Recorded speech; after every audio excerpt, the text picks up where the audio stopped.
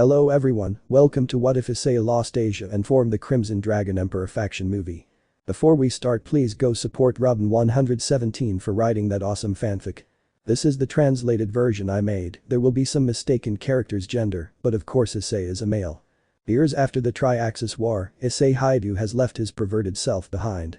Scarred by a tragedy that changed his heart and empowered by a full fusion with Ddraig, he has awakened a power that rivals the kings of hell and the Primordial Gods. Now a new generation High Devil, Issei leads his own faction with a mission of stabilizing the balance of the supernatural world, while carefully choosing the women who will accompany him not only as lovers, but as queens, warriors, and allies. Chapter 1. Crimson Renaissance. The silence was absolute, almost dense, like a heavy layer of lead that crushed everything in its path. Not even the wind dared to cross the ruins of the battlefield, as if afraid of disturbing the stillness of destruction. In the center of a smoking crater, surrounded by the scars of a devastating war, Issei Hyoudou lay sprawled, motionless, his gaze fixed on the overcast sky that stretched above him, gray and gloomy. The storm raging in the clouds seemed to reflect the internal storm raging in his chest.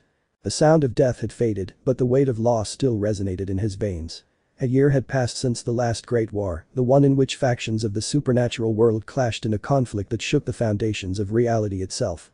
And although balance had been restored, it was not without sacrifice. The peace that followed was fragile, broken by the absence of something irreplaceable. Of someone irreplaceable. Beige Argento. The stifled scream he'd never let out was still stuck in his throat, like an invisible spear piercing him, pricking every corner of his being. The pain didn't drive him to fury or tears. It wasn't blind rage or heartbroken sadness. He'd learned to embrace that suffering, to understand it, to accept it. Because he wasn't the same anymore. That tragedy, that heartbreaking emptiness, had changed him in ways even he didn't fully understand. For months, he disappeared from view.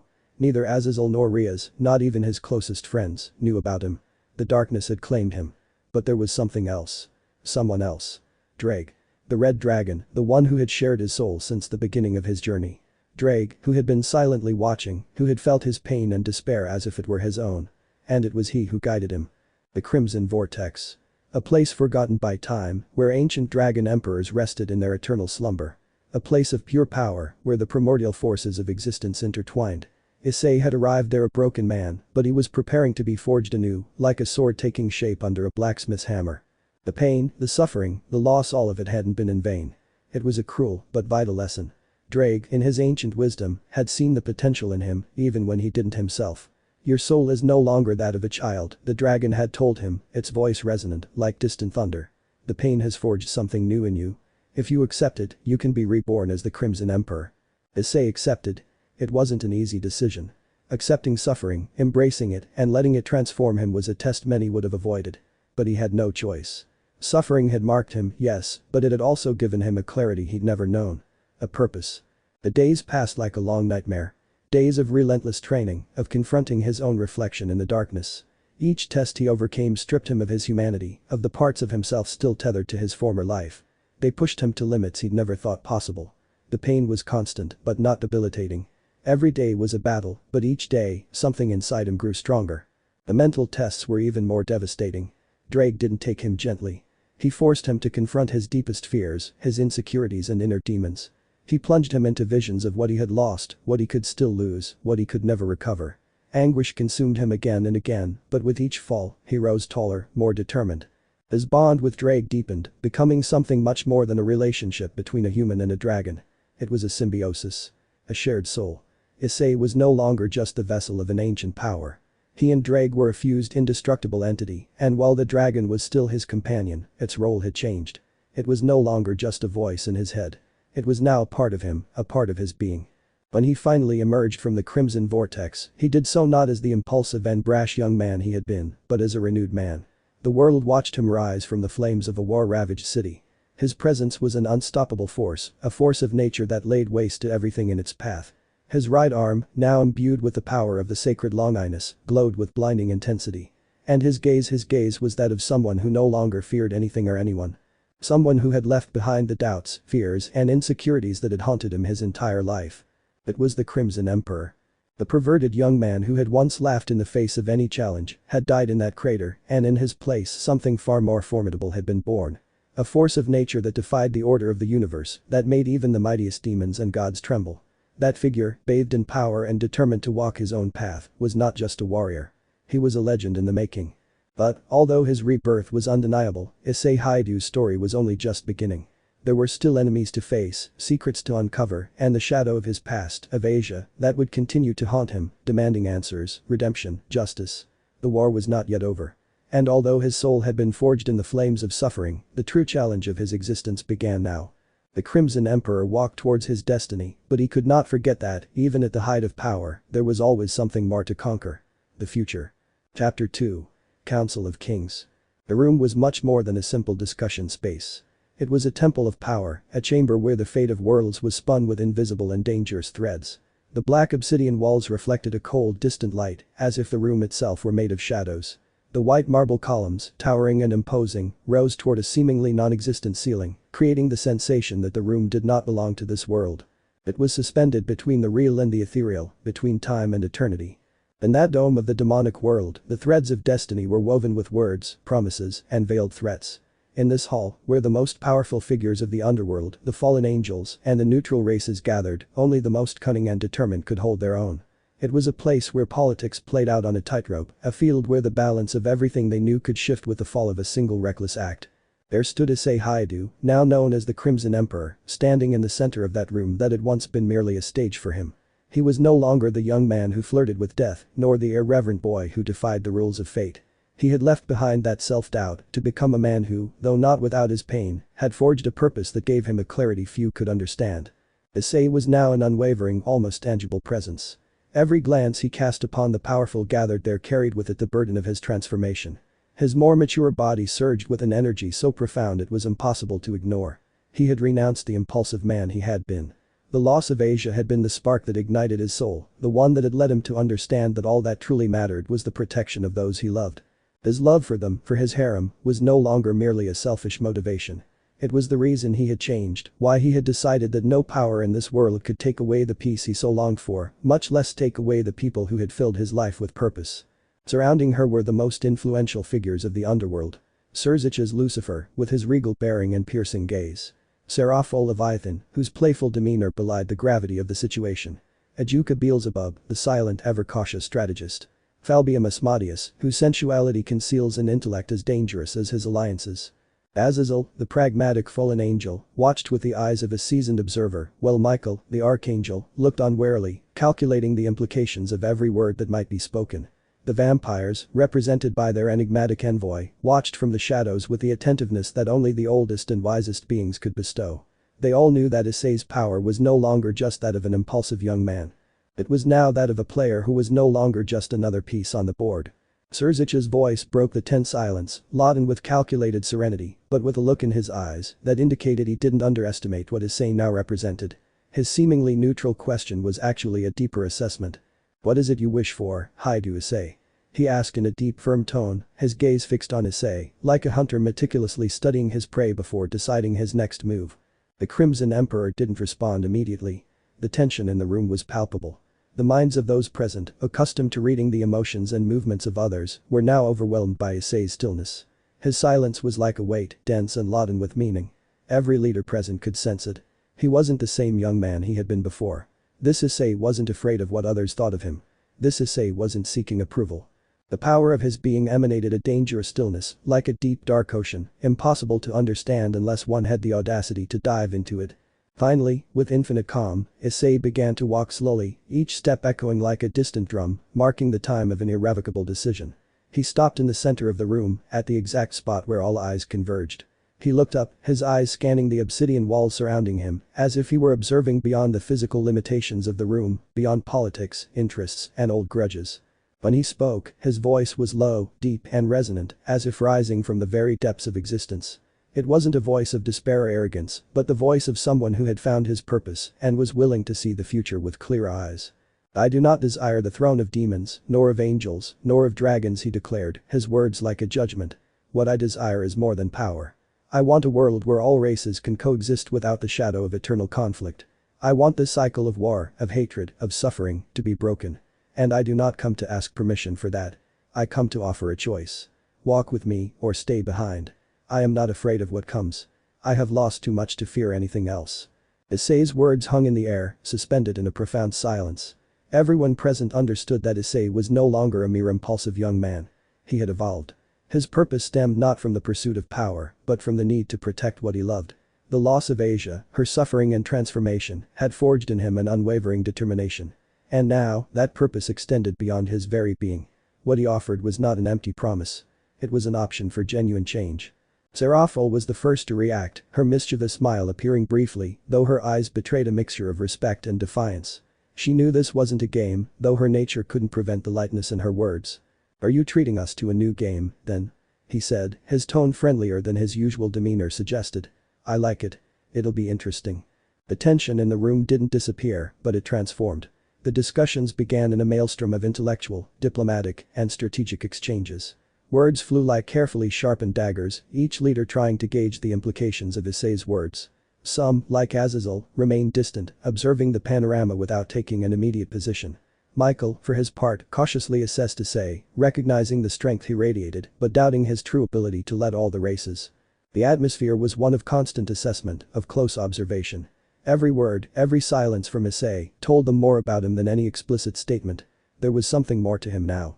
Wisdom gained through pain and determination. Something the leaders couldn't ignore. Time passed, the hours dragged on, and the conversations continued. But as they progressed, something had transformed in the dynamics of the room. Issei was no longer a threat to be reckoned with, nor a piece on the board. He had become the creator of his own destiny. His eyes, firm and determined, reflected the same power once held by the great emperors and conquerors, those who didn't follow the rules, but forged them. Finally, the resolution arrived. The new structure wasn't ideal, it wasn't perfect, but it was the beginning of something completely different. The leaders, though reluctant and defiant, accepted Issei's proposal. They didn't do so because they wanted to or because they believed in him. They did so because they understood an undeniable truth. If they didn't align themselves with him, they would be left behind. Issei didn't celebrate his victory, he didn't smile or show any pleasure. He knew this wasn't an end, but a beginning. The peace he had promised was fragile and full of challenges, but he wasn't afraid. He wasn't afraid because he had come here with something more powerful than the simple desire for power. He had come with the love and protection of the people who gave him his reason to live. And as the leaders left, knowing this new order had begun, Issei stood there, in the center of the room, looking beyond the confines of the meeting. Because the eternal war could continue. And he would take it if necessary. But this time, he would do it with something no one else had. An unbreakable purpose. Chapter 2.5. The Return of the Crimson Emperor. The sun was slowly setting over the ruins of the city, bathing the streets in an orange and golden light. The landscape, once a symbol of hope and growth, now seemed a shadow of its former self. However, for Issei Hyoudou, returning home wasn't measured by glimpses of the past, but by what it meant to return to that place, to those people who had once meant everything to him. Months had passed since he left the Crimson Vortex, where he was reborn, and found a power as profound as the pain that had brought him there. Now, his heart was no longer the same. The emotional scars Asia had left on his soul, the rift her loss had opened, still weighed on him.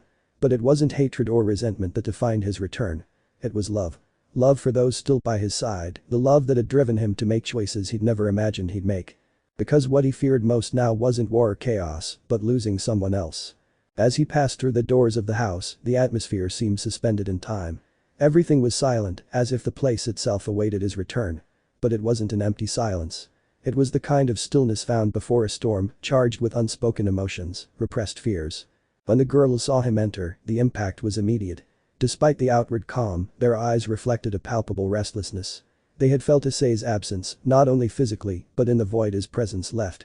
Time and pain had transformed Issei into a different man, one no longer driven by impulses or pranks. He was someone who had matured through pain, who had seen death up close, and who had forged a new path. Rias, Akeno, Kaneko, and the others watched him in silence, as if trying to reconcile the image of the man they knew with the figure now before them. Issei was no longer the joking young man lost in his own dream world. The Crimson Emperor was a being with a hard gaze, firm steps, and a dense silence that surrounded them. Rias was the first to speak, though her voice was tinged with a suppressed anguish, as if each word was imbued with a deeper concern than simple curiosity. Issei, she said gently, but her tone carried an emotional charge that made him feel as if the air between them had grown thick. You left without saying anything, without even warning, and you've changed. What happened to you there? Why didn't you tell us? Issei didn't answer immediately. Ria's question touched something deep in his heart, a swirl of memories he hadn't yet fully processed. Every day she was gone, every day he was alone with his pain and his power, had served to explain something he'd never understood before. He couldn't lose anyone else. His face impassive, he walked to the center of the room. The sun had already set and the dying light of the afternoon fell upon him, creating a long shadow that seemed to consume him completely. He looked up at his friends, at the women who had once loved him and who now looked at him with a mixture of respect, concern, and unspoken love. Finally, he spoke, and his voice resonated with a gravity it had never had before. "I've been in the Crimson Vortex," he said without hesitation, as if those words were the only way he could begin to explain what he'd been through. "I've changed. I'm not the same as before. The war, the power, all of that no longer matters. All I want is for none of you, none of the people I care about to ever leave me. I can't bear another loss." The word loss hung in the air, and all the girls felt it, like a pang in their hearts. Asia had been their greatest loss, the one who had marked the turn of their destiny. The pain of that absence never went away, but now, with the presence of the women they had sworn to protect, the fear of losing them had become their greatest fear. Akeno, with her deep gaze and her usual serenity, was the next to speak, her voice softened by the emotion she could barely contain. "Issei," she began, her eyes shining with a mixture of sadness and love. "We know what you've suffered, we know what you've lost. But why are you telling us all this now? Why, after all this time, are you deciding this? You don't have to protect us like this. You're not going to lose us." Issei looked at her, and in her eyes, there was a radiance he'd never seen before. In that moment, he didn't just see his friends or his comrades in arms. He saw them as the anchor that still kept him in this world, the unbreakable bond that tied him to life, to a purpose greater than power or chaos. "I don't want to lose anyone else," she replied, her coldness masking immense vulnerability. "I can't bear it. I can't imagine a world where you all leave, like Asia." The words left his mouth with a weight of truth, an echo of fear and love mixed together. Rias, Akeno, and the others looked at him in silence, but it was a silence laden with understanding. They didn't need more words. They knew what Issei felt. They knew what had happened inside him. And they knew what he desired, beyond power and fighting. He wanted love, he wanted protection, he wanted a future where no one else would have to suffer the way Asia had. Rias stepped forward, her gaze firm and filled with a resolve only she possessed. It was the same Rias who had led with strength, but now, in her gaze, there was also a hint of something deeper. True love and unwavering commitment. "Issei," she said, her voice clear but thick with emotion. "Don't worry about losing us. You won't. We, all of us, are here because we love you. And that won't change. We'll be with you, no matter what." The normally silent Kaneko also approached, her small figure projecting a strength Issei had never underestimated. Her eyes displayed an unexpected intensity. "We need you," he added, his voice low but strong. "And we're not going to leave you alone." The weight of her words fell upon Issei like a blessing. His eyes shone, but not with tears. There was something else, something beyond sorrow. There was hope. "Thank you," he murmured, almost as if it were a whisper directed at his entire being. Rias, Akeno, Kaneko, and the others approached, surrounding him. The distance between them, both physical and emotional, began to fade. Because, although the future he wanted to build was fraught with uncertainty and danger, what he had before him was an invincible force. The true love of the people who accompanied him. At that moment, Issei understood something fundamental. The power he had gained, the strength he had forged, didn't come solely from his own efforts. It came from them. From their love. From their unconditional support. From their faith in him, even when he could no longer believe in himself. "I'm going to request an audience with the leaders," he said finally, with renewed resolve. "But I won't do it alone. We'll all go together." And so, as the sun set completely, giving way to the darkness of night, Issei felt that, for the first time, he wasn't walking alone. The real battle was still to come, but now, he wasn't afraid. Chapter 3. Voces del Harem. The full moon bathed the Hyoudou residence in its cold, serene light. On the horizon, the first stars were beginning to appear, twinkling with a promise of calm after the storm. After days of intense negotiations and challenges, Issei had returned to the only place that could be considered his true home. The weight of politics and supernatural powers still weighed heavily on him, but it was the warmth of his home that enveloped him with a sigh of relief. The meeting with the leaders of the most powerful races of the underworld, the celestial realm, and the neutral forces, had been anything but easy, but, in the end, his vision had prevailed. He had walked through shadows of uncertainty, weathered intrigue and power games, and forged an alliance that, though unstable, could be the foundation for a more balanced future. But all of that was merely a prelude to what truly mattered. What he feared most, what hurt him most, was the moment he might lose the women who shared his life, his soul. The soft sound of the sliding door opening opened the way for the approaching familiar figures. Rias, Akeno, Xenovia, Kaneko, Sona, Tsubaki, Rossweisse, and Arena. They were all there, waiting for him. each with their own unique presence, which together constituted the pillar upon which the Crimson Emperor stood. They had been his constants, his refuge in every storm, the anchor that kept him from becoming completely lost to the darkness that threatened to consume him. Rias was the first to approach, her presence always warm and recognizing the fatigue Issei carried with him. Her deep blue eyes showed no surprise. She knew what was going through Issei's mind, what he had to face in that power-filled room. She approached and, without saying a word, placed a hand gently on his shoulder, a gesture that, though simple, granted him an immediate sense of comfort. "Is everything okay?" she asked softly, her tone gentle but laced with concern. Issei nodded without looking at her directly, his eyes still fixed on the horizon. There was so much to process. The politics, the intrigue, the betrayals disguised as diplomacy, it all felt distant now. But the one truth that remained steadfast was the love he felt for them, the indestructible bond he had forged with each of them. "I am now," she whispered, her voice cracking but firm. As the girls gathered around her, the weight of her day seemed to ease. The Keno, always perceptive, came over to stand beside him. With a wistful smile, the Storm Priestess said nothing, simply wrapping her arm around his, resting her head lightly on his shoulder. Issei felt the warm touch of her skin against his, a reminder that he wasn't alone, even when the burden of the world seemed too heavy to bear alone. "Sometimes, I see in your eyes everything you've endured," Keno commented, her voice soft but deep. Her gaze reflected the understanding only she could offer. "But you're not just the Crimson Emperor. You're our man. And so, we're going to take care of you, just as you've taken care of us." Issei closed his eyes for a moment, the feeling of Akeno's words and her closeness dissipating the clouds of anxiety that had clouded his mind. It was Xenovia who, with her direct yet comforting manner, broke the brief silence. "You don't have to carry the burden alone, you know," Xenovia said, her eyes cold but filled with unexpected tenderness. "This isn't just your war. It's our war, too." Sona, as always, didn't utter any unnecessary words. Instead, she approached and, with a gesture that seemed to speak louder than any speech, gently touched his arm. Her silence conveyed a deep understanding, as if she knew that words were sometimes too weak in the face of what truly mattered.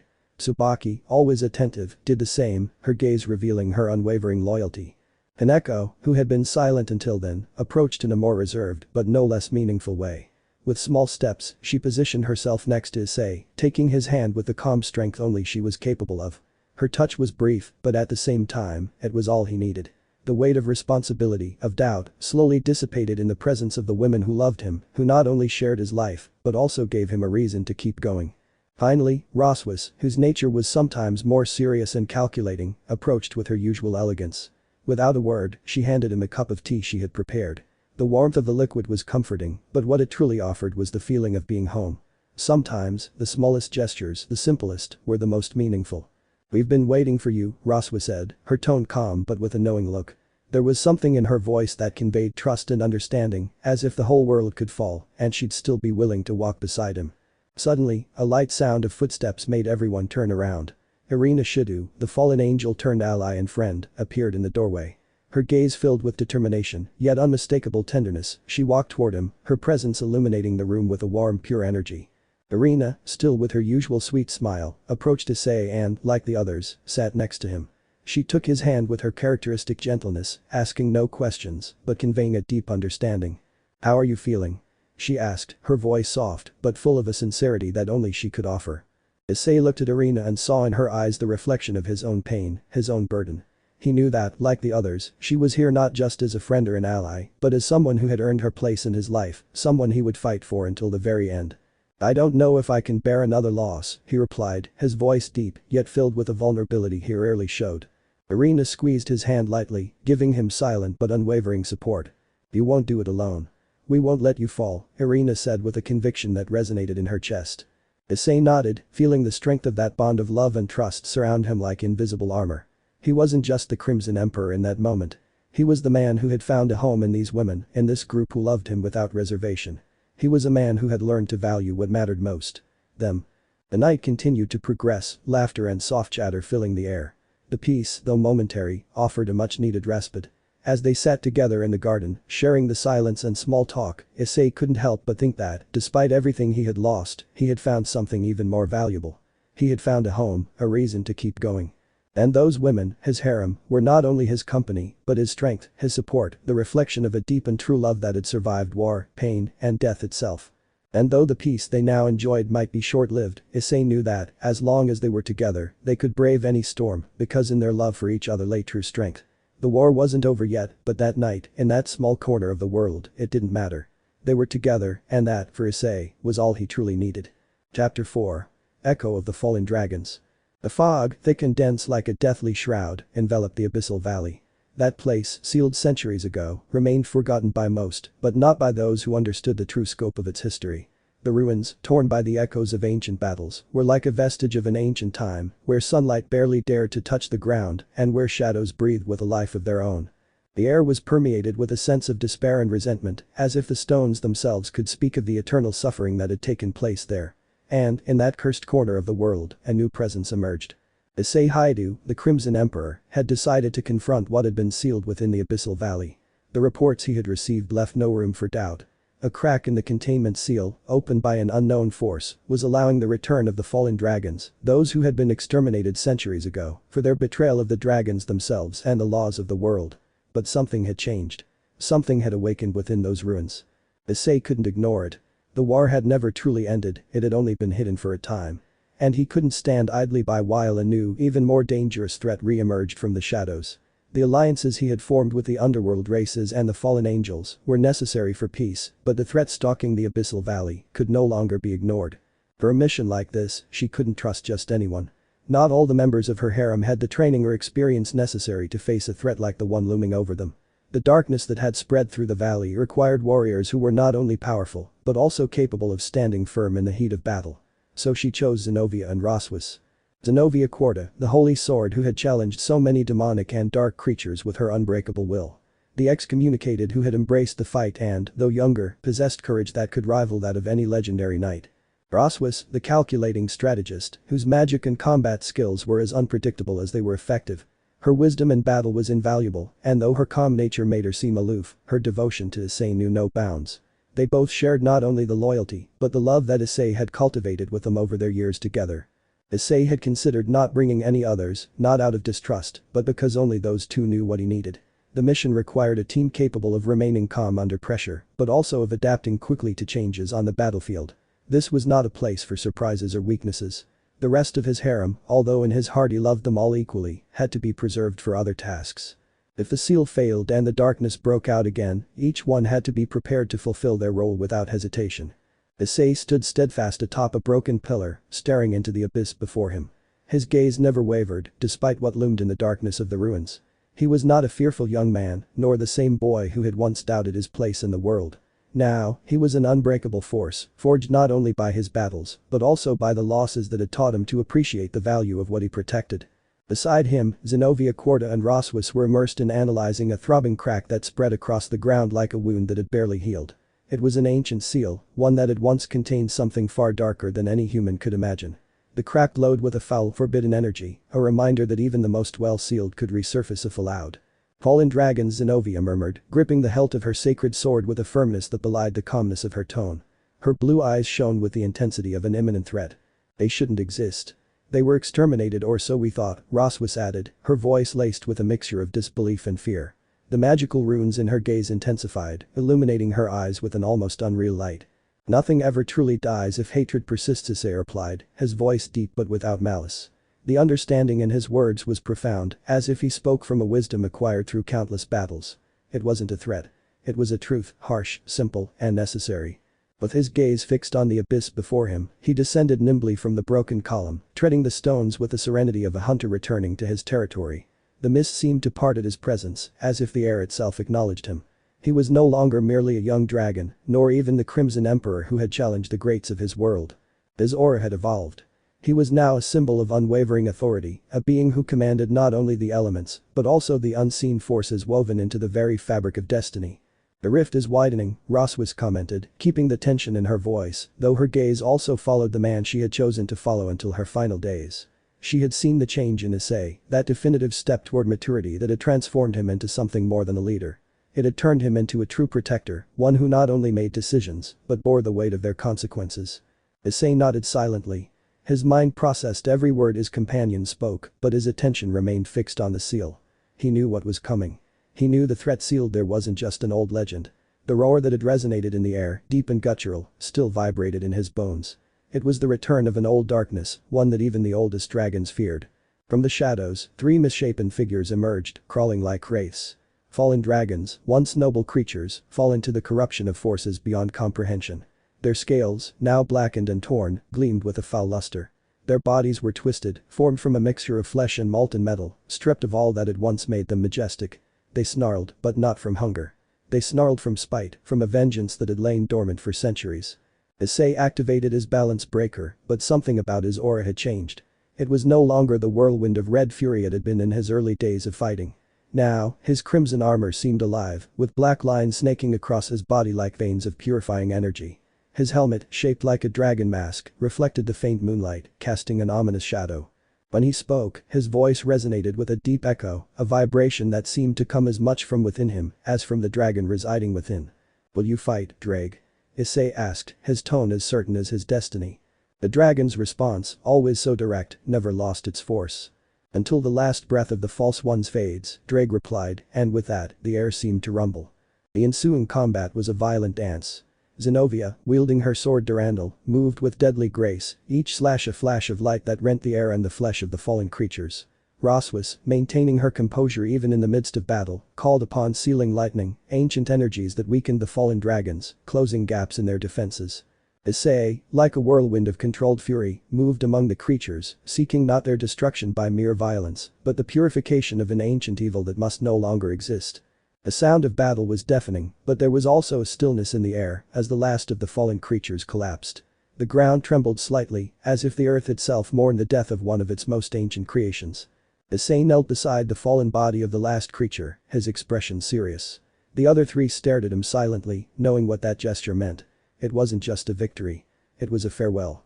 With a sigh, Issei murmured something in an ancient tongue, the draconic one that resonated with the reverence of someone who understood the price of life and death. His fingers brushed the beast's scales, closing his eyes with a respect only those who had been part of something great could offer. There was no hatred in his gesture. Only a deep understanding of what had once been and now was no more. "They'll come back," Xenovia said, her voice low, cleaning the blade of her sword with the calm she always maintained, even in the midst of blood. Issei, hearing her, nodded slowly, his eyes lifting to the sky, which was already covered in heavy clouds. The winds of war never ceased. They only changed their shape. "I know," he replied, his voice deep, as if he'd accepted the inevitable cycle of war and peace. "That's why we must be prepared." And, as the shadows retreated for now, the Crimson Emperor knew that this battle had been only a small fraction of what was to come. War doesn't always rage with violence. Sometimes, it just breathes silently, waiting for the forces of darkness to find their opportunity to return.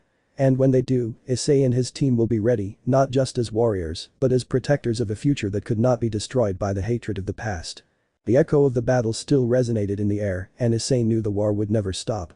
But for the first time, he understood that, in this war, the true enemy wasn't just the forces fighting against him. It was the silence, the forgetfulness, the passivity that allowed the shadows of indifference to grow. And he, as always, would fight against it. Chapter 5. The Silence of the Heart. Issei's house, a refuge that had begun as a simple home, now felt more like a sanctuary, a place where the noise of the outside world seemed to fade away, left behind by those who mattered most. That night, the soft crackling of the fire was the only sound to be heard, and the dim lights filtering through the windows danced across the walls like shadows that seemed to move to the rhythm of the whispers of souls. The hearth wasn't empty, but at the moment, only Rias was there with him.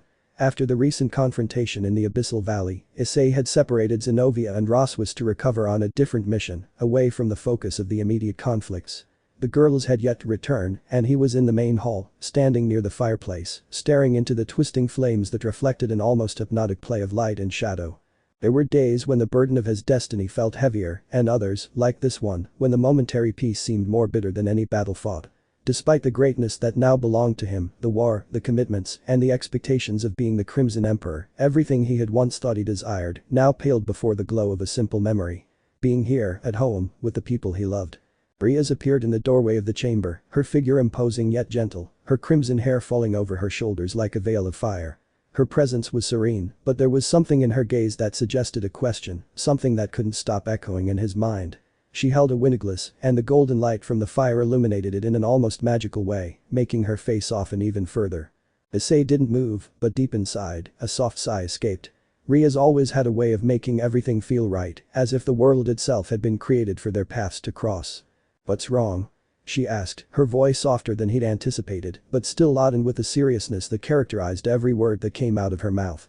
Issei, for the first time in a long time, allowed himself a pause. He wasn't used to showing vulnerability, but the relationship he'd built with her over the years gave him a trust he couldn't ignore. He looked at the wineglass in her hands, but it wasn't the drink that caught his attention. It was the silence between them, that shared space that bonded them even when they weren't saying anything. "It's nothing," he finally replied, but his voice, softer than usual, betrayed the opposite. Rias took a step closer to him, her heels clicking softly on the wooden floor. The proximity of her presence, the subtle fragrance of her perfume, surrounded him like a warm breeze, dispelling any momentary worries. She stopped a few inches away, observing him with an intensity Issei could never help but feel as a need. He knew the words coming would be important, perhaps more so than any other conversation they'd ever had. "Are you tired, Issei?" Rias asked, her eyes never leaving his. Her tone wasn't accusatory or concerned, but simply a question laced with that vulnerability he rarely let on. As if she could read everything in him without him having to say a single word. Issei closed his eyes for a moment, allowing the fragility of the question to penetrate him. It wasn't just a matter of physical exhaustion. In that moment, the weight of his decisions and the path he had chosen to follow weighed more on his soul than on his body. In his mind, the battle wasn't over. It never would be. There were wars going on outside, but there were also internal battles, invisible struggles against himself. "It's not my body that weighs me down, but my mind," he admitted, his voice almost a whisper. When he opened his eyes, Rias was already much closer, her hands now resting on his shoulders. It was a simple touch, but in those moments, the simplicity of the connection was what meant the most. Rias smiled softly, but her gaze still reflected a suppressed sadness. She knew, more than anyone, what it meant to be caught between what one desires and what must be. She had seen it in him too many times, even before everything changed. In her mind, the image of Issei, the young man who had once fought only for his pride, was now unrecognizable, wrapped in the weight of responsibilities that only someone like him could bear. "The war, the decisions, the empire, all of that is necessary, I know. But, Issei, where do we fit into all of that?" Her voice trembled slightly, as if the words she spoke were deeper than she wanted to admit. The Crimson Emperor didn't need to think about it too much. In fact, he'd already thought about it a million times. He'd already felt it on lonely nights, between conversations with Ddraig and between meetings with the other leaders. Rias, Akeno, Kaneko, Sona, Xenovia, Rossweisse, Tsubaki, Irina, they completed him, but he didn't want his world to lose them. He needed them more than words could express. "You're everything to me," Rias Issei said, his voice firm, but with a tenderness he rarely showed. "The thing I feared most in my life was losing someone else. And after everything that happened with Asia, I can't allow that to happen again. You're my strength. You're my reason. No matter how large an empire I build, or how many battles I win, if I don't have you, I have nothing." Rias closed her eyes, a sigh that tasted both of relief and sadness escaping her lips. The love they shared wasn't just passion. It was a promise made of fire and ash, forged in the harshest trials. But what Issei had said was the harsh truth. His girls weren't just his harem, his love. They were his reason for being, his anchor in a world crumbling under the pressure of expectations. "I know," she replied, reaching up to gently caress his face. "And I understand. But sometimes, I wonder. Are you really willing to let us be a part of all this? To share your burden with us? Because what you're building, what you're facing, you don't have to carry it alone, Issei." The silence between them was heavy, but only for a moment. Issei took her hand and pressed it gently against his chest, that same warmth he had promised to always offer her. The words Rias had said were true. He had carried himself alone for too long.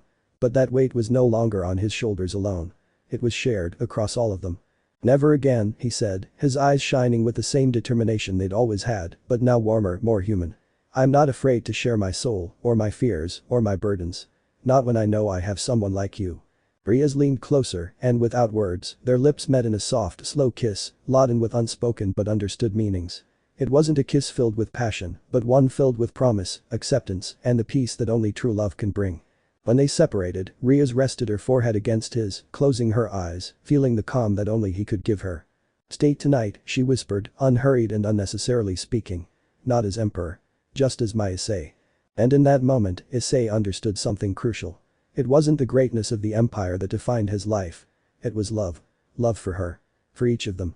And for everything they shared together. That night, beneath the soft shadows of his home, Issei stood there, not as the leader the world knew, but as the man who would always be hers, and to whom she would always belong. Chapter 6. On the edge of the pact. The Crimson Tower rose majestically at the heart of Issei's new neutral territory. A colossus of stone and steel that seemed to defy the very laws of physics, stretching toward the sky and into the shadows of the abyss. From its apex, the supernatural world unfolded like a dynamic canvas, with invisible but palpable lines of power crisscrossing continents, creating a web of tensions, alliances, and, above all, latent threats. These were not borders dividing kingdoms, but veins running with the energy of diplomacy, conflict, and control. And at the center of it all, Issei Hyoudou, the Crimson Emperor, watched a future unfold before him. It was late in the day, and the audience chamber was filled with notable presences. Issei, now much more mature and aware of his role, found himself at the center of a strategy that could change the fate of everyone involved. Around him, his closest allies were preparing to make decisions that could shake the entire balance of power in the supernatural world. Sona Sitri, the unwavering strategist, stood in front of a table full of documents, jotting down important details in her notebook with the precision of a master. Beside her, Tsubaki Shinra, her swordsman and faithful friend, remained alert, observing everyone present with sharp eyes, as if her mere presence was a warning not to underestimate anyone. Hiroka, as always unpredictable, had settled onto a sofa near the window, seemingly asleep, but Issei knew that, like Kaneko, her adoptive sister, she wasn't completely asleep. Her senses remained active, as did the little exorcist, who kept silently observing everything from her corner. Lavinia Rinai, the mage of vast power and sharp mind, conversed quietly with Rossweisse, the Valkyrie queen who had chosen to accompany him through the storms of the past. The two shared a close bond, though Rossweisse, being a reserved woman, wasn't given to sharing her thoughts without a purpose. To one side, Elmenhold, the ambassador of the Crimson Vampire clan, silently observed everything, her presence shadowy and calculating. Her watchful gaze was impossible to miss, and her distant enigmatic nature only heightened the feeling that Issei had powerful, but also extremely dangerous, allies. House Glaciolapolas will not accept your proposal, Sona said firmly, cutting through the murmurs in the room. Her words were not a surprise, but the frankness with which she spoke them made it clear that the situation was delicate. They consider your neutrality a threat to the old order. They are too entrenched in old traditions to see beyond it. Issei nodded, his composure intact. It didn't surprise him. He knew the old powers wouldn't welcome the change he represented. However, his eyes shone with implacable determination. I'm not surprised, he replied calmly, unfazed by the news. But I don't care either. What worries me is what they'll do after they reject her. The room was filled with palpable tension. Everyone knew that a diplomatic rejection wasn't just a rejection of the proposal, but had far-reaching consequences. And those consequences were already becoming apparent. Do you think they lacked secretly? Elmenhold asked, her voice low but laden with a tone that made it clear she saw far beyond the obvious. Her barely visible fangs and piercing gaze perfectly revealed her vampiric nature.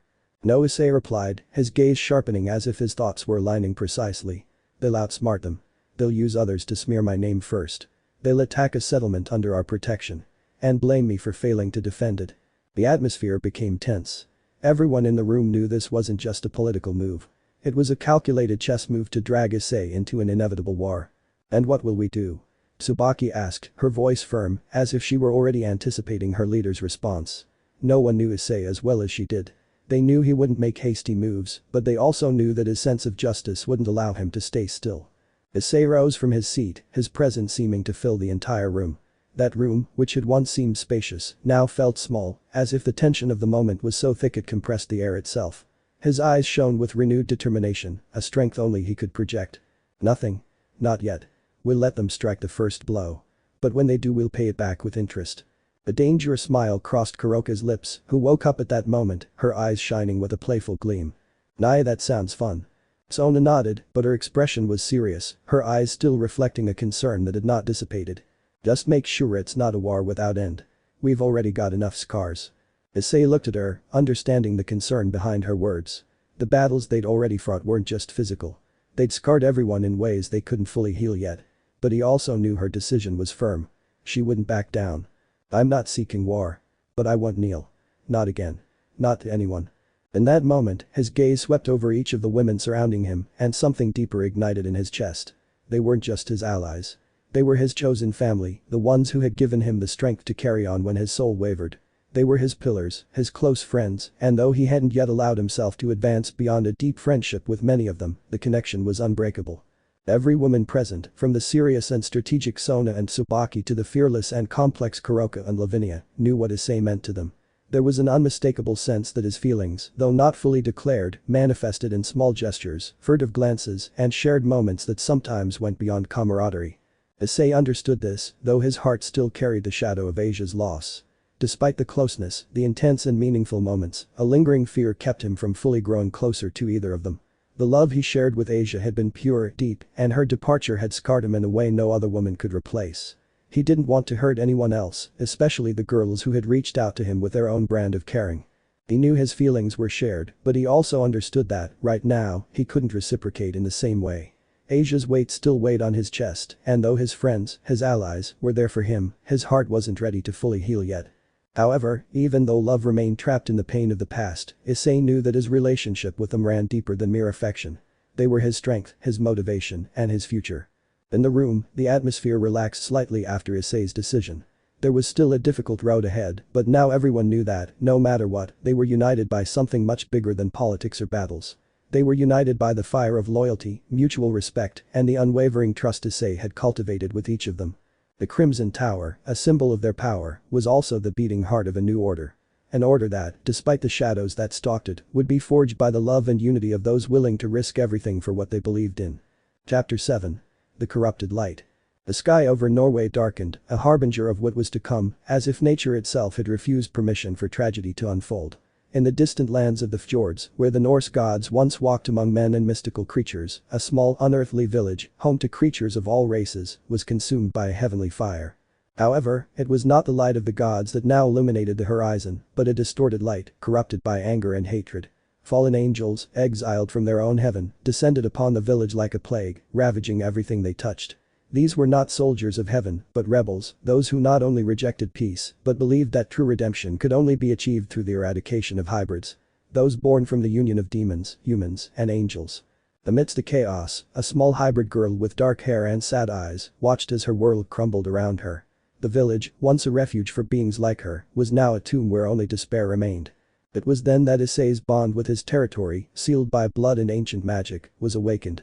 The contact wasn't a spell cast by LaFay Pendragon, but a much deeper and more ancient bond. The feeling of anguish ran through his mind like a dark whisper, an echo of suffering that only he could hear. "They attack," LaFay said, her voice grave, relaying the message through her familiar. "The village has been destroyed. Children died." The rage that surged through Issei wasn't explosive, nor a battle cry. It was the silence of death itself, the emptiness before the storm. His eyes blazed with suppressed fury, and in his chest, the power of the dragon awoke, recognizing the injustice of the massacre. Relentlessly, he rose from his throne, the sound of his armor echoing in the stillness of the room. "Prepare the portal. Let's go," he said in a low voice, but with overwhelming authority. He needed no more words. In that moment, all the women around him understood what must be done. The warriors who formed his closest circle, his harem, were not just lovers or companions, but the swords and shields of his will. Rias, Akeno, Xenovia, Rossweisse, Sona, Kuroka, Tsubaki, and now, LaFay, lined up beside him. Not as women with broken hearts, nor as allies simply following a leader, but as determined combatants, ready to uphold the justice Issei had sworn to rule with. The portal opened, and the air was filled with a palpable pressure, the world around them holding its breath before the decisive blow. Issei was the first to cross, followed by his allies. When they arrived at the village, the scene was bleak. The houses in ruins. The ground covered in ash and blood. The despair was tangible, the air permeated with the sadness of the fallen. At the center of the destruction, a group of fallen angels, their wings blackened, their bodies twisted by corruption, prepared to continue their attack.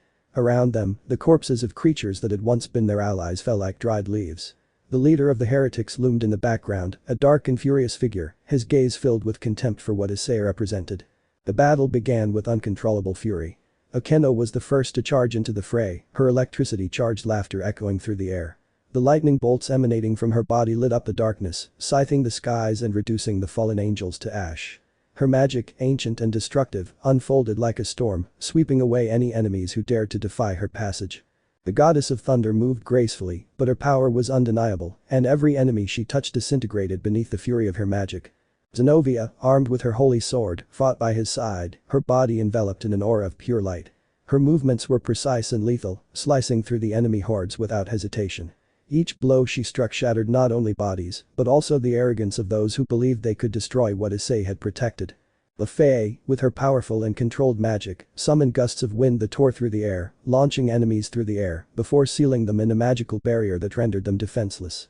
Her familiar, a small ice dragon, fought by her side, reducing the fallen angels to blocks of ice with just a whisper. Rossweisse, for her part, summoned ancient runes that flashed through the air like lights from a dead sky. The runes erupted in powerful magical blasts, purifying the land and eradicating any threat with pinpoint precision. There was no mercy in her eyes, only a duty to fulfill and a promise she couldn't break. Sona and Tsubaki, as always, worked in perfect sync. The strategist analyzed the battlefield quickly, dictating her team's movements with efficiency. Tsubaki, with her cursed sword, cut through the shadows, her body moving like an extension of the very darkness that lurked.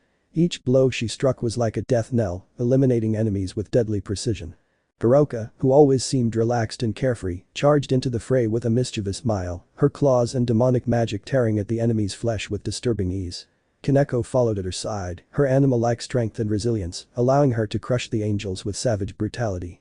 Issei, like his allies, was not a mere presence on the battlefield. He was a force of nature. His crimson armor gleamed in the light of battle, and his presence was a beacon of power amidst the chaos. The fallen angels, though powerful, could not match the fury and purpose with which he fought.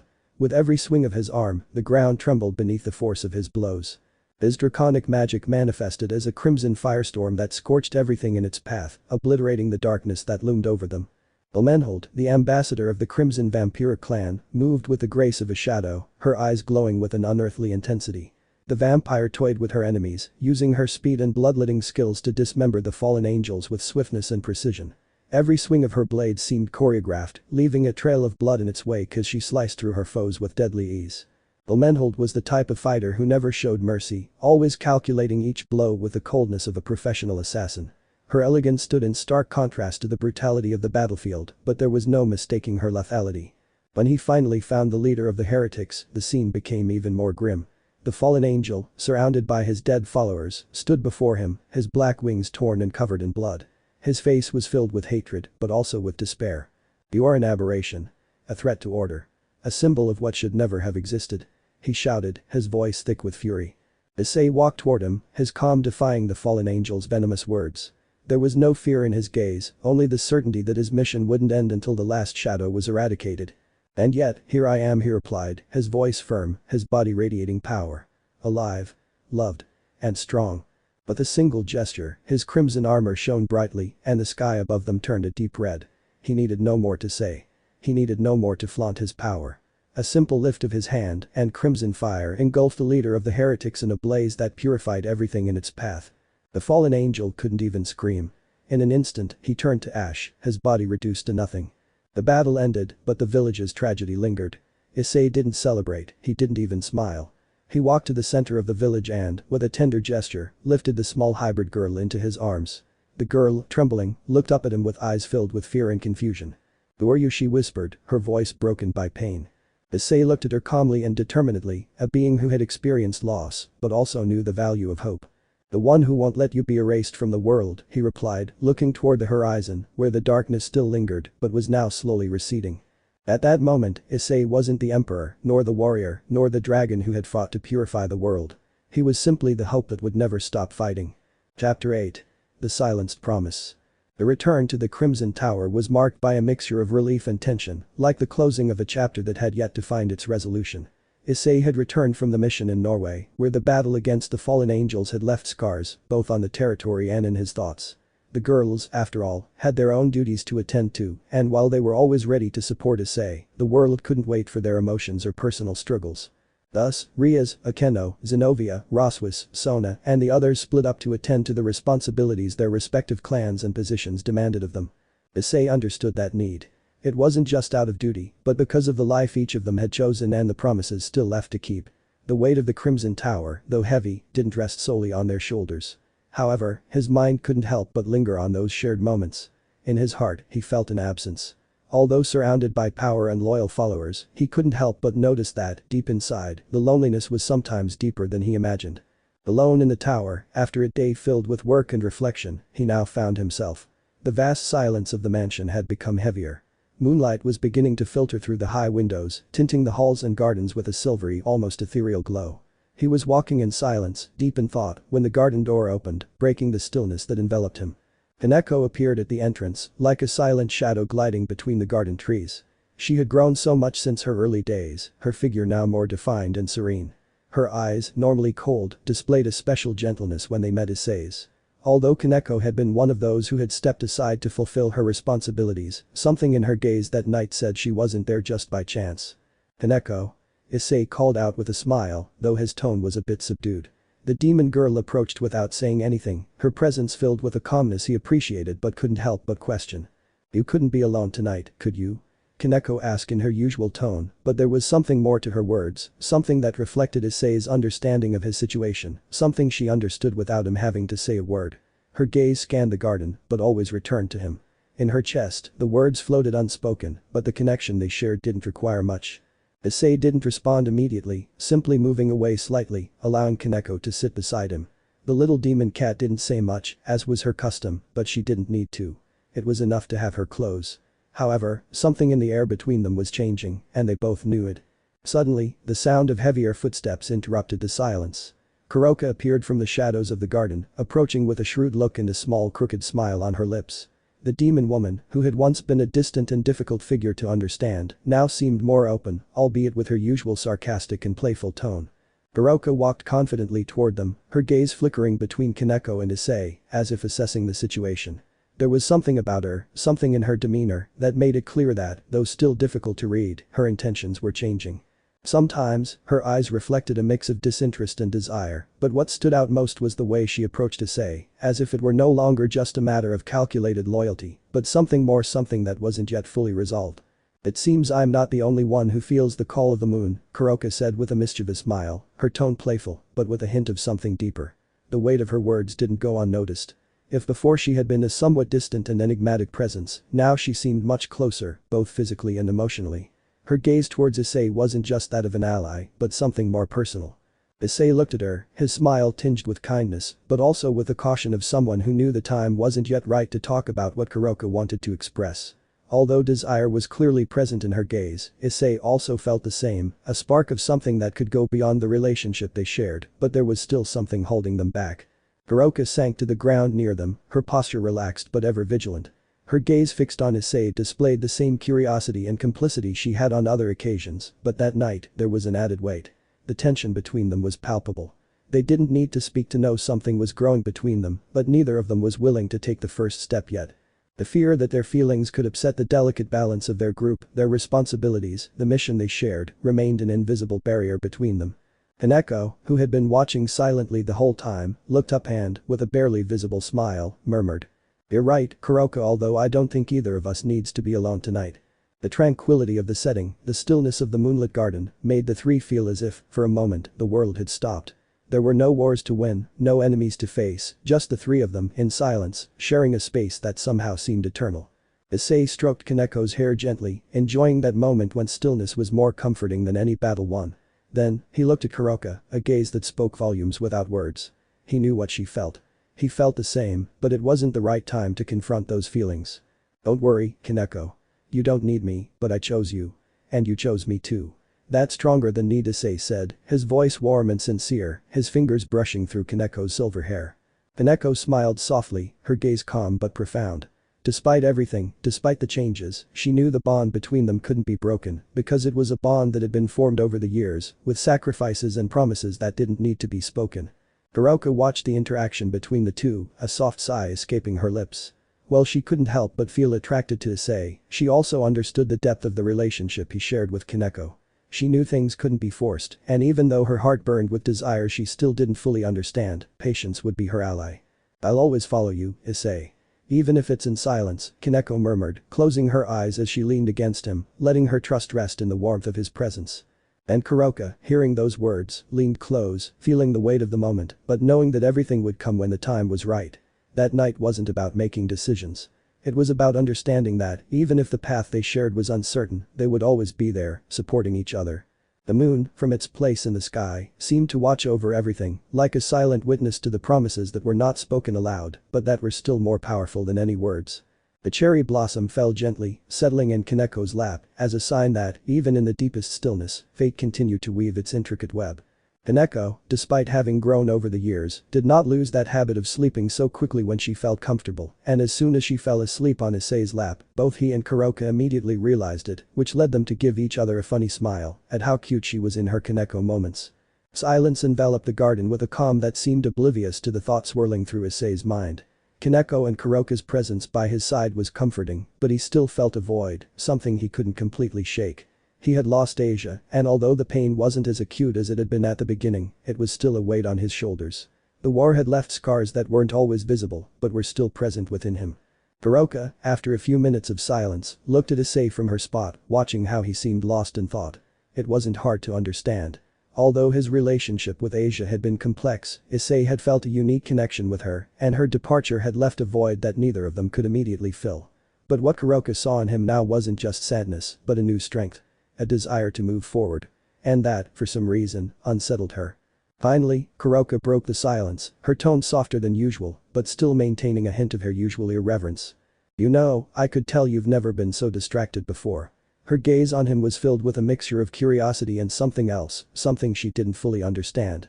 Issei looked at her, his eyes reflecting a mixture of tiredness and understanding.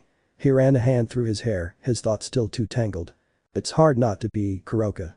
Asia, she was someone important to me. Sometimes I feel like I'm not ready to move on, even though I know things can't stay that way." Kuroka leaned closer, crossing her legs in a relaxed manner as she watched him. The sparkle in her eyes seemed to understand Issei better than he expected. "It's not about being ready or not. It's about accepting what fate gives us and learning to live with it. We all carry our burdens." Her words were kinder than Issei would have imagined, but they tasted of something deeper. A shared understanding that went beyond words. Issei sighed, his eyes gazing up at the starry sky for a moment. The moon, high and serene, offered him a vision that calmed his heart a little, but the truth remained. Asia had been a vital part of his life, and losing her had changed him. "I know. But I can't help thinking there's something else I need to do, something I don't know how to solve."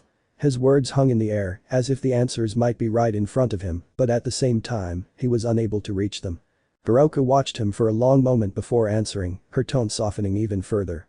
"Whatever you feel for Asia, that will always be a part of you, Issei. It's not about forgetting her, or trying to replace her. It's about moving forward, about building something new without ceasing to be who you were with her." He leaned a little closer, and for the first time in a long time, his gaze was deeply sincere. Their eyes met, and she smiled softly at him, as if trying to share a part of her soul that she normally kept hidden. Issei, though touched by her words, couldn't shake the shadow of doubt that still lingered within him. In his chest, the pain of losing Asia was intertwined with an urgent need not to lose anyone else. And that, in his mind, meant he must protect what he loved, not just with strength, but with a deep commitment. "I don't know if I'm ready to move on with someone else, Kuroka," he murmured, almost like a confession that had never been spoken out loud. His heart was torn, caught between the desire to move forward and the fear that, by doing so, he would be betraying Asia's memory. Kuroka gave him a calm smile, but her eyes showed a much greater understanding than she herself admitted. She knew Issei needed time, that his mind was still tormented by the pain of loss. But she also understood that, like him, she was no stranger to the fragility of her own feelings. "I know." Her voice was soft, but not without determination. "And I'm not asking you to make a decision now. But you know you don't have to do everything alone, right? I'm here, you know that. And if at some point you decide there's something more between us, I'm not going to walk away. I'm not asking you for anything now. I just want you to know that the future is uncertain and we don't have to have all the answers today." Issei looked at her, feeling a warmth in his heart. Kuroka's words, though simple, carried a depth that touched something deep within him. The fact that she wasn't demanding anything, that she was simply there, waiting for him, gave him a sense of peace he hadn't felt in a long time. "Thank you, Kuroka." He looked up, and for a moment, his eyes met hers, letting his words be a silent promise. "You're right. I'm not ready to make any decisions. But that doesn't mean I don't value what we're building." Kuroka nodded, her eyes shining with a mixture of tenderness and respect. There was no rush in her words, nor in her actions. She knew that time would take its course, and in the meantime, she was willing to wait. Like Issei, she too bore her own scars and understood that some wounds didn't heal immediately. They both remained silent, under the moonlight, knowing that although the path ahead was uncertain, they would walk it together, without forcing anything, simply allowing time and feelings to take their course. And as the wind whispered through the branches of the trees, the stillness of the garden enveloped them once more, as if the world, for a brief moment, had stopped just for them. Chapter 9. The Crimson Council and the Force of Destiny. The Crimson Tower was filled with unusual power that night. In the strategy room, an atmosphere charged with subtle tensions, political alliances, and complex relationships woven beyond words. It was a meeting that would set the course of the supernatural world. Not only was Issei's close council present, but the leaders of the three great kingdoms, those who pull the strings of power in the underworld, heaven, and among the fallen angels, were also present. And, as always, Issei, standing in the center of the room, guided every move, every word. Rias Akeno Sona Tsubaki Xenovia Rossweisse Kuroka Kaneko Lefei and Elmenhold formed Issei's first line of defense, the women who accompanied him on his path to unifying the supernatural world. However, today they weren't the only ones there. The presence of the leaders of heaven and the fallen angels filled the room with a palpable intensity. Among the most prominent was Seraphol Leviathan Queen of the Underseas, who observed Issei with a mixture of respect and evident attraction. Her gaze, full of complicity and a certain touch of challenge, pointed not only to the strategic alliance, but also to a more personal interest, as had been usual in their interactions.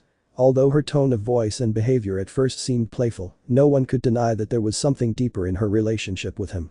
In the middle of the meeting, her continuous flirting towards Issei provoked diverse reactions from the other women present. Some tried to remain calm, while others, like Kuroka and Kaneko, could not help but feel a slight pressure at Seraphol's familiarity with Issei. Seraphol, aware of the effects of her playful attitude, gave a mocking smile and leaned back a little on the table, looking at Issei more directly. "What level of balance are you referring to? Because I don't think it's just about politics, right, Issei?" he said, dropping the insinuation with a light laugh. Issei looked at her with a reassuring smile, not lost in provocation. However, his tone was clear and firm. "What matters here isn't just what you think, Seraphol. It's what we all think. And that's why every word spoken here carries weight. Every decision will be made by all of us," he replied, his tone more serious, his gaze fixed on the queens. However, the slight tension that Seraphol had created did not completely dissipate, especially when Azazel, the former leader of the fallen angels, intervened with a slightly mocking tone. Well, it seems this isn't about politics anymore, but about personal relationships, huh?" Azazel said, with his usual relaxed attitude, casting a knowing glance at Issei. Though the banter lightened the moment, Penemu, the fallen angel emissary, remained silent, watching every word, every gesture with a dangerous concentration. Unlike the others, her golden eyes shone with a somewhat more intense glow when they fell upon Issei. It was a gaze that showed not just respect or admiration, but also a deeper interest. There was something about the way Issei had emerged from the shadows of the underworld in heaven that had captured Penemu's attention. She saw him not only as a force to be respected, but also as a unique individual, and, at that moment, as he spoke, her heart seemed to beat with a faster pace than usual. "Still, the issue here isn't the internal politics of each kingdom," Penemu said, her voice gentle but authoritative. "It's the position of all of us in this new world. If Crimson Issei manages to unify the three kingdoms under his leadership, it will be something far greater than any previous pact. Heaven, hell, and the land of the fallen angels, all will be part of his domain." Issei looked at her, noticing the gleam in her eyes. It wasn't in her nature to get lost in other people's intentions, but he could see that Penemu, though discreet, was no stranger to the attraction Issei's power emanated. However, he knew the time wasn't right to discuss such matters. The situation was too critical, and their attention needed to remain focused on the common goal. "That's right," Issei replied, nodding seriously. "This alliance, though personal, must transcend the private. There's no room for selfishness here." The gaze of Gabriel, the Archangel of Heaven, was intense and penetrating. Though usually serene, her attention towards Issei seemed to go beyond simple politics. The powerful Archangel watched Issei with a mixture of fascination and respect, something unusual for someone of her status. Gabriel, known for her imperturbable calm, couldn't help but feel an attraction she'd never seen before for a man. There was something about Issei's charisma, his way of leading, and the power he radiated that made her thoughts turn away from her divine duties. For a moment, her eyes met Issei's, and though she quickly looked away, her heart beat a little faster. Gabriel was more intrigued by him than she'd wanted to admit. "We can no longer allow internal divisions to weaken us," Gabriel said, his voice gentle but firm. "If we unify our forces under a single leader, under Issei, we must ensure that he is prepared for the repercussions this will bring.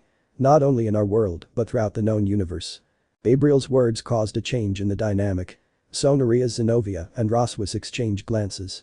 Seraphol smiled with some satisfaction, knowing that Gabriel, like her, was beginning to accept Issei's influence. Elmenhold, the ambassador of the Crimson Vampires, also leaned forward, marking her presence. Though her loyalty to the Crimson Emperor was beyond question, there was something in the way she regarded him that hinted a quiet admiration. Over the years, Elmenhold had learned to keep to herself, but Issei's strength and determination, coupled with his protective nature, did not go unnoticed. "What we're discussing here goes far beyond the borders of our kingdoms," Elmenhold said, her tone grave. "It's not just power that's at stake, but the very survival of those who depend on us." Issei, looking around at everyone present, felt an unusual pressure. He was leading not only a political war, but also a council of complex minds and divided hearts. Each of them contributed something unique, something he must value. And so, his voice was firm and clear. Each of you has a voice here. I'm not just a leader. I'm someone who needs you to make this council work. My decisions will always be guided by your opinions and your wisdom. Together, we form something greater than any one man or woman. We are the vanguard of a new order. The women who accompanied him, his closest allies, couldn't help but smile with pride, knowing that he not only took them into account, but also saw them as equals in every decision. But amidst the murmurs of acceptance, a single thought remained in Penemu's mind: Issei Hyoudou, the man who had not only changed her destiny, but the very nature of what it meant to be a leader in a world filled with both light and shadow. A man who, without realizing it, attracted not only the powerful, but the most unlikely souls. At that very moment, Serzich's Lucifer, Rias' older brother and one of the Mau, intervened in the conversation with a look that left no doubt about his position.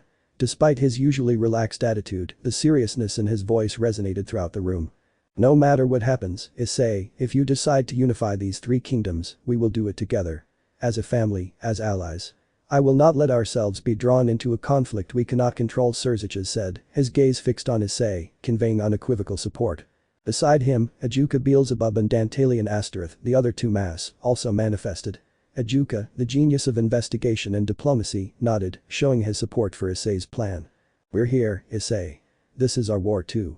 You're not alone in this, Ajuka said, in his usual calculating yet confident tone. As Dantalian, the quietest of the three, watched the scene from the shadows, his presence was noticeable. His quiet wisdom and implicit support were a foundation that many didn't fully understand, but all respected.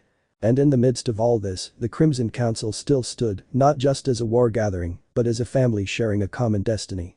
Chapter 10. The Trial of the Dragons. The strategy room in the Crimson Tower was tense. The figures within it, including Rias, Akeno, Sona, Tsubaki, Xenovia, Rossweisse, Kuroka, Kaneko, Lefei, and Ilmenhold, were furiously discussing the next steps to take to cement Issei's influence in the supernatural world. They all knew that the recent victory and the political and military tensions had been merely the beginning of a much larger game. In the center of the room, Issei, the Crimson Emperor, stood with his arms crossed, listening to the opinions of each member of his council. Meanwhile, the leaders of the most powerful factions in the supernatural world were aware of his movements, and a new challenge loomed on the horizon. The Elder Dragons, known for their ancient power, still remained outside his sphere of influence. The power of the dragons remains crucial, Sona said, her tone calm but firm. If we can rally the dragons to our cause, we will solidify our position with the other clans. But the challenge is even greater. The Dragon Clan, and even more so, the ancient dragons that reside on the sacred mountain, are not easily swayed. Issei nodded, but his gaze remained fixed on the walls filled with maps and symbols of the disputed territories. He was aware of what it meant to gain the dragon's loyalty. What do you propose then, Sona? Rias asked, raising her eyebrow at her friend. Send a diplomatic delegation. Or send the Crimson Emperor to fight for his support. Diplomacy is not enough with the ancient dragons, Sona replied. It's not just a matter of power, but of respect. Issei, you must go yourself and show them that what we are forming is not just any alliance. This is a union of strength and purpose. At that moment, Kuroka stood up from the corner where she had been watching, crossing her arms and with a mischievous smile on her lips. That sounds like a perfect challenge for Issei, she said, her eyes sparkling with mischief. Who better than him to take on the dragons and bring them to our side? A murmur of approval ran through the room, and Xenovia nodded with a confident smile. Dragons may be arrogant, but they're not invincible. And, if Issei wishes, we can make all dragons recognize their strength, she said, her gaze filled with determination. Lefei Pendragon, the magician who had been instrumental in strengthening Issei's power, looked at everyone seriously. Relations with dragons have never been simple, he said, his voice calm but full of authority. But now we have something we never had before. A shared vision. The fact that Issei wishes to join forces with them is not just an act of power, but of integration. A new balance. So, we all agree that Issei should go to the Drago clan? Tsubaki asked, seeking everyone's confirmation. Rias was the first to nod firmly. Yes. And if anyone can do it, it's him. Issei, who had remained silent until that moment, let out a sigh and smiled. I will, he said simply, with the authority of a leader. But I'm not going alone. I'll need the support of all of you to ensure we don't walk into a trap. Ancient dragons, and especially the Dragon clan, are unpredictable. With that, all eyes turned to him, realizing that the upcoming mission was not just a test of power, but a test of unity. If anyone can earn the dragon's trust, it's Issei. Kuroka commented, absent-mindedly stroking his tail. Though if the dragons get too annoying, we can always make them kneel. Her tone was mocking, but a spark of seriousness shone in her eyes. Issei smiled at the comment, his gaze shifting to Rias, who was watching him with a glimmer of concern. "Don't worry me, Rias. I know what I'm doing," he said, stroking her hair gently. The discussion continued for a while, preparing the details of the mission. They knew that the Drago clan, and more specifically Tantan, the Dragon King, and Tiamat, the Dragon Queen, would be the main targets to conquer in order to ensure the loyalty of the dragons. With a mixture of respect and fear, these two powerful dragons represented the key to establishing an alliance that would unite the heavens, hell, and the dragon realm under Issei's leadership. Finally, after one last round of debate, Issei stood up. "Then it's decided. I will travel to the sacred mountain. My meeting with the dragons will be a declaration of power, but also of will. I want the dragons to know that this alliance isn't just about politics. It's about the future." The next day, Issei had arrived at the sacred mountain of the dragons. The sacred dragon mountain continued to resonate with the weight of history. Issei, accompanied by his inseparable companion Ddraig, was surrounded by a dense atmosphere, imbued with the strength of the ancient dragons. In the center of the circular hall carved into the living rock, Tantan, the mighty Dragon King, and Tiamat, the Dragon Queen, watched Issei with a mixture of respect and defiance. The meeting was about to reach its climax. Tantan was a giant among dragons, with golden scales that seemed to glow with their own light. His presence was imposing, not only because of his strength, but because of the legacy he represented. He had been the first to train Issei in his early days, guiding him in his quest for power and teaching him the true meaning of being a dragon. Tiamat, on the other hand, stood majestic at his side, with a look full of pride and mystery, as if the secrets of the world were written in her eyes. Issei, however, was not the young man he had been during his first encounter with Tantan. Now, he stood there with a firm resolve, the weight of an entire empire on his shoulders, and the fate of the dragons, among others, in his hands. He knew that this moment would not only mark a turning point in the relationship between him and the dragons, but would also establish a new era of alliances. "Do you truly believe a man like you can understand what it means to be a dragon?" Tiamat's voice was soft, but sharp, like the edge of a sword. "We are eternal. Our lineage has been at the top for millennia. You, human, have only begun your journey. Why would we join you?" Issei showed no signs of hesitation, knowing that the Dragon Queen was not only looking for an answer, but also a statement of principles. "I know, Tiamat. I am aware of the history of dragons and their greatness," Issei said calmly, his gaze fixed on hers, without a shadow of a doubt. "But that is precisely why I came here. Not to destroy that greatness, but to preserve it. Times have changed, and dragons, like all races, must evolve to survive. This new era is full of challenges. If they remain isolated, they may lose the chance to be part of something greater. I am here to ensure that dragons are not remembered only as a legend of the past, but as the pillars of the future." Tamon, the Dragon King, took a step forward, his gaze fixed on Issei with a mixture of respect and reflection. "You know, Issei, I've witnessed how you've grown, not just as a warrior, but as a leader," Tantan said, his voice deep and resonant. "When you were young, you came to me as a child with many doubts. You sought answers and power. But now, I see in you more than that. I see a man who understands the importance of unity. A man who understands that power isn't just measured by physical strength, but by the will to unite those who have been divided for centuries." Issei felt the weight of Tantan's words. That dragon, who had trained him in his early days, now looked up to him as an equal, and that meant more to him than any praise. He knew Tantan didn't say those words lightly. "It's true that my journey began with doubts," Issei admitted, looking at Tantan with gratitude. "But those doubts have led me here. And now, I know that the path to peace is not traveled with strength alone, but with understanding. Dragons have a crucial role in the future of the world. Not only as the most powerful beings, but as the guardians of balance. Together, we can forge a new era. An era where all of us humans, angels, demons, and dragons work together to maintain that balance."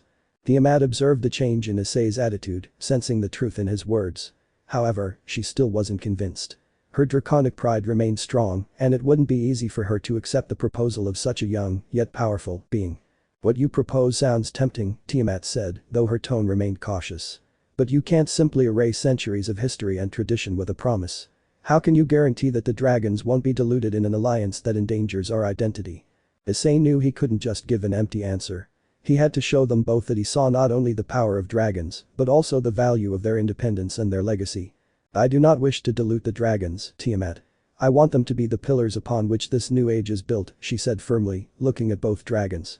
"The true strength of dragons does not lie solely in their destructive power. It lies in their ability to protect what is valuable.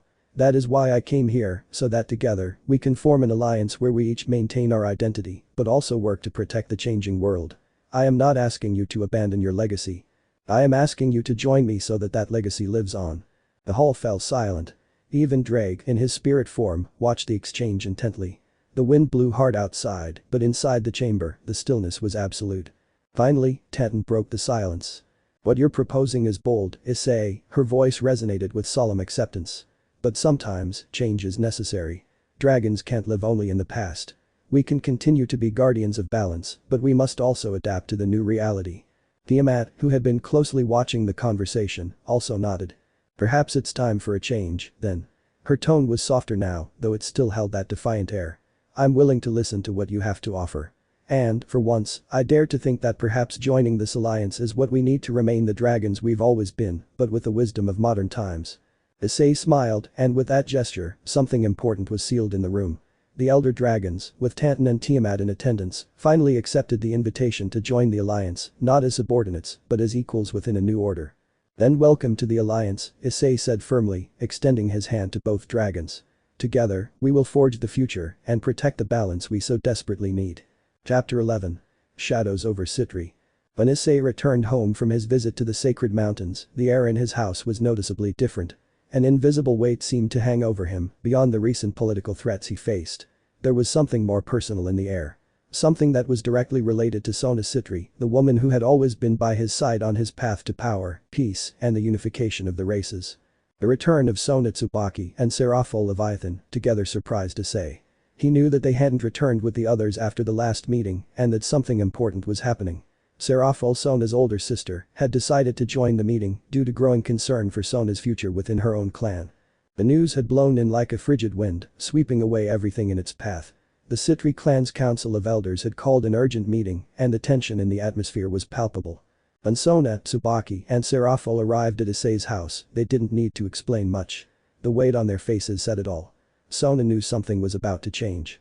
Something that could jeopardize her position not only within the Sitri clan, but also in the underworld. There were rumors that the council was determined to end her leadership if she didn't break the alliance with Issei. "What exactly is going on?" Issei asked, his tone always confident but now laced with concern.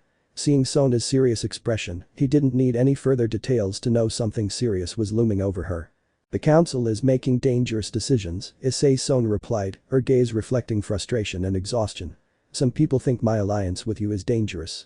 They see it as a threat to the clan's balance and the traditional system. They want me to sever ties with you. If I don't, they threaten to remove me as leader of the Sitri house." Tsubaki, who had always been Sona's loyal ally, showed no surprise but clear alarm on her face. Her posture was firm, but her concern did not go unnoticed. "We can't allow that to happen," Tsubaki said, her eyes filled with determination. "Sona has done everything she can to maintain peace and expand the Sitri clan's influence. If the Council of Elders thinks an agreement with Issei weakens the family, then they're blind." But the surprise came from Seraphol, the eldest of the Leviathan sisters. Though she rarely let her seriousness show, that night her expression was filled with palpable concern. Seraphol, normally the most carefree of the Leviathan family, seemed almost like an older sister protecting her younger sister. Her concern for Sona went far beyond blood ties. "What if we, the Great Mau, let the council decide without interfering?" Seraphol said, trying to remain calm, but her tone revealed the seriousness of the situation. "If we don't act quickly, the situation could escalate and none of us will come out unscathed." Issei crossed his arms, watching the three women, and for a moment, let silence fall over the room. He knew this wasn't a simple matter. Sona wasn't just facing the most powerful demons in the underworld. Now she was being attacked from within, by those who refused to see the world being built, the world they themselves would help create. "I'm coming with you.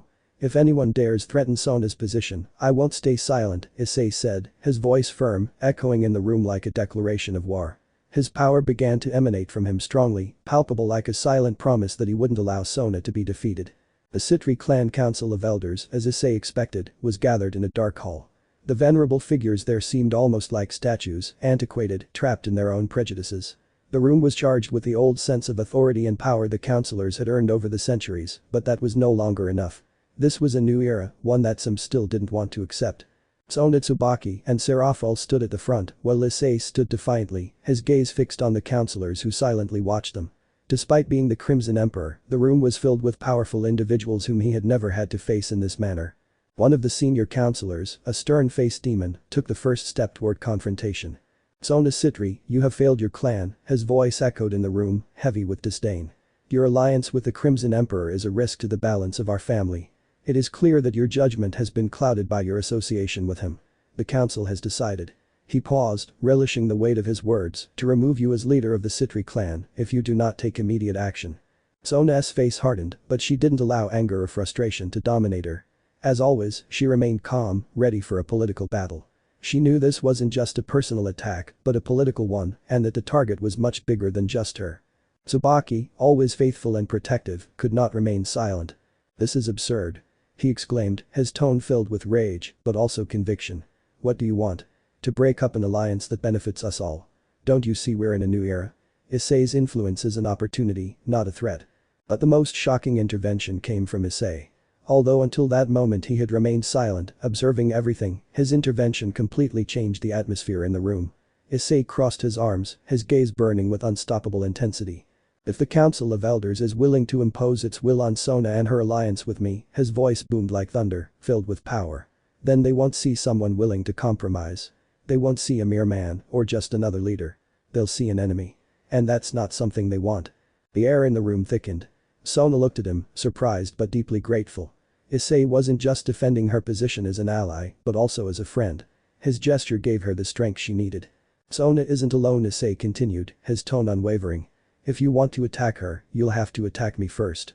I'm not someone you can easily ignore. And if the council decides to destabilize what we've built here, it's them who will lose. Not just a leader, but a family.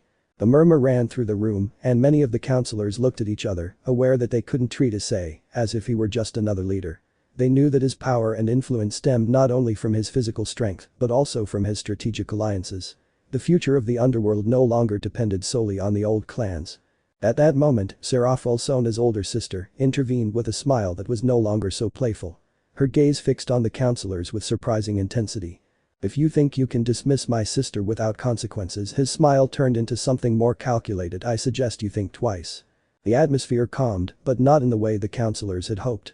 This was no longer a simple power struggle, but a declaration of intent. Sona had made a decision, and her sister, along with Issei, was not going to allow her leadership to be undermined. Finally, the senior counselor who had initiated the dispute slowly stood up, his face showing a shadow of doubt. What Issei is proposing, he said quietly, but his words echoed in the room, is a proposal we can't dismiss lightly. It's not just strength that's at stake. It's the future. Sona, without losing her composure, looked at Issei with a mixture of gratitude and respect. The tension began to fade. Then the council accepts your alliance. After the meeting with the Elder Council, Issei and the girls returned to Issei's house, all relieved but still feeling stressed about what had happened. Sona, Tsubaki, and Serafal were exhausted, but the atmosphere in Issei's home felt somewhat calmer. Victory had been achieved, but the battle wasn't over yet, especially with the constant challenges looming in the underworld. Sitting in the living room, Sona turned to Serafal, her gaze filled with gratitude and something deeper. Serafal. Sona began, her voice soft but firm. I don't know how to thank you. Without you, things wouldn't have turned out this well. You've always protected me, and today, once again, you did it.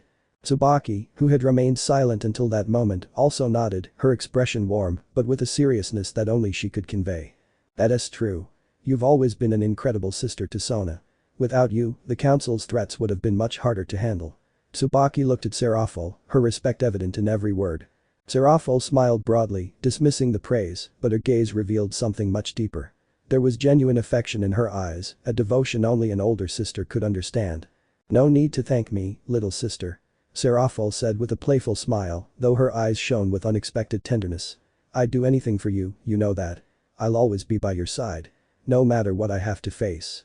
I'm not just your big sister, I'm also your friend, and if anyone dares to put you in danger, they'll have to face me.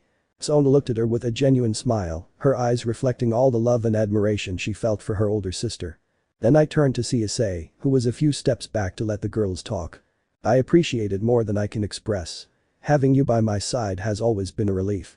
And I know I'll never have to face this kind of thing alone if you're around. Issei, who had been silently watching the entire time, stepped closer, taking a step towards the girls, noticing the connection they had with each other. Despite everything that had happened, what touched him the most was how these women, each in their own way, looked out for each other, and how he too could be a part of that, even if it was in an outward way. Finally, Issei intervened, his voice clear and without any doubt in his words. There's nothing to be thankful for, he said, looking at Sona and Tsubaki with a determined gaze. Ever since I fell in love with you, Sona, and with you too, Tsubaki, I would do everything in my power to help you both, no matter how small the gesture. It's the least I can do for both of you. And the same goes for you, Seraphol. If you ever need anything, I'll do it without a second thought. Hearing this, Seraphol looked at him with an enigmatic, almost playful smile, as if she was considering something she wasn't saying out loud. Really, Issei? She said, leaning in closer, her eyes sparkling with mischief as she played with a strand of her hair. You'd do anything for me too? I'm not that easily impressed, huh? Issei blushed slightly, flustered by Seraphol's closeness and flirtatious tone. His response was somewhat hesitant, but he maintained his protective demeanor. Sure, whatever. I don't care what happens, as long as it's for your sake. I've already said that. There's nothing I wouldn't do to help any of you. Her tone, though slightly timid due to Seraphol's playful attitude, was firm in her commitment. At that moment, Tsubaki interrupted gently, rising from her seat. Her face showed a slight smile, but something in her eyes indicated she had something else to say. I'm sorry, but Akeno called me. I need to go home, Tsubaki said, bowing slightly to them before heading for the door. Before leaving, she turned to Sona and gave her a look that conveyed both affection and complicity. Take care, Sona. See you soon. With a soft sigh, Sona watched her leave, but then turned to Seraphol, who kept looking at her with a smile. Once Tsubaki left, the atmosphere in the room changed slightly. Sona, now more relaxed, sat next to Issei on the armchair, her posture more comfortable, but her eyes kept studying his face. The atmosphere in the room became more intimate, though Seraphol's tone remained playful. Sona watched her leave, a light sigh escaping her lips.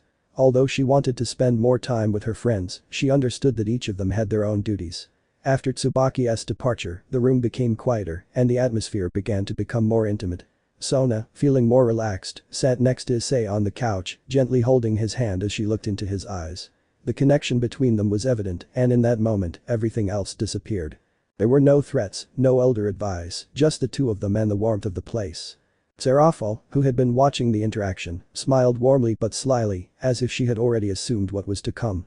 You know, Issei, Seraphol said, softening her playful tone. What you have with Sona, it's real.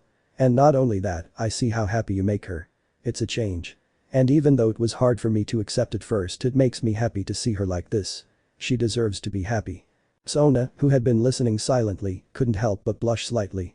Then, looking at Seraphol, she decided to open her heart, expressing what she truly felt. It's true. I'm happy with him, Seraphol. There's no doubt about it.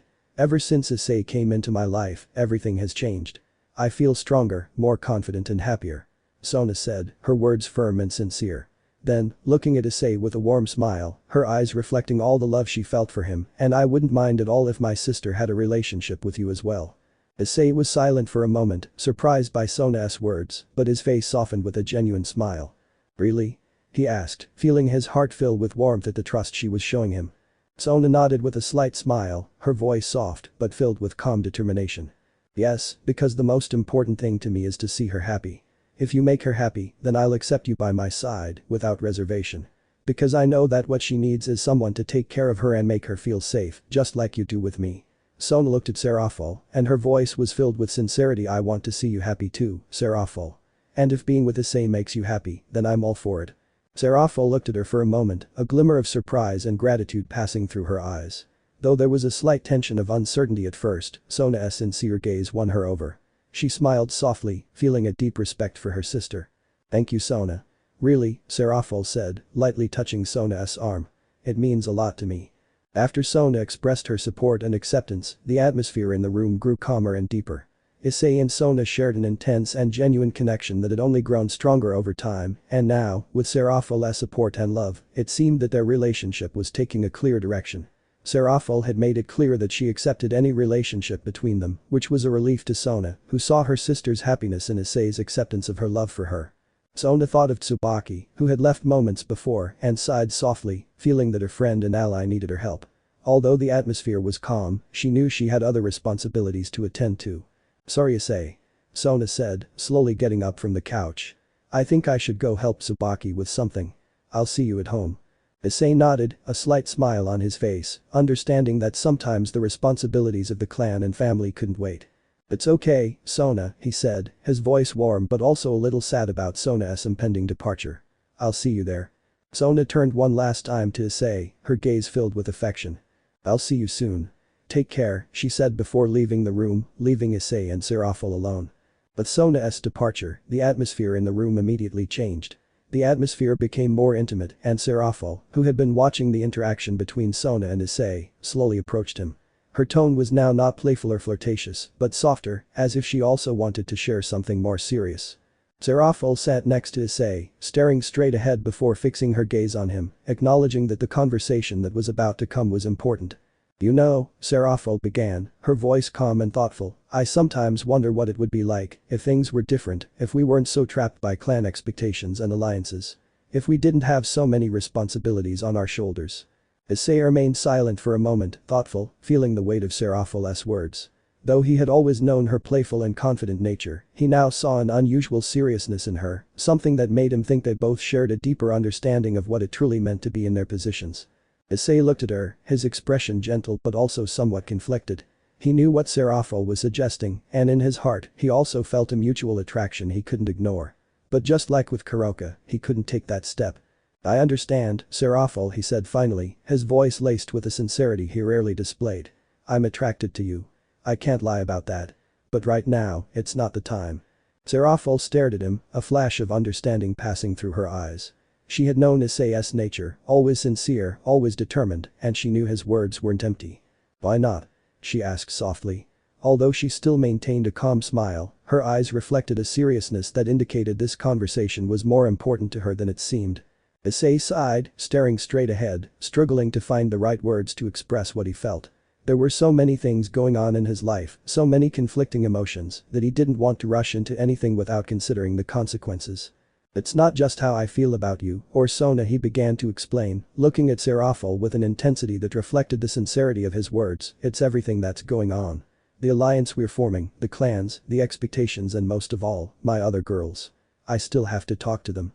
I don't want them to see me as a traitor. I hurt for Asia, though I'm trying to move on. His voice lowered a little at the mention of Asia, his tone turning somber with the pain of her loss, something he still hadn't fully gotten over. Seraphil nodded, fully understanding what Issei was feeling. She knew how complicated it could be to be in his shoes and how difficult it was to balance relationships, especially with the grief of recently losing Asia. She herself had lived through many internal and external struggles and could understand the emotional burden Issei carried with him. I understand. Seraphil said softly, placing a hand over Issei's in a supportive gesture, you don't have to do anything you're not ready to do. You know that I support you, both you and Sona, and if you decide that this isn't the time, I will understand. Issei stared at her hand over his, feeling a warm sense of support but also a subtle ache. He felt torn between his feelings for Sona, his obligations to the other girls, and his own grief for Asia. Thank you, Seraphil. Issei said, with a sad but sincere smile, you know I appreciate you very much. And it's not that I don't want to be with you. It's just that I need time. I don't want this to become anything more complicated than it already is. Seraphil smiled, a soft and understanding smile, as if she understood every word Issei said. I know, he replied, his tone warm but with a hint of sadness. And I promise you, no matter what happens, I'll always be here for you. There's no rush. Things have their time, and if this isn't yours, then I'll wait. The two remained silent for a moment, lost in thought, before Issei stood up from the chair. Seraphil watched him with a slight smile on her face, knowing that what was at stake wasn't just a romantic relationship, but a future filled with uncertainties and challenges. But she trusted that, somehow, things would find their way. Thank you, Seraphil, Issei finally said, looking at Seraphil with a more relaxed expression. You're an amazing friend. And I know you'll help me with whatever I need. Seraphil nodded, standing up as well, her face more serious now, but her gaze still conveyed deep understanding. Always Issei. I'll always be here. She said with a smile, although her eyes shone with something else. The two remained silent for a few more moments before Issei finally left to continue with the tasks he still had pending. The conversation had been deep and meaningful, and although the future was uncertain, one thing was clear. They both knew they weren't ready to take the next step in their relationship, but they trusted that everything would come in due time. Chapter 11.5. Under the grave somber light. As he said goodbye to Seraphil at her front door, Issei felt the weight of the night weighing on his shoulders. The conversation had been profound, a mix of conflicting emotions, but also a new and palpable closeness. Seraphil had been protective, playful, and direct as always, but at the same time, she had displayed a sincerity that had left him thoughtful. She was an older sister, after all, and despite the gentle words she had given him, Issei knew her love for Sona was unwavering. Still, there was something about it that made him uneasy, something that told him that perhaps there was something more to discover, something he hadn't yet resolved in his heart. Even though his first impulse was to return home to his girls, where the warmth and closeness of their home awaited him, he decided he needed time to think. He needed to face something, a part of himself he'd left behind for too long. Without telling anyone, he made a spontaneous decision. He decided that night, before returning to his girls, he would go somewhere else. A place that still connected him to his past, a place he'd promised not to forget. With slow steps, Issei headed toward the cemetery. It wasn't a place he often visited, but that night he felt he belonged there. The night was dark and cold, and the wind seemed to whisper among the graves, as if the souls themselves were inviting him to walk among them. He crossed the cemetery gates and, as if guided by an invisible force, headed toward a particular grave. The grave he had visited so many times in the past and which always filled him with profound sadness, but also a strange sense of comfort. Asia Argento's grave. In front of the tombstone, Issei stopped and looked down at the engraved name, the same name that had been a fundamental part of his life, a part he had lost in the most painful moment of his existence. "I'm sorry, Asia," he whispered, his voice cracking and filled with regret.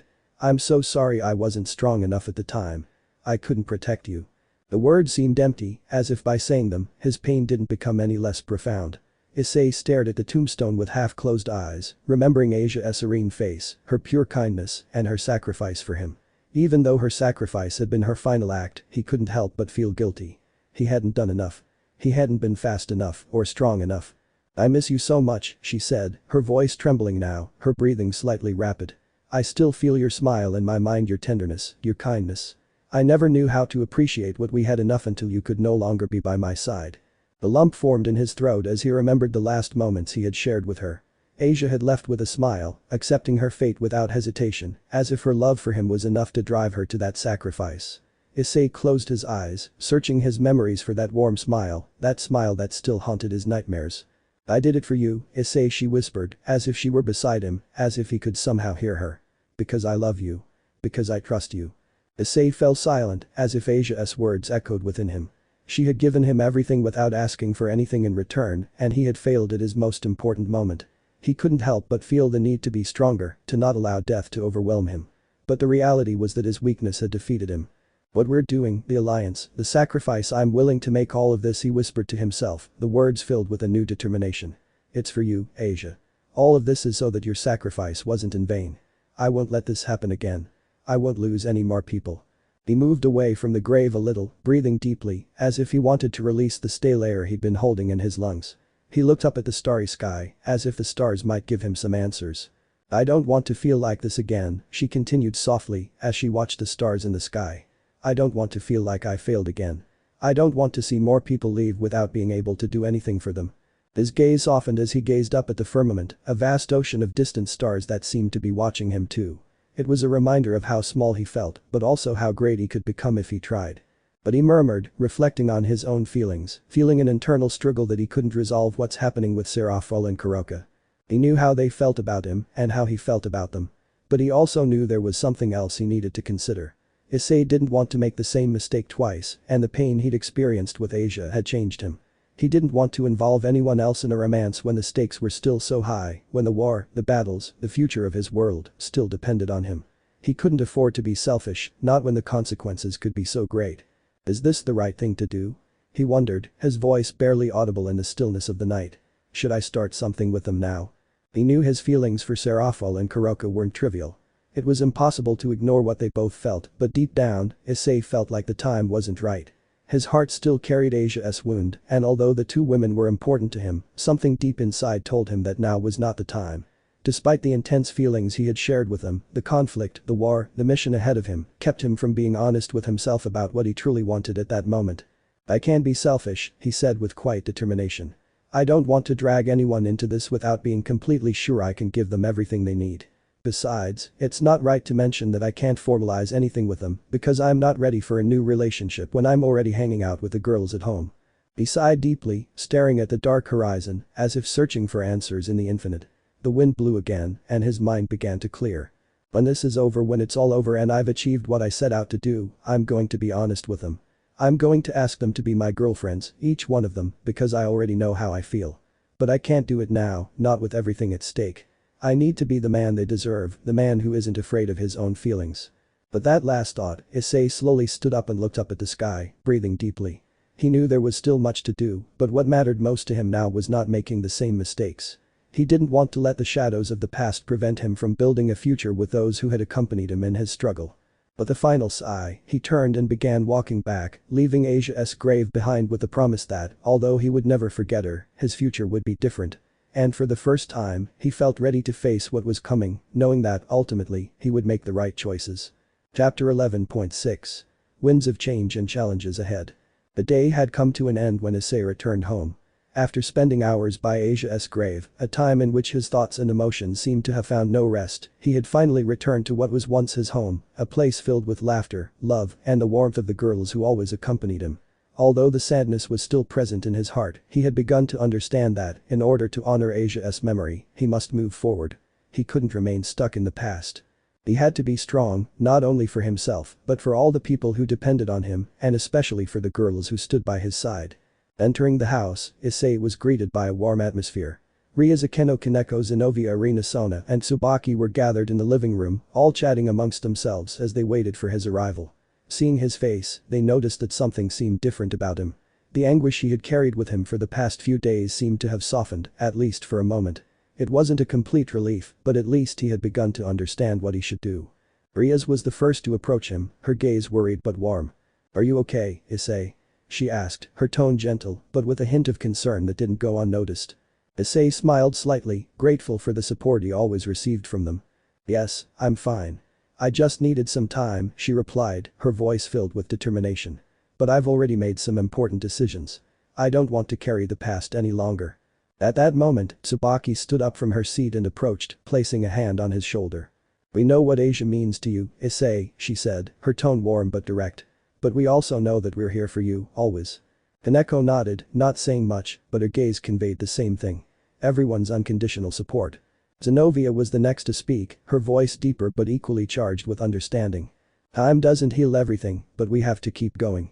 For Asia, for us, and for everything we've achieved so far," she said, as a kind of reminder. Irina, who had always shown her optimistic nature, approached Issei with a smile.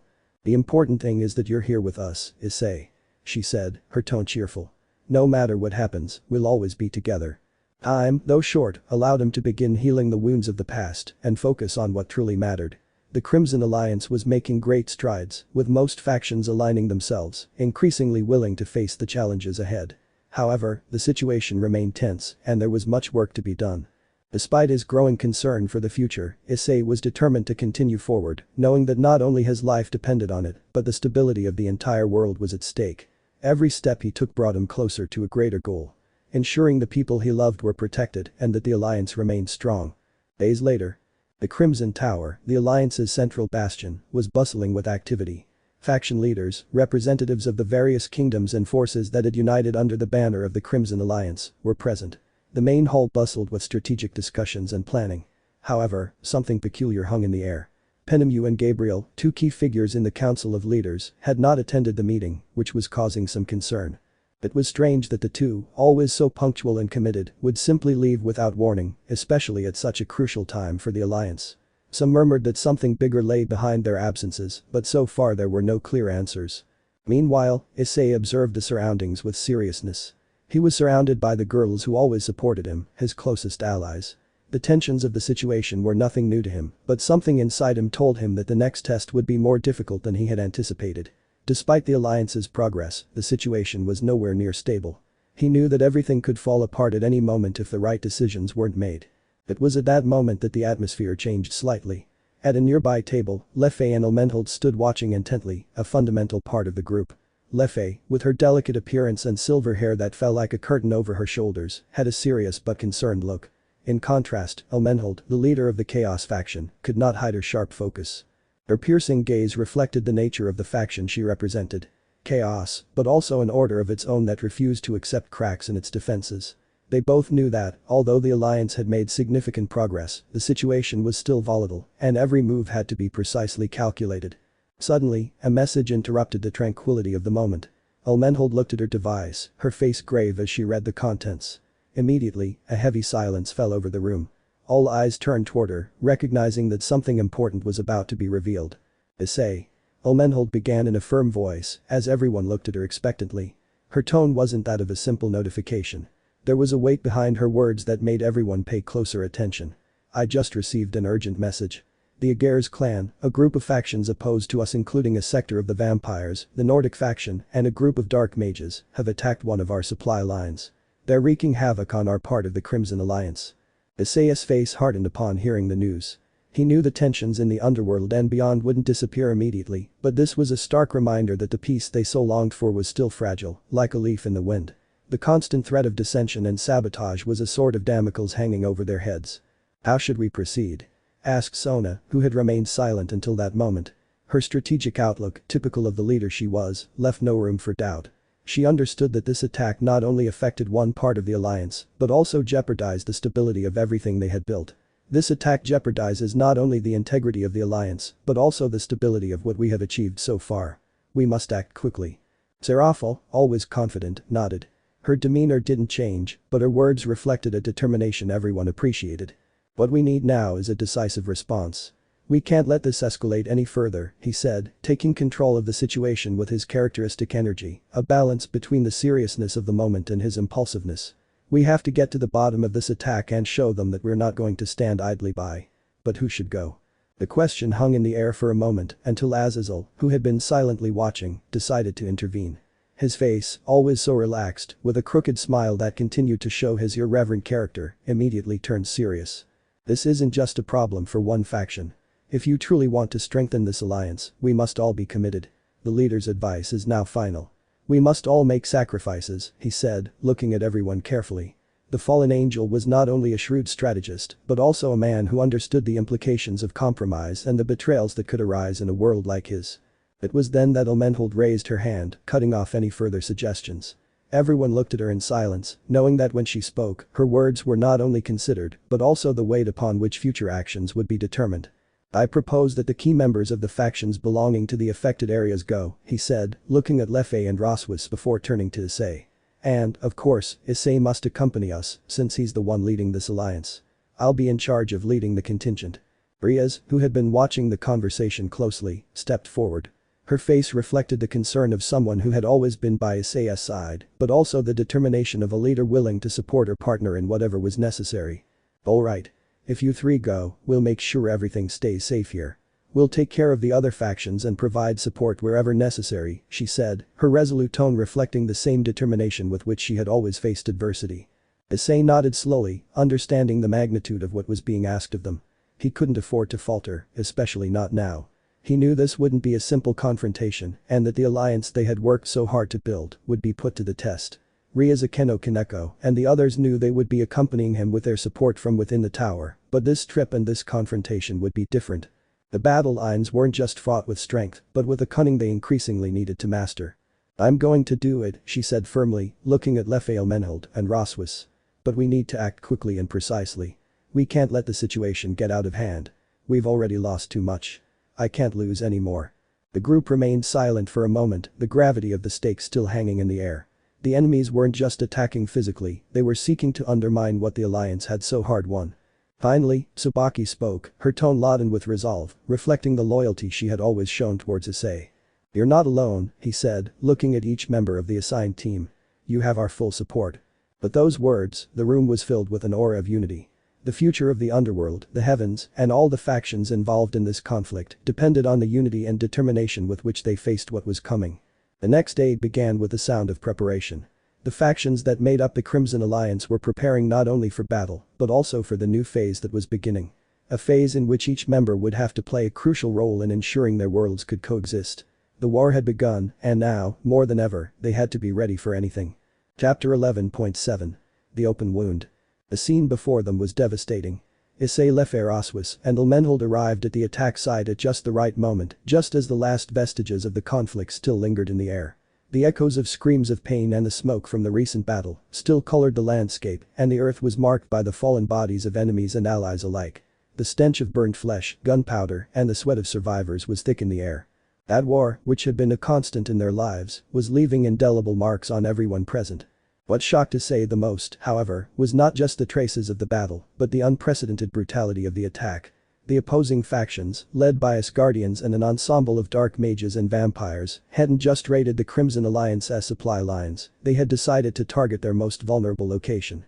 The strategy of sowing chaos and despair in the heart of the Alliance had been implemented mercilessly, targeting civilians as the primary target without even considering the notion of humanity. The battle itself had been fierce, and although Issei and his allies had arrived in time to prevent the worst, the damage was already irreparable. The brutality with which the opponents had attacked the defenseless was something Issei could never have anticipated. This wasn't just a war for survival, but a war of attrition, designed to break the spirit of the Alliance by targeting the most innocent and vulnerable. The deadly cold of the nearby mountains only exacerbated their suffering. Many civilians had taken refuge in a makeshift cave, but their safety was precarious, despite Lefayette's efforts to protect them with magical barriers. The shelter offered only a small amount of relief from the icy wind, but nothing could prevent the cold from penetrating their bones, especially the children. As time passed, the situation worsened, and many of the children, unable to withstand the pain of the extreme cold, fell victim to frostbite. The screams of the survivors and the cries of the children, increasingly weak, mingled with the crunching of the snow beneath the feet of Issei and his companions. Rossweisse and Elmenhold couldn't contain their fury. They were enraged not only by the enemies who had caused the chaos, but by the cruel indifference of those who had set out to destroy the most innocent. The helplessness of watching the weakest pay the price for a war they didn't even understand wounded them deeply. Issei, for his part, found himself helping to stop the enemies who were trying to take advantage of the chaos to kidnap more civilians, but his mind kept returning to the suffering surrounding everything. Lefay, with her ability to move the injured to a safer place, did her best to save as many as she could. She used her healing abilities to stabilize those affected by the freezing temperatures, even though she knew that every life lost was one more she couldn't bring back. Teamwork had become a vital necessity. However, Issei felt like a powerless bystander, his fists clenched, his body tense, as if waiting for an even greater catastrophe. The helplessness weighed heavily on him. Issei knew something like this could happen. That groups opposed to the Crimson Alliance would try to destabilize it through dirty tactics. But he never imagined the violence would reach this extreme.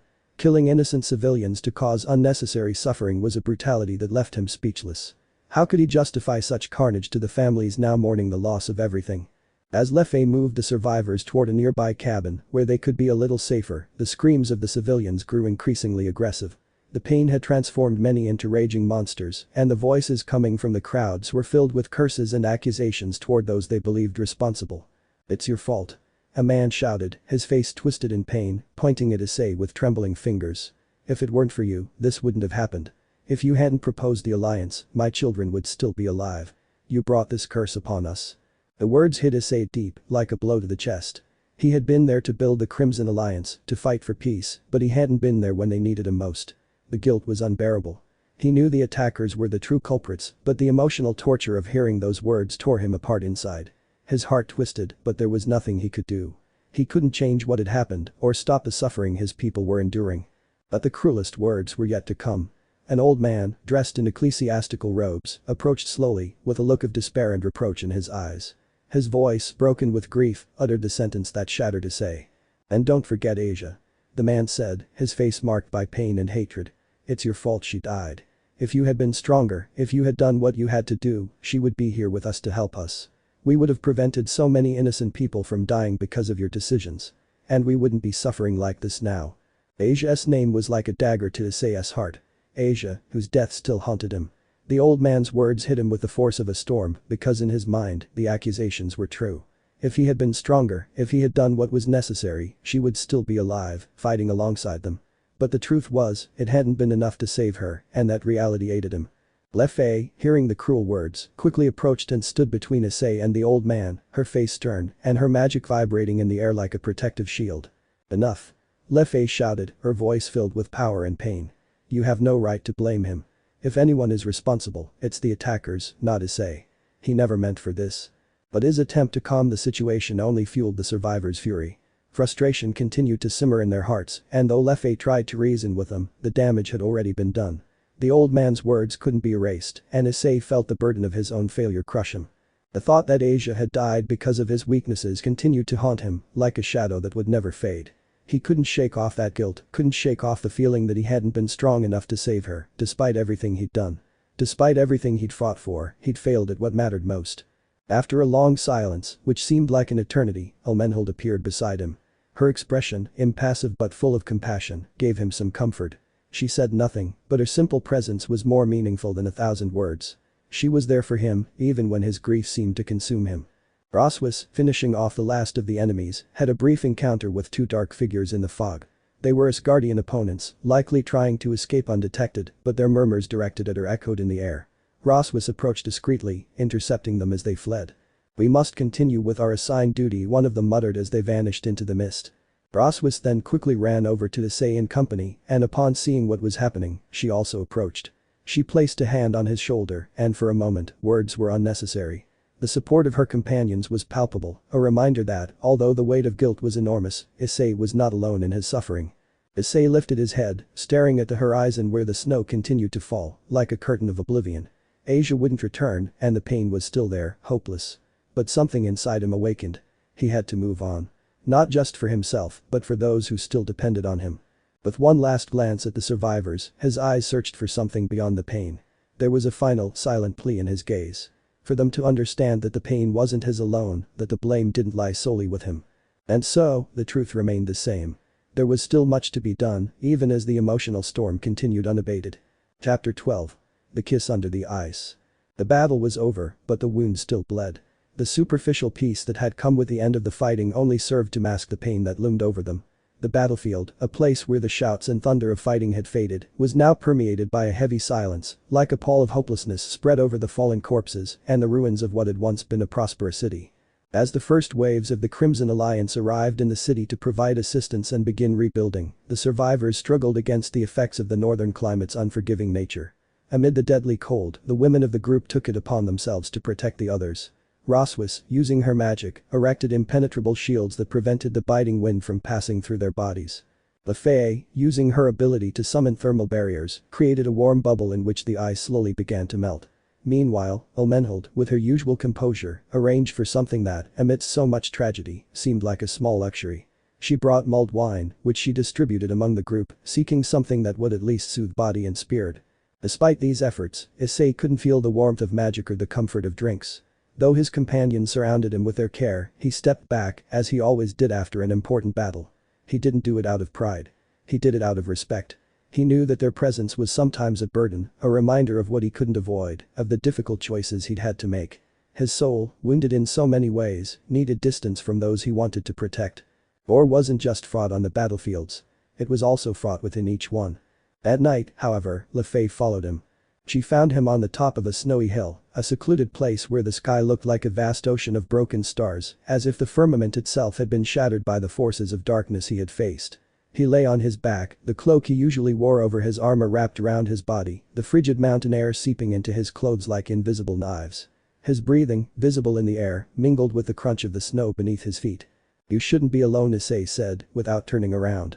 His voice was broken, raspy, as if the words were coming out with effort, burdened by the weight of the situation.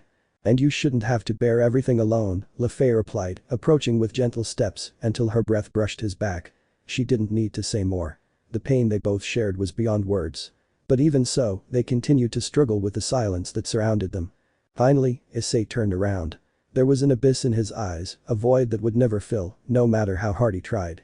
Lefay stared at him, unafraid, unfazed by the pain on his face.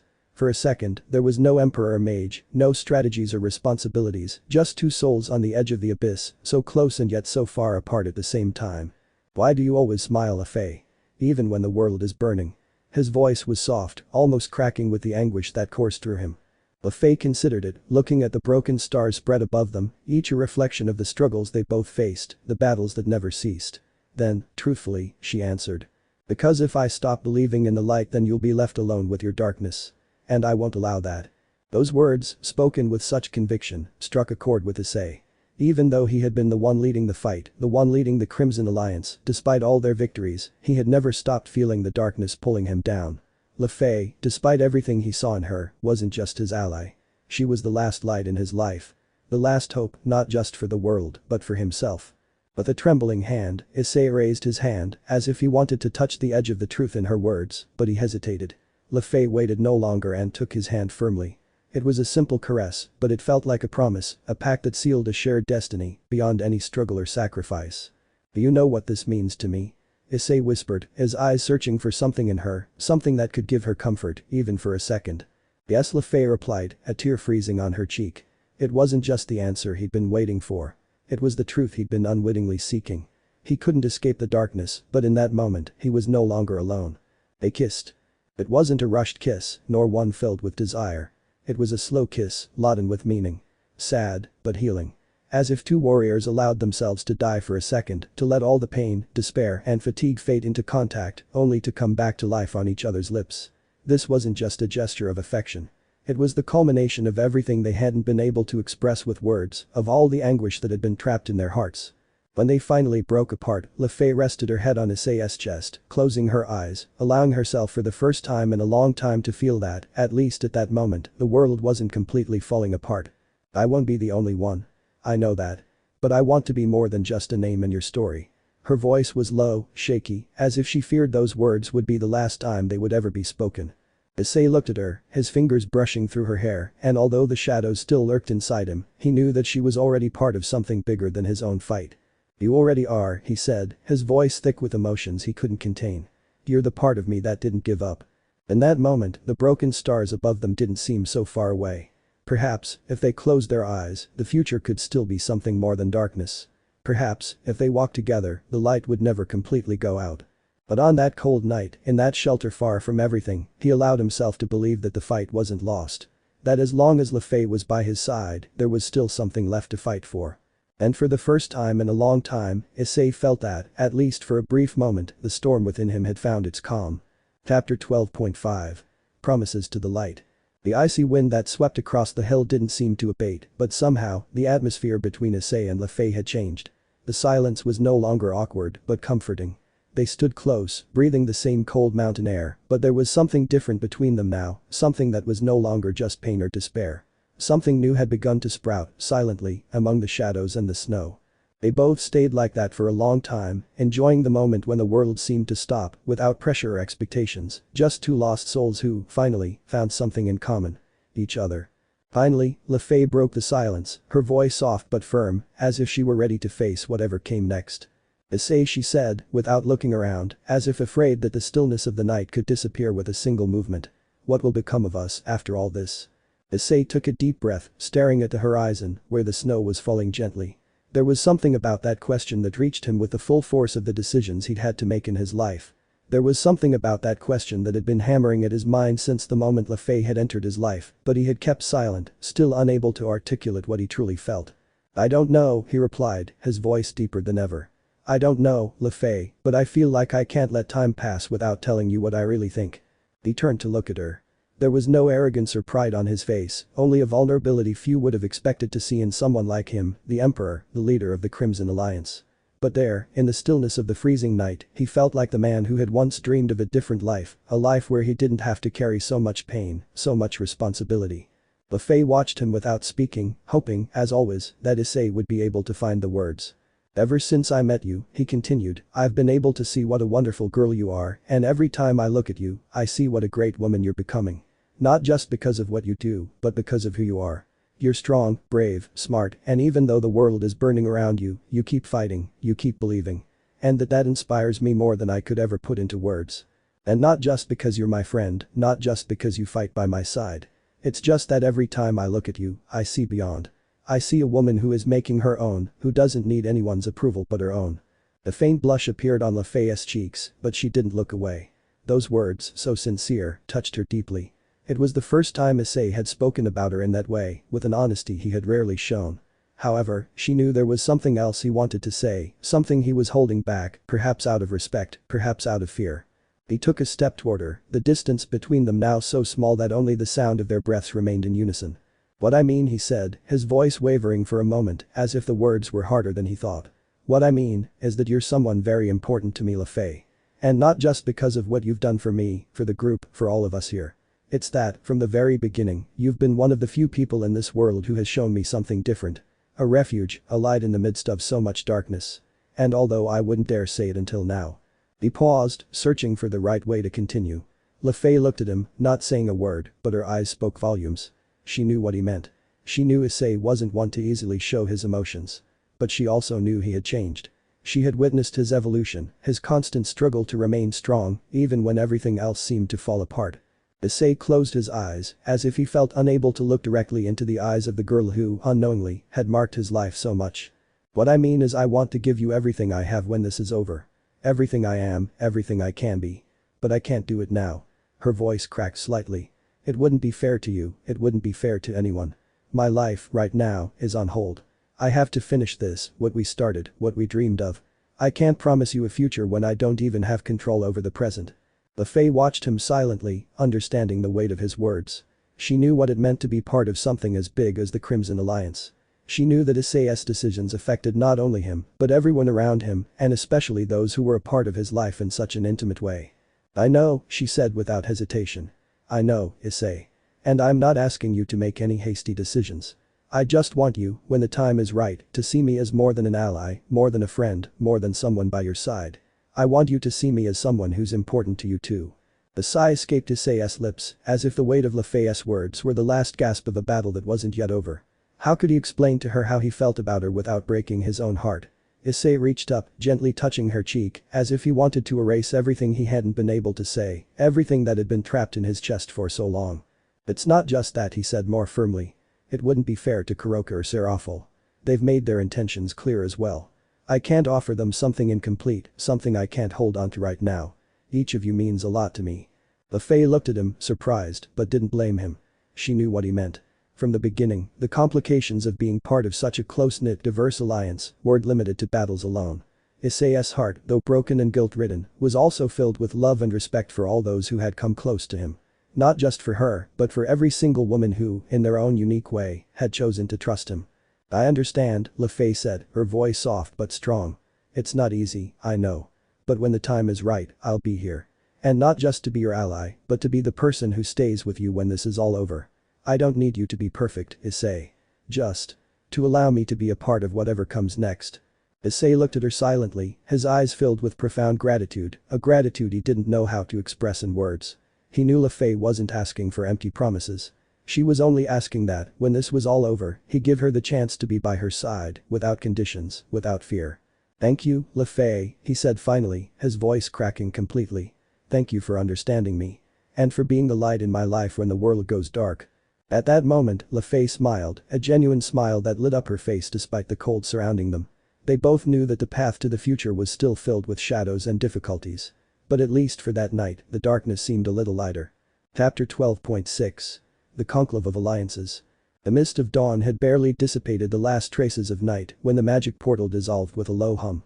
From high in the mountains, Issei descended alongside Le Fay. Upon their arrival, they met Rossweisse and Elmenhold on the cracked cobblestones of a city that, until recently, had been one of the Crimson Alliance's most secure bastions. Now, the air smelled of ash, ozone, and spilled blood. The ground, blackened by magical explosions, still bore fresh scars. Emergency squads, of different races and natures, worked tirelessly among the rubble. The constant sound of healing spells, shouted orders, and the wailing of the wounded wove a mournful symphony that weighed on every soul. Rossweisse, still in her damaged armor, stood rigid, frowning as she looked at the smoldering remains of a diplomatic building. This was coordinated, he said without looking away. They knew where to strike, when, and with what force. They didn't come for a military victory, they came for a message. Le Fay, standing next to Issei, maintained her calm expression, but her hands trembled gently. Her eyes reflected a mixture of rage and helplessness. A symbolic attack, he murmured. To strike at the heart so the body will crumble on its own. It wasn't just any message, Elmenhold added, approaching with a magical folder in her hands. It was a covert declaration of war. Vampiric dissidents from the old Crimson clan, dark mages from the Nethershadow Order, and renegade warriors from Asgard. An alliance. Unlikely, but effective. More than 200 dead. Nearly 500 wounded.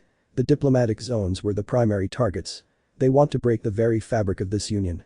Issei remained silent, contemplating the broken alliance banner fluttering above a half-destroyed tower. His thoughts returned again and again to the old man's words, to Asia, and to the unbearable weight of those who could no longer walk with him. They're trying to break us, he said in a raspy voice, as if every word cost him. And they succeeded. At least a little. This blow was real. We can't pretend otherwise. Rossweisse looked at him out of the corner of her eye, noticing something different about him. There was anger in his eyes, yes, but also resolve. Steady, polished by pain. And what shall we do? She asked in a low tone, as if she feared the answer. Issei didn't reply. Not yet. They were escorted to a reinforced structure that served as a temporary command center. Holy and demonic barriers protected the room, while guards from different factions stood in position, tense but alert. As we entered, the tension became thick, almost tangible. Michael, Archangel of Heaven, was waiting for them.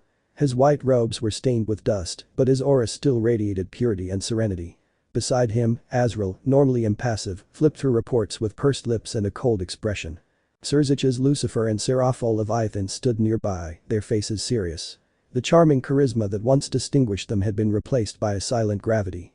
Azazel, leaning over a broken table, kept his arms crossed and his eyes fixed on the newly arrived group. "You're late, Issei," Miguel said, not aggressively, but firmly. "Not as late as this attack," Issei replied, unfazed. A brief silence stretched before Azazel intervened. "The reports are clear," he said, throwing a folder onto the table.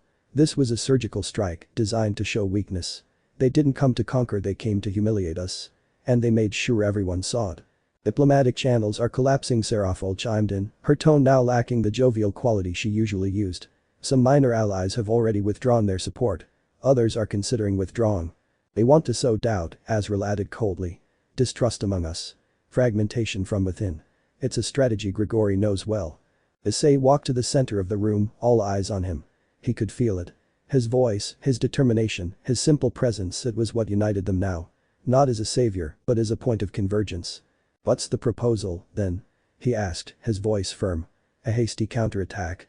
To repeat the mistakes of the past with more fire and more death? So what do you suggest?"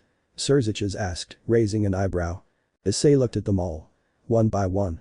"Reorganization. Unity. But real, not just on paper. We won't pretend this blow didn't hurt, but we won't let it define us either. We're going to rebuild here. In this city. This will be the new central bastion of the Alliance." "Here?" Seraphol repeated, surprised. "Yes. With every stone lifted, we will remind them that they could not destroy us. And with every wounded man who recovers, we will send a message more powerful than any spell or army." Miguel nodded. "An act of faith in reconstruction. That's something even heaven can endorse." "You're more of a politician than you look, kid," Azazel commented with a slight crooked smile. The tension eased slightly. Issei's plan was beginning to take hold.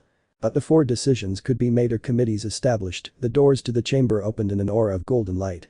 Silence immediately fell. Gabriel, radiant as a dawn, entered with silent steps. Beside him, Penemu, with a stern but respectful expression, kept her eyes fixed solely on Issei. "Issei Hyoudou," Gabriel said, his voice melodious but heavy. "We need to talk. In private. This is a matter that can't wait." All eyes turned to him once more. Issei, without hesitation, nodded. "Understood." His eyes searched the familiar faces in the room. Rossweisse, serene but alert. Lefay, watching him with a mixture of love and concern. Elmenhold, silent but ready for whatever was coming. In each of them, there was a story, a connection, a promise. Issei knew that what was coming next wouldn't be easy. But he also knew that every step he took brought him, little by little, closer to the future Asia had always dreamed of. One where peace was not an illusion but a legacy. Chapter 12.7. Voices of Silence. Silence reigned in the side room of the makeshift headquarters in the Crimson Alliance Tower. Only magically reinforced walls prevented the noise from escaping. There, far from the other leaders, were those who, while not at the center of decision-making, carried an equally intense burden in their hearts. Rossweisse, Lefay, and Elmenhold had just left, accompanying Issei to battle. The others had stayed behind. Not because of a lack of ability, but because they knew their time would come later. Now, the important thing was him. Rias Gremory was the first to break the silence. "I didn't recognize him at first," she whispered, her voice trembling, a mixture of nostalgia and pain. His gaze was different. Colder, heavier. And at the same time, clearer. As if she could finally see what she'd ignored before, what we all ignored. The Keno, sitting next to her, interlaced her fingers in her lap and nodded slowly. "Asia's death left its mark on him," he said with a gentle sadness. "It didn't just make him stronger, it made him more aware. Before, he was a boy with dreams, a naive heart who instinctively wanted to protect us. Now, he's a scarred man who would give his soul to keep us safe." Haneko, in a corner, with her knees hugged to her chest, murmured quietly. "He fears pain more than death. Ours, not his. Sometimes I see it in his expression. If either of us had died instead of Asia, he would have fallen just the same. He bears it in his eyes." Xenovia, leaning against a column, stared into space with her arms crossed, but her tone was warm. "He loves us all. Not as a man with a harem, but as someone who chose us with all his heart. And losing any of us would destroy him. Asia was only the first deep wound, but each of us represents an irreplaceable piece of his soul. Sona put aside the magic tablet she was holding and approached the group, her face serene, but her eyes shining with suppressed emotion. When Asia died, Issei didn't just lose someone he loved, he lost the illusion that everything would always be okay if he fought hard enough. And that loss of faith forced him to transform into something even he doesn't know how to handle. But even so, he never stopped loving us. We see it in every gesture, in every word, in how he remembers our likes, our quirks, how he protects us even from ourselves. Tsubaki, standing next to her president, spoke with a delicacy that contrasted with her usual composure. Sometimes I feel like, even though Issei seems more distant, he does it out of fear. Fear of losing again. He's so focused on protecting us that he forgets we want to protect him too. We're not just his lovers, we're his refuge. And he needs to understand that. Hiroka, perched on a beam, lacking her usual mischief, slowly twirled her tail. Her gaze was sharp but not hostile. That perverted idiot, he's more noble than he'd ever admit. And more tragic, too. He thinks he must bear everything alone, as if that's enough to prevent another end like Asia's. But what he doesn't understand is that if he falls, it's not just the Crimson Alliance that loses. We lose. Seraphil, her tone unusually serious, walked slowly through the room. She was no longer the cheerful Leviathan everyone knew. She was now the woman who had lived through wars and lost companions. I saw him speak in front of Michael, Azazel, and Surziches. And he doesn't hesitate anymore. It's not arrogance, it's determination. It's not the Issei who stuttered over cleavage. It's the man who carries us behind, one by one, and still smiles. Sometimes it hurts me to see him like that. Because I know his smile hides fear. But also love. Because if any of us were in Asia's place, he would have broken just the same. Rias spoke again, her voice low and deep. He doesn't want to be the king of the harem anymore. That's behind him. Now he just wants none of us to die. To never repeat what he went through again. And because of that, he's becoming something he never wanted to be. A symbol. And symbols stand alone. Bakeno closed her eyes, breathing deeply. We love him for many reasons. But now, we admire him too. Not because he's stronger, but because he keeps fighting. For us. Even when he doesn't have to. Irina, sitting next to Kaneko, murmured. Sometimes I wonder if he knows how much we would give for him. He thinks he has to carry everything alone, but he doesn't understand that we're not with him just for love anymore. We are because without him, we aren't us. What if he goes so far away that he can't come back? Kaneko asked softly. What if his soul becomes so damaged that he can't look at us like he used to? Then we'll bring him back, Xenovia stated firmly. Even if we have to drag him from hell itself. A reverent silence fell over the group. Not an awkward one, but a profound one. The kind that arises when souls share a common longing. And that longing was one and the same. Don't lose it. Sona was the one who broke the final silence. The Crimson Alliance isn't just a strategy. It's their shield, yes, but also their promise. Their way of building something that will prevent them from losing someone again. But if he falls, if his heart breaks, everything else will fall away. That's why we must be more than lovers. More than part of a harem. We must be their shared soul. Rias, looking at the door he had come out of, nodded solemnly. We are his strength. Not only on the battlefield, but in the abyss of his loneliness.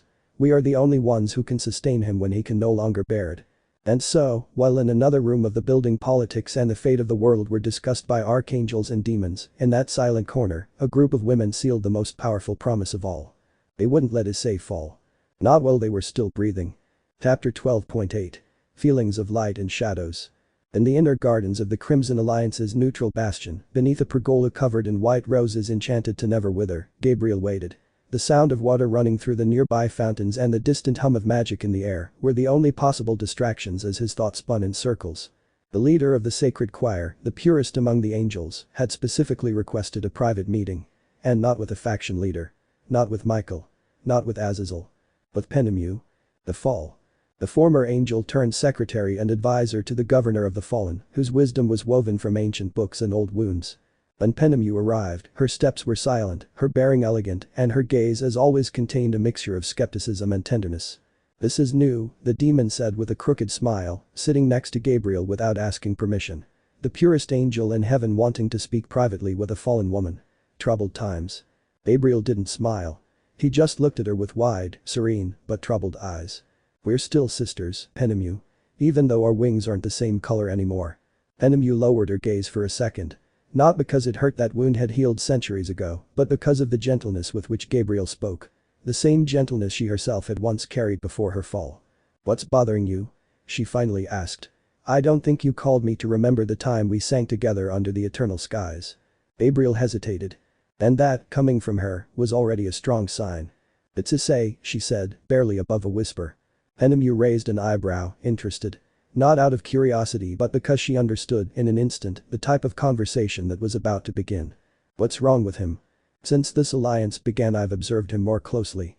I've seen how he's changed, how he's hardened without becoming cruel. How his gaze now carries a weight I used to see only in martyrs. But that's not what worries me. Enemu remained silent, giving him space. Gabriel looked down, his voice even softer. I feel things. Things that I don't understand. That I've never felt before. When I see him there's something inside me that stirs. That frets. That brightens and darkens at the same time. It's not impurity, not exactly. But it's not purity either. It's human. Enemu gave a soft, almost nostalgic laugh. That's how it begins, you know. The disorder, the confusion. The first heartbeat that doesn't respond to duty but to the desire to stay with someone, not out of virtue but out of love. Gabriel looked up, vulnerable for the first time in centuries. Is this love? It's the beginning. What comes next, that's up to you. Enemu sighed, her tone turning somber. When I was an angel, I felt it too. For a human. A scholar who believed in the beauty of the soul beyond the flesh. He spoke to me of poetry, of stars, of how love could redeem even monsters. Gabriel listened intently. Enemu rarely spoke of her past. I fell in love, the fall continued. Not with the devotion of a celestial being, but with the fragility of a woman. I loved him as I had never loved before. I gave him everything. Even the forbidden. We consummated the act and he swore to me that nothing would change. And it changed. Yes. Enemu closed her eyes for a moment. When he learned what I was, when he saw my wings blacken. He ran. He looked at me in horror. As if he'd slept with a demon, not the woman he loved. His fear drove him away. He never returned. And I fell. For him. For us. Gabriel reached out and gently took his former sister's hand. I'm sorry. I'm not telling you this out of pity, Enemu said, gently squeezing her hand. I'm telling you this so you understand what this is like that you're starting to feel. Don't live it as an angel. Live it as a woman. Because if it's because of Issei then you're not alone. And you don't have to be afraid. Gabriel was silent for a moment longer, processing each word. Then, in a low voice, he asked. Did you two ever have feelings for him? Enemu tilted her head with a melancholy smile. Issei is special. We weren't very close at first. The wars against Trihexa and Rizavim kept us all moving, each of us doing our part. But there were moments fleeting, but real. When no one else saw that I was exhausted, that I felt like I couldn't go on, he did notice. Gabriel frowned slightly. And what did he do? She came close. Sometimes with a silly joke, other times with unexpectedly profound words. But she was always there. Never to speak to me as the former angel who worked for Azazel but as a woman. She made me remember what it was like to feel seen. And yes, that shook me. Because her way of giving affection is different. It's silent. She demands nothing but gives everything.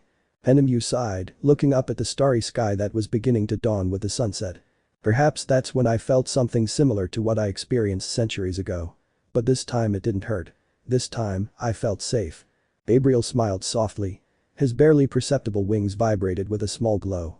Thank you, Enemu. Your words mean more than you know. But before she could say anything else, a purple flash shook the air around them. They both stood up instantly.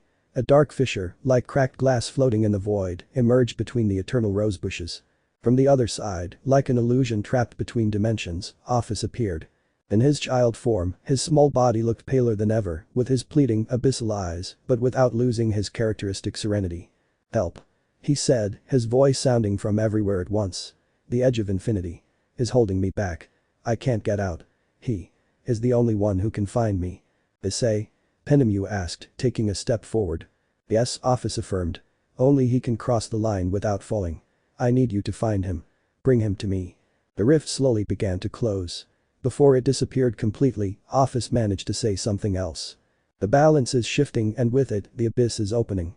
If it doesn't return the world will collapse from within. And then, nothingness. Enemu and Gabriel stood motionless, processing the vision, the message, and the weight of their own revelations. We have to tell him, Enemu said firmly. Gabriel, still with emotion in his chest, just nodded. Because what was coming was not just a war of factions, but a fight against darkness itself. And in the middle of it all, as always, there was Issei. The only one who could see them not as angels, demons, or soldiers. But as women. Chapter 12.9. That which dwells in the void. After the two most beautiful angels in heaven arrived at the faction meeting, the three moved to another building still standing in the ruined city. There, between columns of living stone and enchanted windows, Issei Hyoudou awaited his message. Gabriel and Penemu entered unescorted. An angel of pure light. A grey-winged fall.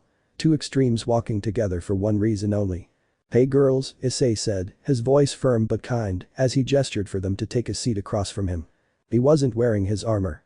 He wasn't covered in glory or power. He was just him. The man behind the symbol. From the tone with which they arrived, it seemed urgent, he added. Gabriel watched him with a gentle expression. There was something about the way Issei spoke lately, the way he paused between words, the way his gaze remained fixed, as if analyzing not only what was being said, but what wasn't. "It is," Penemu replied, sitting with the composure of someone who knows the dangers of the world, but still retains faith in hope. "Office appeared to us." Issei's eyes narrowed. "Office? Where?" "In a fissure in the void," Gabriel said, his voice a musical whisper laden with tension. "He manifested between planes. He asked us for help." "Are you alright?"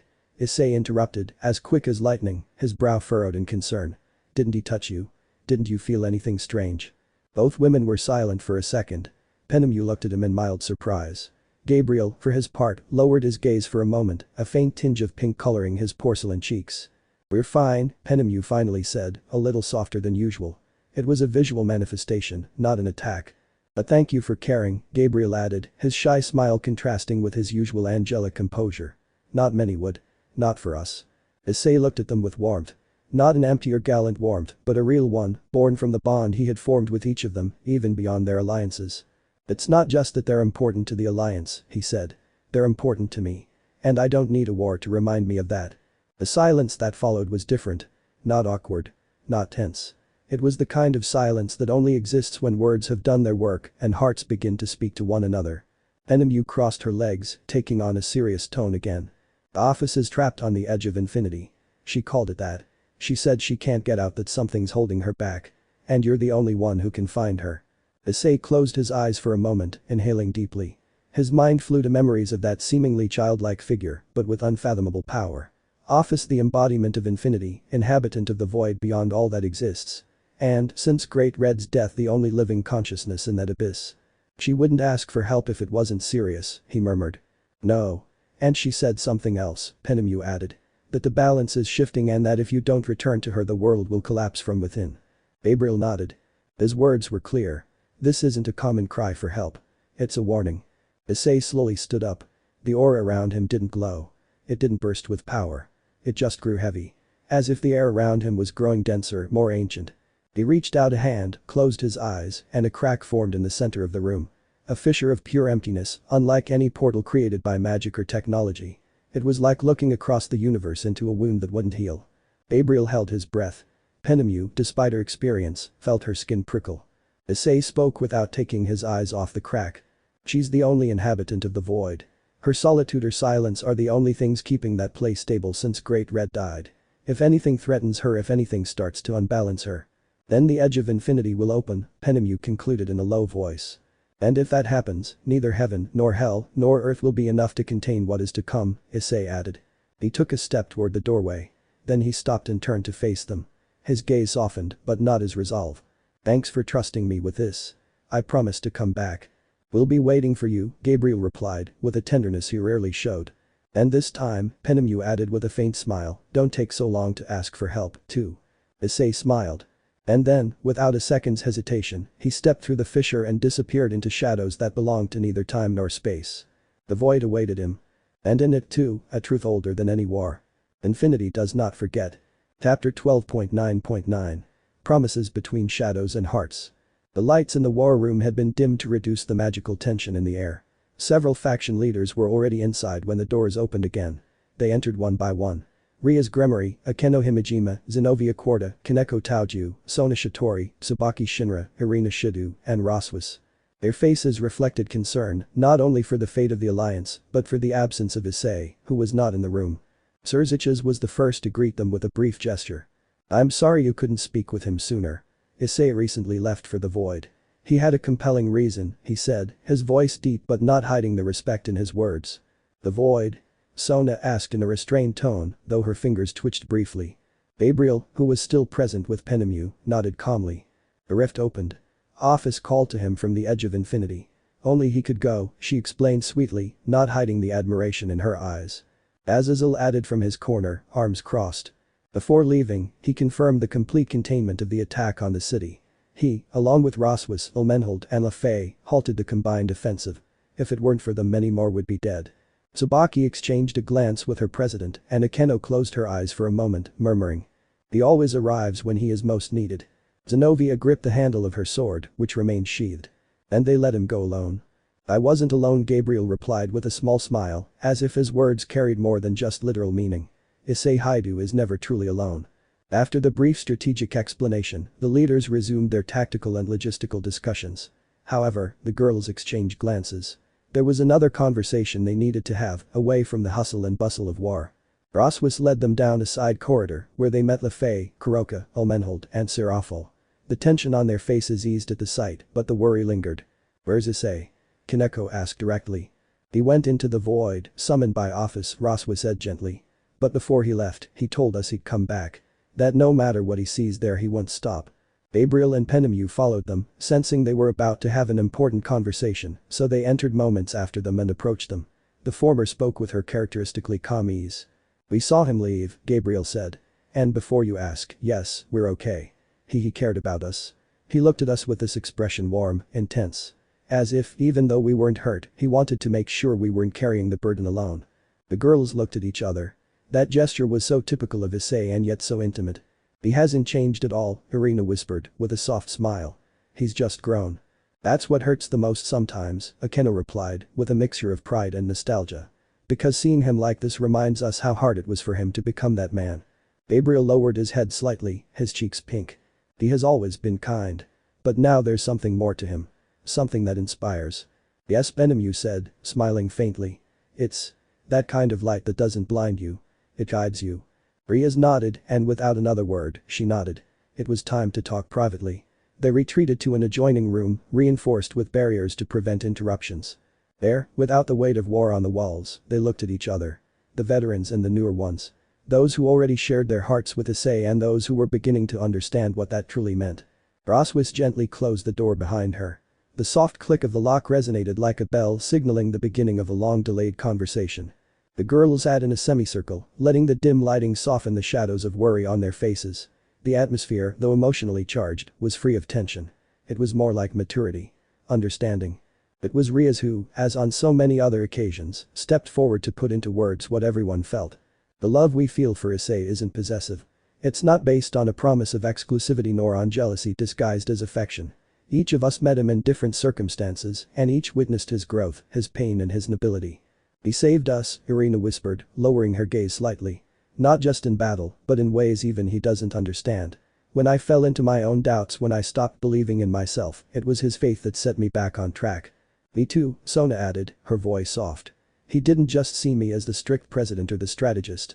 He saw me as a woman, even when I didn't know if I was one beyond my responsibilities. He offered me a clean friendship, with no ulterior motives. And by the time I realized it, it was too late. I already loved him. Kuroka, who had been keeping aloof until then, took a slow breath. I taught him how to flirt, you know, she said with a nostalgic half smile. I played with him because I thought it was funny how he blushed. But there came a time when I realized he wasn't doing it for fun anymore. I was doing it because I wanted him to see me. Not as a former member of the Stray Devils. But as someone who could still be loved. And he did. With that never judgmental look in his eyes. Akeno elegantly crossed her legs, but her voice, when she spoke, trembled with a hint of emotion. I've loved him in so many ways, as a fallen angel seeking redemption, as a woman with scars, as someone who longed to feel desired. But over time I realized he didn't just see me as beautiful or powerful. He saw my fears. My mistakes. And he embraced them anyway. We're not pieces in a game, Xenovia continued, her tone firm, like an unsheathed sword. Nor are we trophies. We're not competing with each other. If it ever seemed that way, it was before I realized what it truly means to be by Issei's side. This isn't a race. It's a shared bond. Tsubaki tilted her head slightly, her expression serene.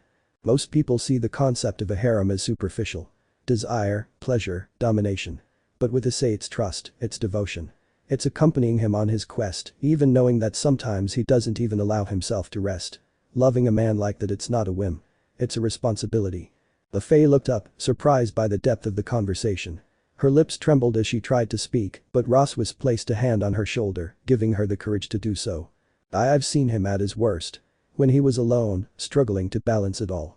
And yet he made time for me. For my growth, my doubts, my mistakes. He never raised his voice, never ignored me. He treated me like an equal even when I wasn't. That's why if he ever accepts me into his life, it will be the greatest honor he could ever have. Don't doubt it, Tsubaki told her with a motherly smile. If he ever opens that place in his heart to you, it's because he saw in you the same thing he saw in us. Light. Haneko spoke in a low voice, but with her usual determination. I've loved him since he was clumsy, impulsive, and loud. Because even then he was good. And that never changed. He may have grown stronger, wiser, but he's still him. The one who cares. The one who sacrifices. The one who comes back even when he doesn't have to.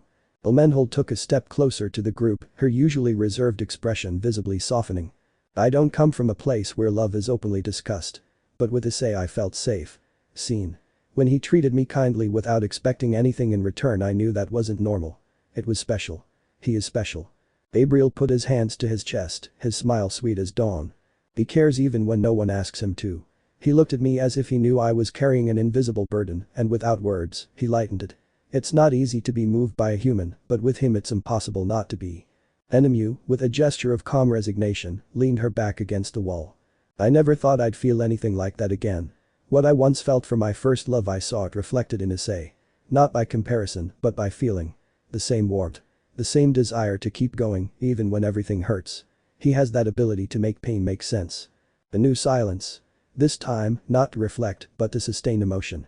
Rias stood up, this time without needing to be a leader, but as an equal among equals.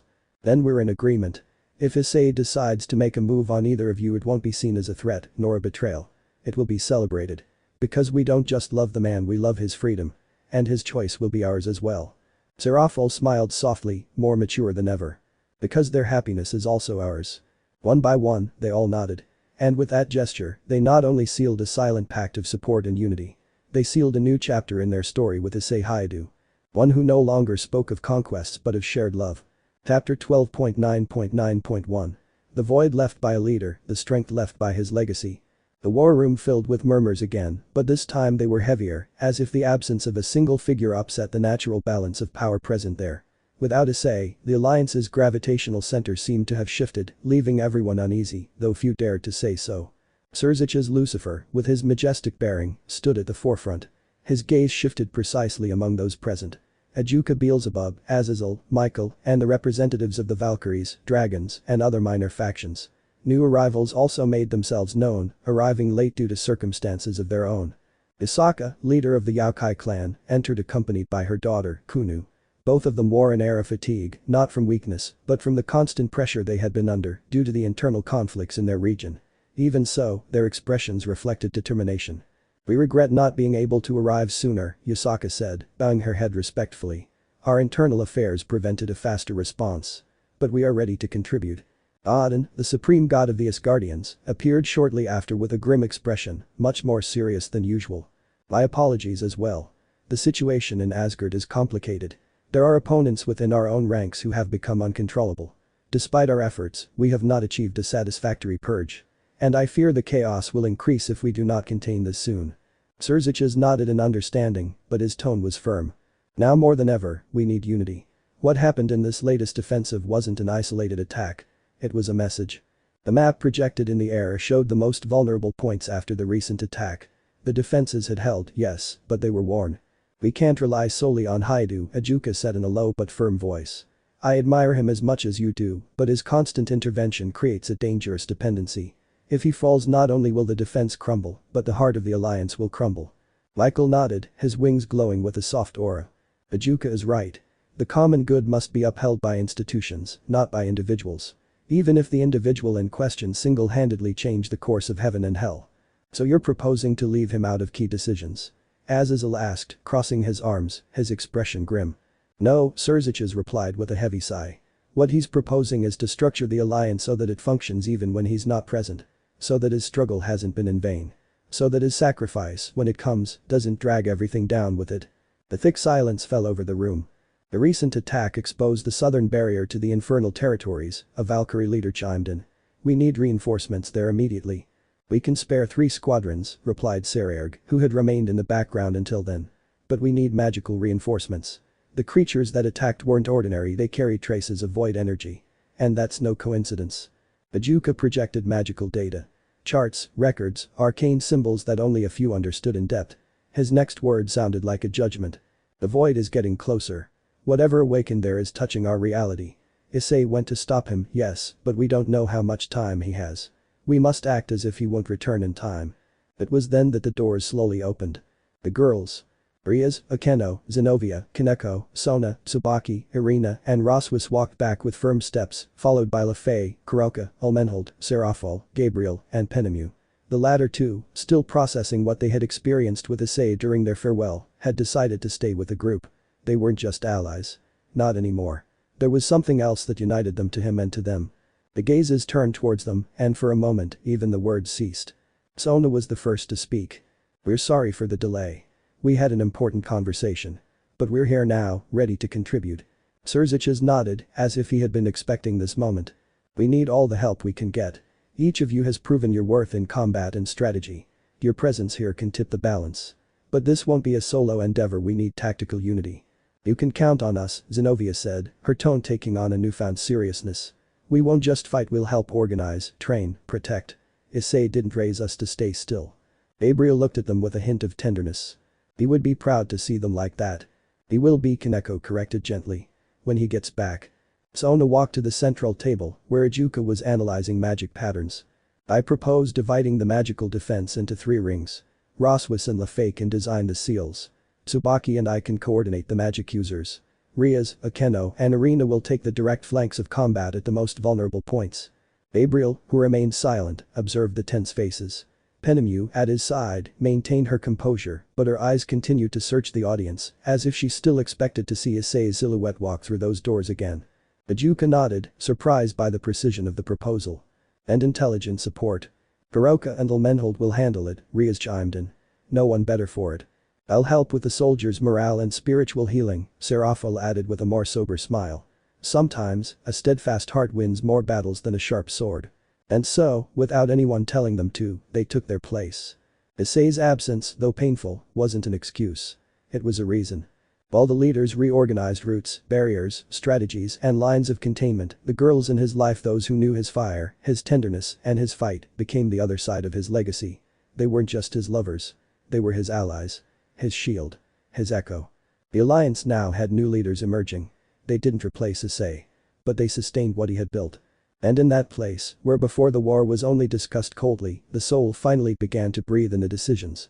The soul named Hyoudou Issei. And they, who shared his love, now also shared his cause. Chapter 13. The reflection of the void. The void. The place where time and matter were meaningless. A world beyond the understanding of the gods, beyond creation itself.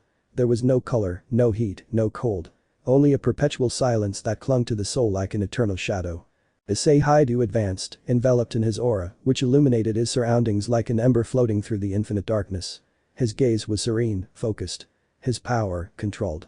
He was no longer the impulsive young man who feared losing control. He was a man scarred by war and loss, but who stood firm for those who still believed in him. And then, as if the void itself revealed her, Office appeared. Her form was still that of a child. Small, pale, with emotionless eyes, but within them, a faint glimmer of humanity shone. "You came," he murmured in his eternal unchanging tone, though a slight hint of relief crossed his face. Issei nodded, stopping a few steps away from her.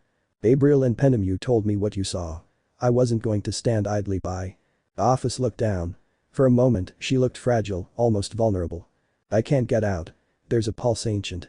Like a cage made of pure essence. It's the blood mirror." Issei frowned. "I've never heard of that. Because it was created before time. Before even the sacred gear systems were conceived. An artifact forged from the first bloodshed of Great Red during its birth in the primordial chaos. Its purpose is to reflect and contain the primordial energy of the apocalypse dragon." Issei took a step closer, his eyes flashing with understanding. "And when they used my blood," he connected in a low voice. Office nodded slowly. "Your blood, mixed with mine, it bears the imprint of both of us. And for some reason, something used it to activate the mirror. The pulse it emitted sealed me here. I can't cross beyond the edge of infinity." "Who did it?" "I don't know," Office replied, with a trace of unease she rarely showed. But if you don't stop it could activate again. And this time it might not just seal me. Issei approached the center of nowhere. Floating as if suspended in an invisible vortex, the blood mirror awaited him. It was an oblong, shiny slab, a deep red, almost like liquid crystal. It pulsed. He reached out, his power flowing like a warm river. His essence resonated with the artifacts. Blood calling to blood. A flash. An ancient roar. The chain was broken on the intangible plane. The seal was destroyed. The office closed her eyes. Her energy stopped floating like static smoke. She felt light. Alive. You did it, he whispered. Issei watched her, and his expression revealed something he hadn't expected. Nostalgia. You don't have to stay here, office. Not anymore. You did once out of fear. For balance. But now you're not just the void dragon anymore. You're you. A person. A woman. Silence. The office lowered her head. Her thoughts were a whirlwind, impossible to read except for Issei. He had shared moments, silences, even battles with her. He had been one of the few who never feared her. When I was with you in that world of emotions, when I learned to feel what I didn't understand, there was peace, she said finally. There was warmth.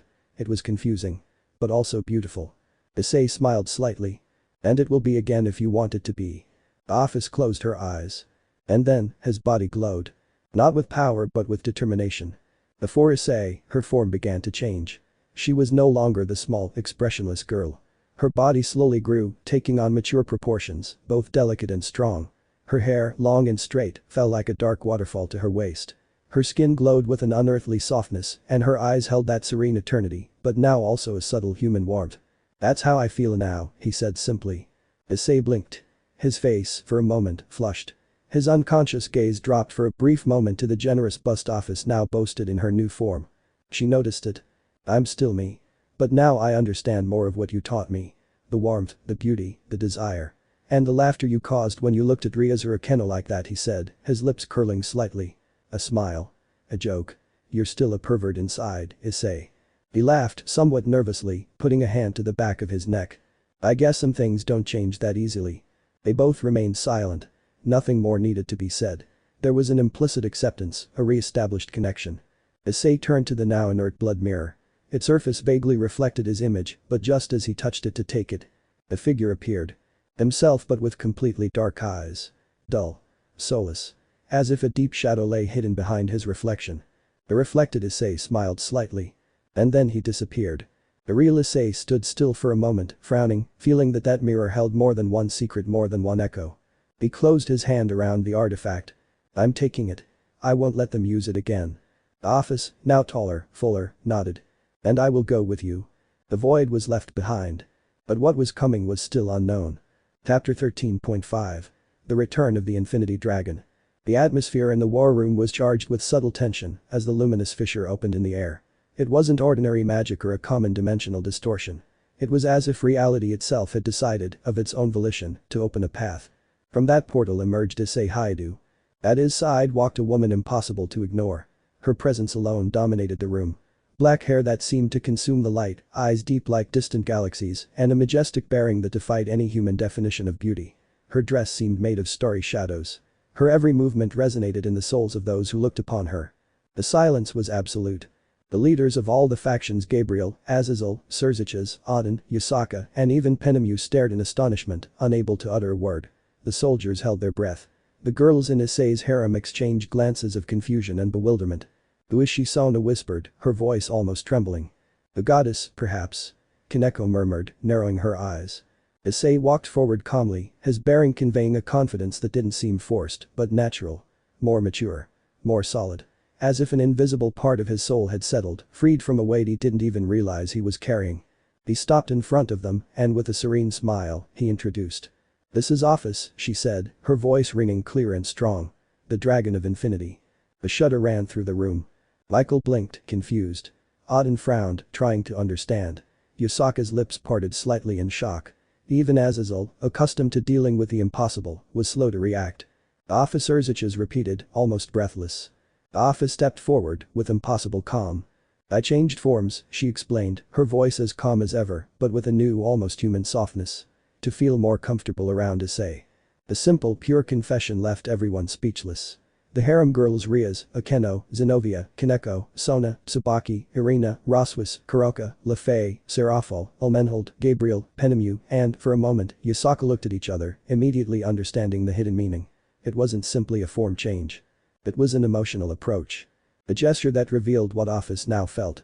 Issei, blushing slightly as he recalled the quick glances he had cast towards the generous bust of Office's new form in the void, cleared his throat slightly and returned to the central topic. Azazel. His tone became authoritative. I entrust this artifact to you. From his personal space, he carefully took out an object covered with multiple seals. The blood mirror. An object that seemed to pulse with a life of its own, its dark surface glowing faintly like a dying heart. Azazel, sensing the immediate danger, took it with great care. I will take you to the deepest level of the Crimson Tower, he stated gravely. I will personally oversee your isolation. It mustn't fall into the wrong hands. Issei nodded. No one who isn't absolutely trustworthy should come near it. Office then spoke, her voice like a whisper from the cosmos. The blood mirror was created with the blood of Great Red, the dream dragon, at the very moment of his birth. Its purpose was to contain the vast negative emotions of the void. Hatred, hopelessness, madness, feelings capable of destroying entire realities if they were allowed to spill over. Everyone listened, absorbed. Great Red sealed this artifact to protect the flow of existence itself. It was a personal seal and no one but him knew its secrets. Office looked down, as if remembering. However, someone activated the mirror using Issei's blood, a blood that shares Great Red's essence and part of my own. A restless murmur ran through those present. Who could have gotten that blood? Miguel asked, disturbed. We don't know, Office admitted. But his goal was clear.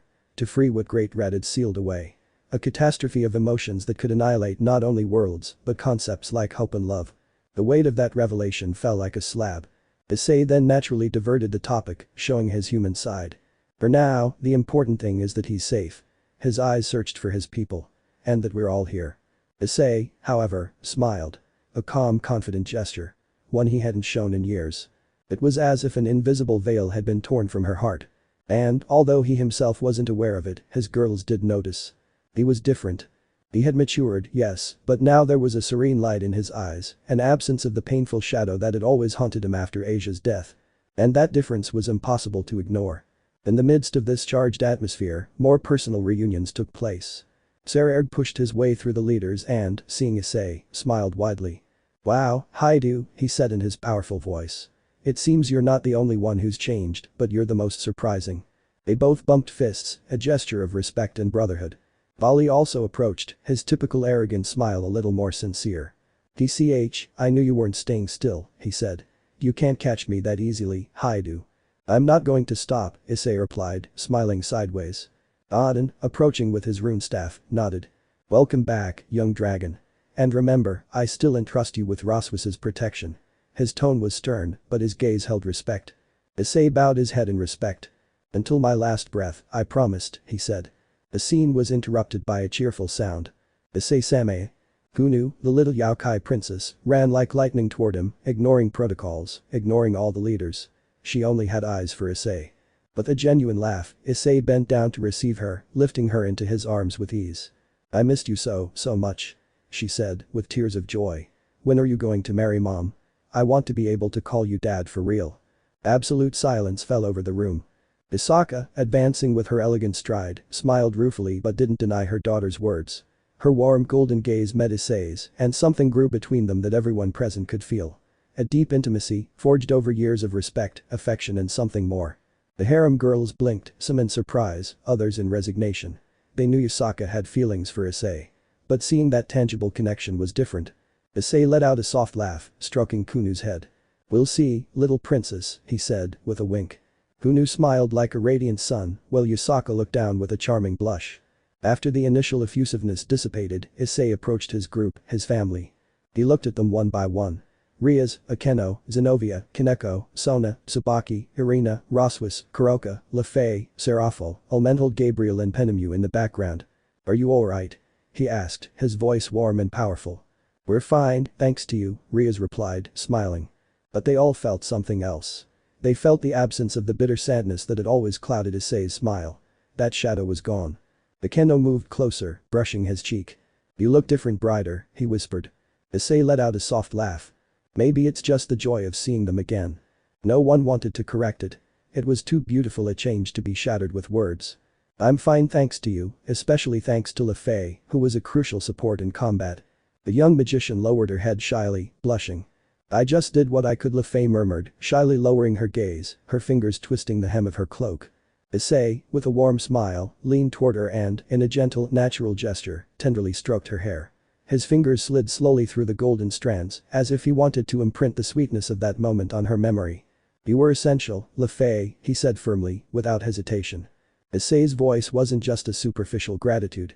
It was the recognition of someone who had walked to the edge of the abyss and had returned in part thanks to her. Le Fay's eyes shone with emotion, her cheeks flushing a deep red. For a moment, she seemed to want to say something more, something she was keeping deep inside, but she held back, instead embracing that touch that meant more than 1,000 words. The other girls smiled at the scene. It wasn't just tenderness. It was pure love in one of its most sincere forms. And, more importantly, it was living proof that Issei had changed. He no longer weighed on himself like a statue cracked by pain. No. Now, his heart could hold those emotions with renewed clean strength. Issei then straightened his back, his gaze slowly scanning all the women who filled his life with color, before calmly announcing. The office will be living with us from now on. Her voice sounded clear and natural, without any nervousness. There was a brief moment of silence. The girls exchanged quick glances. It was Kuroka who broke the mood, letting out a playful giggle as she tucked a strand of hair into her hair. We should all get used to it, Nyan. She purred, swishing her tail back and forth in amusement. There are more and more of us all the time and I'm not complaining. The couple of soft chuckles ran through the group. The office, who had remained as serene as a distant star, took a step forward. Her gaze, as deep as a bottomless ocean, swept over everyone's faces. I hope I can get along with all of you, he said, his voice low but honest. It was strange to hear an almost human tone in the words of the Dragon of Infinity, as if the change in form had also allowed new cracks to open in her, until now, impenetrable existence. Gabriel, with his eternal angelic smile, and Penemu, with her more relaxed but equally sincere attitude, watched discreetly from the sidelines. The office, turning to them, did something no one expected. She bowed her head slightly in a sign of respect. Thank you, he said, simply and unadorned. Thank you for helping me contact Issei. Gabriel put a hand to his chest, as if he wanted to contain the warmth that rose to his face. It was nothing, he said, his smile more radiant than any blessing.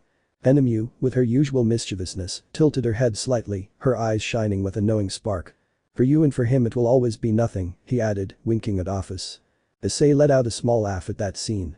But unlike in the past, her laughter wasn't forced, nor overshadowed by hidden nostalgia. It was pure, open, contagious. And the girls noticed. Rias, standing next to Akeno, felt a knot tighten in her heart, not from pain, but from relief. Xenovia, who used to read Issei like an open book in combat, realized he was now a whole new volume. Kaneko, whose feline sensitivity picked up on the slightest emotional vibrations, tilted her head, curious. Even Sona, always rational, realized it. The Issei who had returned was not exactly the same one who had left. He was stronger. Not just in power. In soul. Issei took a deep breath, looking around at everything. At his companions, his friends, his allies, his loved ones. At his protectors, his guides, his confidants. And, for the first time in a long time, he didn't feel the gnawing guilt in his chest. He didn't hear the echoes of the past whispering of betrayals and failures. I just felt. Peace. A serene and brilliant peace. A peace that allowed him to look to the future with them. Although, in the deepest recesses of his being, a dark shadow, the forgotten echo of the blood mirror, awaited its moment. By now, Issei Hyoudou was actually smiling. He had returned. And I didn't plan on losing anyone ever again. Chapter 14. The Blood Mirror. Night had fallen silently over the Crimson Tower, but at its deepest core, the darkness wasn't simply the absence of light. It was dense. Alive. Almost conscious. After arriving from the void and meeting with the leaders and the girls, Issei separated with Office to go check the mirror. Office walked behind Issei, her footsteps echoing through the ancient corridors. They descended beyond the sealed levels, passing through doors marked with forgotten runes, seals that even Azazel had chosen not to touch. Each one opened at the mere touch of Issei's fingers, as if the tower recognized it or feared it. Finally, they arrived. When they reached the sealed chamber, the atmosphere changed. It weighed on their shoulders like a lead cloak. Azazel waited for them there, serious, his arms crossed. The fallen angel wasn't easily impressed, but at that moment his face was a mixture of concern and respect. In the center, an obsidian altar floated, suspended by invisible currents. Above it was the blood mirror, but it reflected a figure even though there was no one in front of it. I didn't touch it, he said as soon as Issei and Office approached. I just studied it from afar. The mirror. His voice lowered a tone, did nothing more than project a silhouette of you, Issei. It never moved. It never acted. It just was there. But now, sensing his proximity, the blood mirror reacted. The projected silhouette slowly solidified on the black altar, taking shape, volume, and life. Issei gulped. The figure opened its eyes. They were red like freshly spilled blood. Seeing him, her breathing stopped for a moment. "What is this?" he whispered. Office stepped forward, her voice as calm as the wind before a storm. "I don't understand it either." Its purpose was to contain the immensity of negative emotions from the void.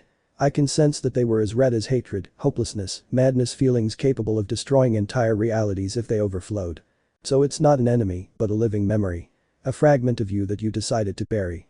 Issei nodded silently and took a step forward. Issei took a deep breath. He took a step forward. The figure identical to him smiled with a crooked grimace. "Hello, old me," that voice laden with venom whispered. "How does it feel to know you've become what you feared most?" "What are you?" Issei asked, not looking away. "I am what you left here. The anger. The guilt. The resentment. The pain you never cried over." The figure held out its arms. "I am the Issei who swore to be strong but forgot to be human." Issei frowned. Something inside him stirred. Not fear. Not hatred. It was understanding. When he whispered. "When Asia died. When you decided to take on everyone's burden but buried your own sadness." The reflection moved closer, its presence suffocating. "Don't you notice? Don't you feel like something's missing?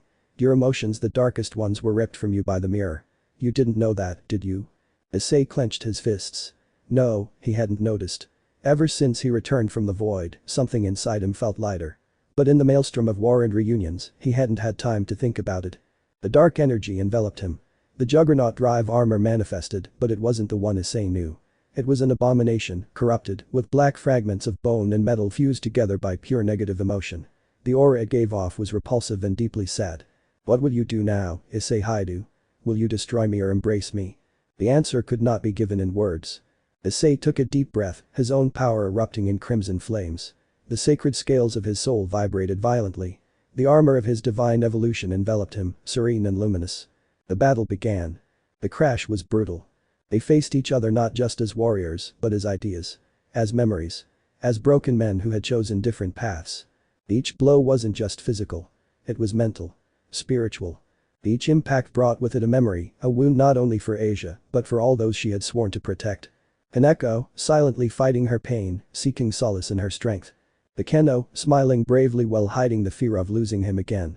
Xenovia, protecting his back even as her own wounds bled. Irina, praying for her safety, without asking for anything in return. Rossweisse, watching over his body in the war, like a silent angel. Tsubaki, offering her a serene calm amidst a storm of responsibilities. Sona, giving him her absolute trust even when the world conspired against him. Rias, his first love, looking at him with that silent pride that always saved him. And also Lefei, Kuroka, Gabriel, Penemu, Serafal, Yasaka, all those who wove his world into something bigger than himself. Each memory was a blow that weakened his dark reflection and strengthened his true self. Finally, Issei lowered his arms. He came closer. And instead of throwing a finishing blow, he held out his arms. "You were me. But now I am something greater. I am your dreams. Your wounds. Your hopes. I don't need to destroy you, just accept you." The reflection blinked, as if it wanted to cry. It crumbled in a shower of red light. Issei fell to his knees, exhaling slowly. The weight of years fading from his back. As Azul approached slowly, his face filled with astonishment. "I've never seen anything like this in my entire life," he murmured. Issei sat up with Office's help. He approached the altar, where the mirror still floated, inert. "How do we make sure no one else wakes him up?" he asked. Office reached out. "With our blood." Issei nodded. He slashed his palm, letting his crimson blood fall onto the mirror frame. Office, for the first time in centuries, did the same. The mirror absorbed the blood, and the chamber's runes glowed with an ancient glow. The artifact was sealed forever beneath their living signatures. Azazel watched in silence. "If your reflection had escaped, not even I could calculate the damage. Not just to you, but to the entire world." Issei nodded, solemn. "Then I'd better sleep forever." As they left the chamber, Office walked beside him. The atmosphere was different. Issei was different too. Calmer. More self-aware. But there was still something in his chest. The need to understand everything he felt now, without the weight of guilt he had carried for years. He stopped in a quiet hallway. I need, he said, searching for the words, time to understand what I feel now. The office looked at him for a long time. And for the first time, she smiled slightly. I understand you. She quietly stepped away, her steps light. It wasn't abandonment. It was respect. The office had her own path now. And part of that path was the conversation she'd asked to have with the girls. The conversation that would change their bonds forever. Chapter 14.5. Girls' Night Out. The night had enveloped the Crimson Tower in a solemn silence. Under the dim light, the girls had gathered, putting aside the worries of war and diplomatic strategies. Now it was an intimate moment, a moment just for them and for Office, who, with unexpected grace in her new form, crossed the threshold of the hall. His gait was slow. His aura, which had previously inspired fearful respect, now radiated something different. Vulnerability. He stopped in front of them, looking at them one by one with his infinite eyes. Can I talk to you? Her voice sounded soft, almost fearful. Rias, as always the natural leader among them, was the first to respond, with a warm smile. Sure, Office. Come, sit down. Office sat, her hands folded in her lap. It was clear she was uncomfortable, not because she was afraid, but because she didn't know how to express herself. I don't know how to start, she admitted sincerely. The Keno tilted her head, her long jet black hair cascading over her shoulder. You don't have to rush. Take your time, she whispered, with that sweetness that knew how to comfort anyone. Office looked down for a moment, gathering words that weren't easy for her. Ever since Issei reached out to me without wanting anything in return, I started to change. Little by little. At first, it was curious. Then it became a need. Wanting to be near. Feeling his presence. Xenovia, direct as always, spoke loudly. You mean feelings? Do you desire Issei like we do? Office stared at her without blinking, processing the concept. I don't know if it's the same thing. I don't know if what I feel can be called love. Not the way you understand it. But I want to try. I want to learn. With him. With you. Haneko, who until then had remained silent, watching her with her large, serene eyes, spoke in her calm voice. Just trying is important. No one was born knowing how to love, Office. Not even us. Tsubaki, always thoughtful, added in a low voice. Love is making mistakes, it's doubting, it's suffering, and it's also being happy. There's no manual. Just the sincere desire to connect. Irina, clasping her hands on her chest, smiled radiantly. And if your desire is genuine, then that's enough to get started. Rossweisse nodded, with a slight smile that barely hid her tenderness. It took me a long time to accept my own feelings for Issei. And I still make mistakes, but he always gives me a second chance. He gave it to all of us. The Fae, sitting cross-legged, swung her feet slightly and said with a sweet smile. Issei would never expect perfection. Only sincerity. Office took a deep breath, closing her eyes for a moment. So if you'll allow me, I'd like to stay by your side. Learn. Make mistakes. And maybe, one day, be a real part of this thing you call family. Hiroka, amused, let out a purring giggle. Naihaha. Looks like the little infinity dragon has a heart after all, Nyan. Serapho leaned forward, her eyes shining with suppressed emotion. Of course. It's wonderful. And if you ever don't understand something, you can ask me, Serapho, the great master of love. Ilmenhold, more demure, spoke in her elegant tone. Having feelings for someone like Issei, it's only natural. His light attracts even those who think they don't need it. Gabriel, with his radiant and serene presence, added in a melodious voice. True love doesn't demand immediate reciprocity. It just exists waiting, trusting, growing. Enmu, smiling sideways, looked at Office with a little more mischief. And believe me, little infinite falling in love with Issei Hyoudou is the most dangerous and sweet thing that can happen to anyone. Office slowly opened her eyes, as if processing everything she'd just heard. Her voice, when she spoke again, was barely a whisper. Thank you to all of you. There was a moment of silence, not awkward, but full of respect and acceptance. A silent bond began to form, invisible but firm. Rias then approached, and with a naturalness that only a true leader could show, extended her hand towards Office. Welcome home. One by one, all the girls smiled, some excited, others serene, but all sincere. Office timidly placed her hand on Rias. For the first time in her eternal existence, the Dragon of Infinity did not walk alone. He had found something that all the power in the world could not manufacture. The place to belong. Chapter 15. Promises under the silent sky. The sunset bathed the cemetery in shades of gold and red, as if the entire world were suspended between light and shadow. Issei walked silently, hands in his pockets, his pace low. Every sound, the crunch of gravel, the whisper of the wind through the cypress trees, seemed louder in this place where those who had passed away rested. In front of a simple white marble tombstone, he stopped. Beige Argento. Dear friend, eternal light. Issei bent down, placing a fresh flower, a white rose, at the base of the grave. He didn't say anything at first. He couldn't. Only after a few minutes, when the wind caressed her face like an old friend, did her lips part. "Hi, Asia," he whispered. He sat down in front of the tombstone, letting the silence speak first. His fingers played with a small, loose stone on the ground, an almost childlike gesture. "I've been lost." His voice cracked slightly, but he didn't stop. "For so long, I believed it was my duty to carry everything. The pain, the guilt, the promise that I wouldn't lose anyone else." He looked up at the crimson-tinged sky. The same color that once bathed his hands. "But today I understood something." His gaze returned to the tombstone. "I can't protect everyone alone. And I can't keep hating myself for what happened. Because that," he swallowed, "that doesn't just hurt me. It hurts the people who love me. It pushes them away, it hurts them." He brought a hand to his chest, where he still felt the echo of the dark reflection he had faced. "Sometimes I feel like if I'd been stronger, you'd still be here." She closed her eyes for a moment. "But that's not the truth, is it?" The wind blew again. A warm caress. Like the smile Asia always wore on her face. Issei smiled sadly. "I don't have to carry that guilt around like an eternal punishment. Not to honor you. Not to protect the others." He leaned forward, resting his forehead against the cold marble. "I promise you that instead of fearing losing them, I will fight to live alongside them. To build something real. Something worthwhile." He sat up slowly, his gaze fixed on the tombstone. "I have to be a better man for them. Not just love them but live up to them. Grow, mature.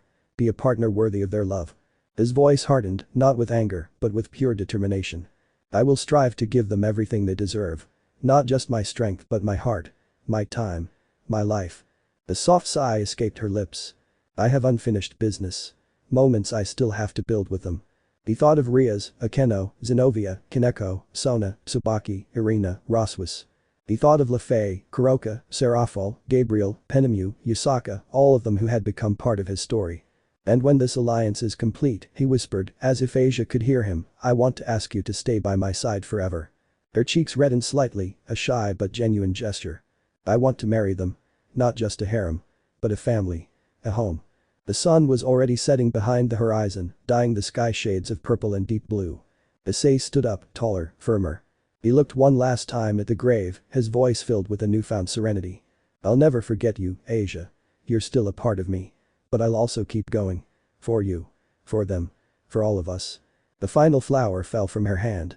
Then she turned around, leaving the cemetery behind, but carrying the memory of Asia in her soul, no longer like a wound, but like a guiding star. In her heart, a new promise burned. The promise to live without fear, to love without chains, and to build a future where no one else would have to say goodbye. A future where I could finally be happy. Chapter 15.5. The Return of a King. The door to the Hyoudou mansion opened with a soft whisper. The sky outside was covered in stars, bathing everything in a cold, silvery light. Issei crossed the threshold with a calm stride. The same house. The same hallways. And yet, everything seemed different. Or maybe it was he who had changed. In the main hall, they were waiting for him. Rias, Akeno, Xenovia, Kaneko, Sona, Tsubaki, Irina, and Rossweisse. 8 women from different pasts, but united by the same invisible bond that beat in their hearts. And beside them, discreetly, was Office. The dragon goddess of infinity, who, after her recent emotional awakening, had asked to remain by their side. To understand, to feel, to learn what that warm bond she now wished to share was. When they saw him enter, the atmosphere briefly froze. Not because they weren't expecting him. But because what their eyes caught was different. Issei no longer carried with him that silent shadow that had darkened his gaze in recent years. There were no more hidden cracks in his smile, nor suppressed tension in his shoulders. There was a solidity in his presence, a peace that tempered fire. Rias was the first to move, her red hair blowing like a flame in the wind. She approached, slowly but surely, her blue eyes filled with suppressed emotion. "Issei," she whispered. He smiled. Not the forced smile of someone hiding their pain. But a full honest smile, like the dawn after an eternal night. "I'm home now," he said, his voice deep and warm. Without waiting any longer, Rias threw herself into his arms, hugging him tightly. Akeno followed almost immediately, wrapping them both in her embrace. Then Xenovia, firm as an unsheathed sword. Kaneko, silent but trembling slightly. Sona, with a trembling seriousness in her gaze. Tsubaki, discreet, resting her head on his back. Irina, smiling with tears held back. And Rossweisse, who barely managed to contain her emotion before joining the collective hug. The Office watched them silently, like a child gazing into a sacred fire. Her black eyes shone softly on her unchanging face, absorbing every nuance of that moment, every emotion, every bond that wove around her. Issei closed his eyes and wrapped them all in a wide protective hug, one by one. No longer like a child seeking refuge, but like a man offering a home. "I'm sorry," she whispered suddenly, "for making you bear my pain." Her voice was barely a whisper, but each of them felt it like a heartbeat of their own. Rias shook her head, rubbing her cheek against his chest. "You don't have to apologize to us." Akeno laughed through her tears. "You're our fool, we accept you completely, don't you understand?" Kaneko muttered, holding on tighter. "The important thing is that you came back." Sona pulled away just to look him in the eye, her glasses shining with determination. "And now, what do you plan to do?" Issei inhaled deeply, as if filled with new air. "Now," he said, his voice firm, "now I'm going to fight for our future. Not just to protect you but to live it alongside you." Xenovia smiled widely, with that expression of a warrior who no longer carried only swords, but also dreams. "Then there's nothing more to say," he declared. Rossweisse nodded, wiping away a tear. "We'll help you. Always." Tsubaki calmly added. "You're not alone, Issei." Irina raised her arms, like someone celebrating an invisible victory. "And no one will let you carry everything back by yourself." A soft laugh erupted from the center of the collective embrace. It was Issei. And soon all the others laughed too. The laugh that was promise, rebirth, home. And in a corner, Office watched, silent, with an almost imperceptible flash of tenderness in her unchanging expression. Not fully understanding it yet, but feeling a new certainty in her heart. She, too, wanted to be part of that home. Issei closed his eyes and wrapped them all in a wide protective hug, one by one. No longer like a child seeking refuge, but like a man offering a home. "I'm sorry," she whispered suddenly, "for making you bear my pain." Her voice was barely a whisper, but each of them felt it like a heartbeat of their own. Rias shook her head, rubbing her cheek against his chest. "You don't have to apologize to us." Akeno laughed through her tears. "You're our fool, we accept you completely, don't you understand?" Kaneko muttered, holding on tighter. "The important thing is that you came back." Sona pulled away just to look him in the eye, her glasses shining with determination. "And now, what do you plan to do?" Issei inhaled deeply, as if filled with new air. "Now," he said, his voice firm, "now I'm going to fight for our future. Not just to protect you but to live it alongside you." Xenovia smiled widely, with that expression of a warrior who no longer carried only swords, but also dreams. "Then there's nothing more to say," he declared. Rossweisse nodded, wiping away a tear. "We'll help you. Always." Tsubaki calmly added. "You're not alone, Issei." Irina raised her arms, like someone celebrating an invisible victory. "And no one will let you carry everything back by yourself." A soft laugh erupted from the center of the collective embrace. It was Issei. And soon all the others laughed too. The laugh that was promise, rebirth, home. And in a corner, Office watched silently, an almost imperceptible flicker of tenderness in her unchanging expression. Not fully understanding it yet, but feeling a new certainty in her heart. She, too, wanted to be part of that home. Then, with slow steps, Office approached. Her endless eyes searched for Issei's, while the others naturally made way for her. "Issei," she said, her voice so soft it sounded like a whisper in the wind. "Is it okay that I'm here too?" Issei looked at her, his warm smile never fading. He bent down slightly, lowering himself to her level, and rested his forehead against hers, his gesture filled with affection. "Always, Office," he whispered. "This home is yours too." A slow blink was the goddess's only reaction. But briefly, something resembling a smile appeared on her lips. And in that instant, an invisible and indestructible bond was finally sealed between all those souls. The following days passed like a slow stream under the light of a winter sun. There was no true rest, no absolute truce. The alliance Issei dreamed of building required every ounce of his effort, his patience, his renewed conviction. Diplomatic meetings between distrustful factions. Tense negotiations where every word weighed like steel. Elaborate strategies projecting a future where demons, angels, and beings of all races could coexist without fear. Issei was at the center of it all. Not just as a warrior, not just as a figure of power. But as a symbol. As a man who, having embraced his pain and redeemed his soul, now walked with his head held high toward tomorrow. The girls, always by his side, were his silent strength. Rias, Akeno, Xenovia, Kaneko, Sona, Tsubaki, Irina, and Rossweisse supported him not only in the intimacy of the home. Also on the political front, in moments of doubt, in endless meetings. Their advice, their presence, their smiles, they were anchors that kept Issei steadfast in the face of the storm. It wasn't easy. Not everything went as they wanted. There were disagreements, verbal spats, veiled threats of betrayal. But despite all this, day after day, step by step, the alliance moved forward. Like a tower built stone by stone, in the rain and against the wind. Still fragile, but not impossible. And at the heart of that monumental effort, there he was. Hyoudou Issei. The Crimson Dragon. Not the scatterbrained boy of before, but the man he had chosen to become. A man who no longer just fought to keep what he loved. But now he fought to build a world where that love could flourish. Meetings with the various factions multiplied. Strategic discussions, peace negotiations, and endless sessions reviewing pacts. Every day was a battle against exhaustion, against the ancient wounds that still burned in the world. But this time, Issei wasn't alone. Every morning, I found strength in shared breakfasts, in shared laughs during a workout, in knowing glances during a meeting. Rias leaving notes of encouragement on his desk. Bekeno silently massaging his shoulders when reports were finished. Hineko leaving his favorite sweets next to his documents. Sona organizing everything so he wouldn't get overwhelmed. Tsubaki guiding him through intricate diplomatic networks. Irina reminding him, with her unwavering faith, that miracles were possible. Rossweisse perfecting his defenses, protecting him even from what he couldn't see. The office, for her part, stayed close. Watching. Learning. Every emotion, every human gesture, every small flicker of vulnerability and hope that surrounded Issei, she absorbed it with a silent thirst. And although she rarely spoke, her very presence had become an indispensable part of Issei's new life. The shadows of the past still existed, yes. But now they were just that. Shadows. Not chains. Issei had returned. Renewed. Resolute. And although the path to the future was arduous, he now knew he wouldn't walk it alone. Because their home, their family, their love were there. And together, they would conquer the peace that Asia, in some corner of heaven, surely smiled upon seeing. Chapter 16. The Judgment of Shadows. The months had flown by like a stormy river. One where Issei Hyoudou, now more man than dragon, more leader than soldier, had learned that not everything in life was resolved with punches or roars of power.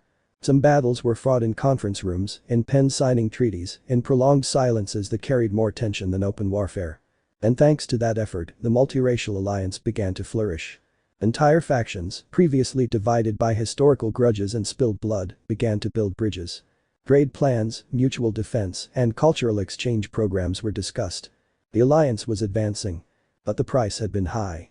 Too many times, Issei had to turn his eyes away from the reports coming from the most closed areas, from regions that weren't responding. Too many times, he had had to choose between fighting a certain battle or chasing rumors that weren't certain. And among those unhealed wounds was Ravel Phoenix.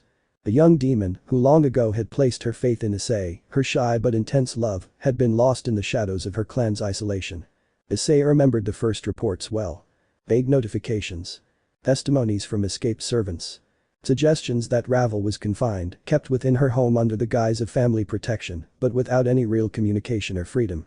He remembered the helplessness he had felt. The rage. He'd wanted to go immediately. The storm into Phoenix territory, smash through the gates, and bring her back into his arms. But. Then came Sona and Azazel's warnings. Harsh but true reminders. An aggressive move against the Phoenix clan, one of the oldest and proudest demon bloodlines, could have been interpreted not as an act of rescue, but as a declaration of war. An attack that would have put the entire fragile construct of the alliance at risk. That would have ruined years of work and doomed thousands. Issei clenched his fists, suppressing his frustration. He'd made the right decision. He knew it. But that didn't make it hurt any less. Ravel had waited. She had suffered. She had believed in him. And he hadn't come. That weight followed him every night he stared at the ceiling, unable to sleep. Every time he felt he hadn't done enough. It was at one of the sessions of the Alliance Coordinating Council, a great hall of stone and magic, erected in the Crimson Tower where the storm began to brew. Issei stood at the center of the oval table, flanked by Azazel, Seraphol, Ajuka Beelzebub, Michael, Gabriel, Yusaka, and other key representatives. Also present were Sona, Rias, the other girls, as well as Bali and Seraerd Baal, as emerging figures within the new generation of demonic leaders. And, in a corner, Office, silent but always attentive. On the table, Azazel dropped a dossier that seemed to weigh tons. Latest reports, he announced gravely. Ajuka, always methodical, took the floor. The rebel clans are still active. And not only that. Some have found refuge in underworld factions that haven't fully accepted the alliance. Among them the Phoenix clan. The name echoed through the room like distant thunder. Issei's face hardened. Confirmed. Ajuka nodded. Confirmed. Apparently, internal sectors of the Phoenix nobility sympathize with anti-alliance movements. And, what's worse, there are signs that they're collaborating with insurgents. Issei took a deep breath. His shoulders tense. His gaze grim. Sona, sensing his inner conflict, leaned toward him, her voice calm. Issei, I know what you're thinking. He looked at her, a tired sadness reflecting in his golden eyes. I wasn't there for her, he murmured, more to himself than to anyone else. She believed in me. She gave me her loyalty, her heart. And I didn't save her. Sona shook her head gently, her words tinged with compassion but also firmness. You couldn't be everywhere, Issei. You carried the responsibility of uniting worlds on your shoulders. If you had acted impulsively, if you had entered Phoenix territory without proof or diplomatic support, the entire world could have gone up in flames. It would have seemed like you were forcing her hand into an alliance under duress. It would have ruined everything Asia dreamed of you building. And everything you yourself swore to protect. Sona's words hit with the force of an irrefutable truth. Issei lowered his head. Yes, it was true. All he'd wanted was to save Ravel. But he also had to accept that saving her at that moment, under those circumstances, would have meant destroying everything Asia, himself, and everyone who believed in the alliance had tried to build. His mission was greater than his personal pain. But now it was no longer just a rumor. Now there was a real opportunity to act. Azazel broke the silence with another piece of news. The Council of Demonic Elders has summoned you, Issei. Everyone's attention was focused on him. What for? Issei asked, although he already knew what it was. The Juka folded his hands on the table. To judge you. To evaluate you. And, if they can't, to break you. Azazel added, his tone tinged with bitterness. They want to see you hesitate. They want to make you lose confidence. They want to show everyone that the dragon of the alliance isn't invincible. Issei closed his eyes for a moment, as if searching for his center. When he opened them, his gaze was a serene flame. I'll go, he said. His voice was low, but it resonated like a hammer blow. I'll go to that meeting. And after that I'll go get Ravel. Rias nodded, her eyes alight with pride and affection. Sererg, smiling barely, murmured. That's how it should be. Office, from her corner, leaned forward slightly. Don't forget, Issei, she said, her voice ethereal as the wind. You don't fight alone. He gave her a firm look back. I know, Office. Her smile was serene and determined. This time, we'll bring everyone home. Fate was already written. And this time, Issei wouldn't fail. No more guilt. No more regrets. Only steps forward. For them. For himself. And for a future worth living. Chapter 16.5. The Dragon's Judgment. The Underworld's Judgment Hall was a place steeped in history and poison. A vast space of dark stone, columns carved from obsidian, and a semicircular table where the demonic elders sat, their faces carved by centuries of power, resentment, and pride. Issei Hyoudou walked alone down the central corridor. His footsteps echoed gravely on the black marble. His gait was calm, but his mere presence seemed to make the air vibrate. He wore no armor. He wielded no weapons. His only clothing was a dark, sober, simple suit. Because today, war would not be fraught with roars and flames, but with words, looks, and convictions. The elders watched him with cold gazes. Some displayed open contempt. Others, cautious curiosity. Standing in front of them, Issei stood like an unbreakable tower. Issei Hyoudou, intoned the head elder, a silver-haired demon named Belial, who represented the elder houses. Today you will answer for your actions. Today we will know if you are worthy of the position you have usurped over the years. The word usurped was thrown like a poisoned dart. Issei didn't react. He didn't frown. He didn't clench his jaw. He just stared straight ahead, with the serenity of someone who has known true emptiness and returned from it. Belial continued. They accuse you of upsetting the age-old balance between factions, of sowing artificial alliances that defy centuries of tradition, and he paused, enjoying himself acting out of personal gain. A bitter smile crossed some lips in the room. Issei then spoke, his voice firm, echoing off the walls. If protecting lives, building peace, and building bridges between historical enemies is disrupting the order, then I accept that accusation with pride. A murmur ran through the council. The answer had been precise, irrefutable, and above all it didn't show even a hint of doubt. Another elder intervened, this time a member of House Glaciolabolas, whose eyes glittered with malevolence. And what about your personal feelings? He asked, honing each word. Isn't it true that you founded this alliance out of guilt for not being able to save a certain human girl? A deathly silence fell in the room. Issei immediately knew who they were referring to. Asia. Eurasia. His heart tightened for a moment. A reflex impossible to suppress. The old man smiled, like an executioner smelling blood. Isn't it true, dragon, that you're nothing more than a wounded child trying to make up for your failures? Isn't this whole alliance a mask to cover up your weakness? The provocation was open. Calculated. They sought his anger.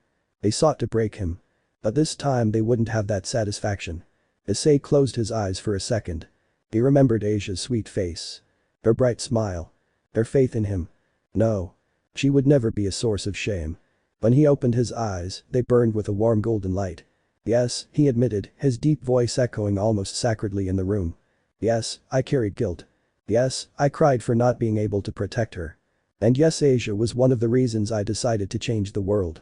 He leaned forward slightly, his words turning into a sentence. And what's wrong with that? Since when did grief over the loss of a loved one become a weakness? Since when is the desire to protect others a cause for contempt? The council fell silent. Some looked away, uncomfortably. Issei continued, his voice rising like an unstoppable river. My pain made me stronger. My love gave me purpose. And my promise to her is the foundation I build upon every day. I don't renounce it. I honor it. There was a moment when even the flickering torches seemed to bow before his words. Belial shifted uncomfortably in his seat. And what about the Phoenix clan? Another gaunt-faced elder snapped. Their interest in one of their members is obvious. Do you now intend to launch a personal crusade?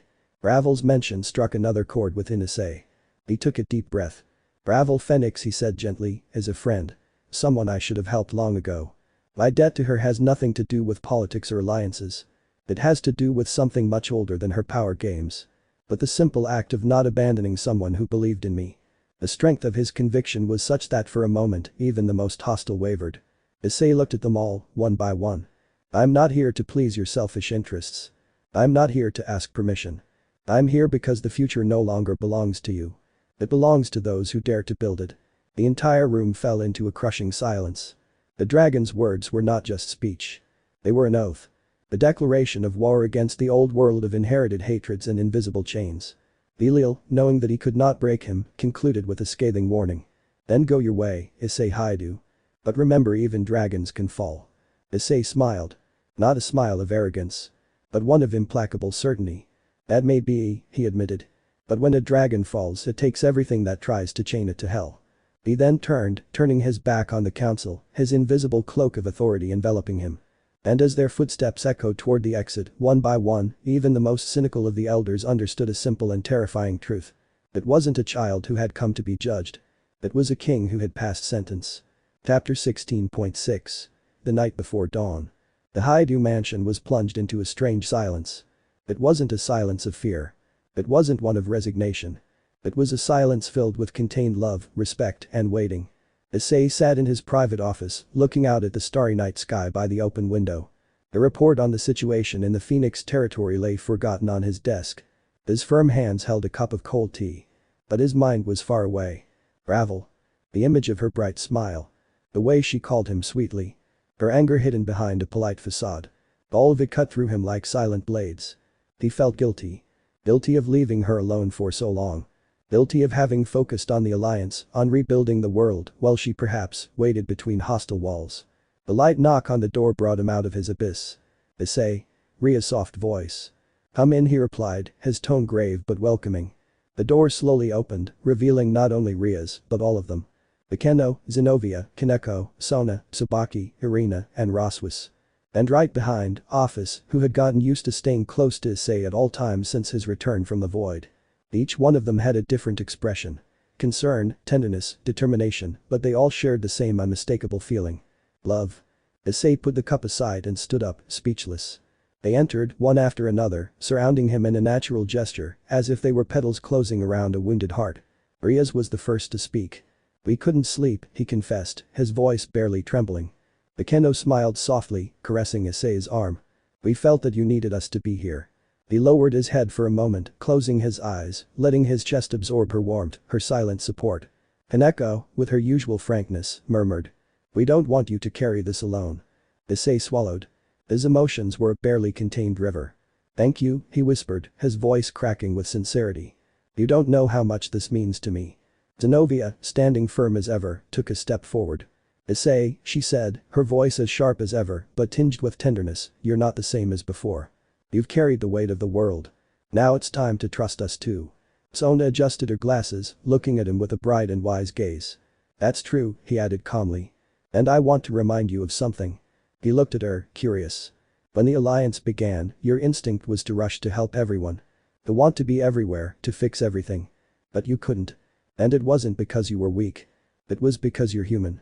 And now, more than ever, you must understand that your value isn't in how much you carry, but in how much you allow others to carry you. Issei listened to her intently, letting each word nestle in his mind like seeds of truth. Rossweisse, ever practical, took a small step forward, her expression slightly sad.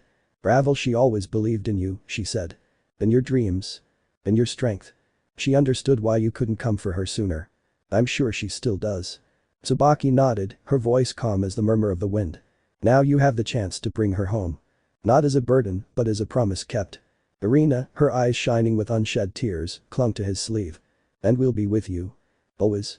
Issei looked down at his hands. Hands that had saved. That had destroyed. That had built. Hands that now trembled, not from fear, but from the depth of love he felt for them for Ravel. Then a soft hand rested on his chest. Office.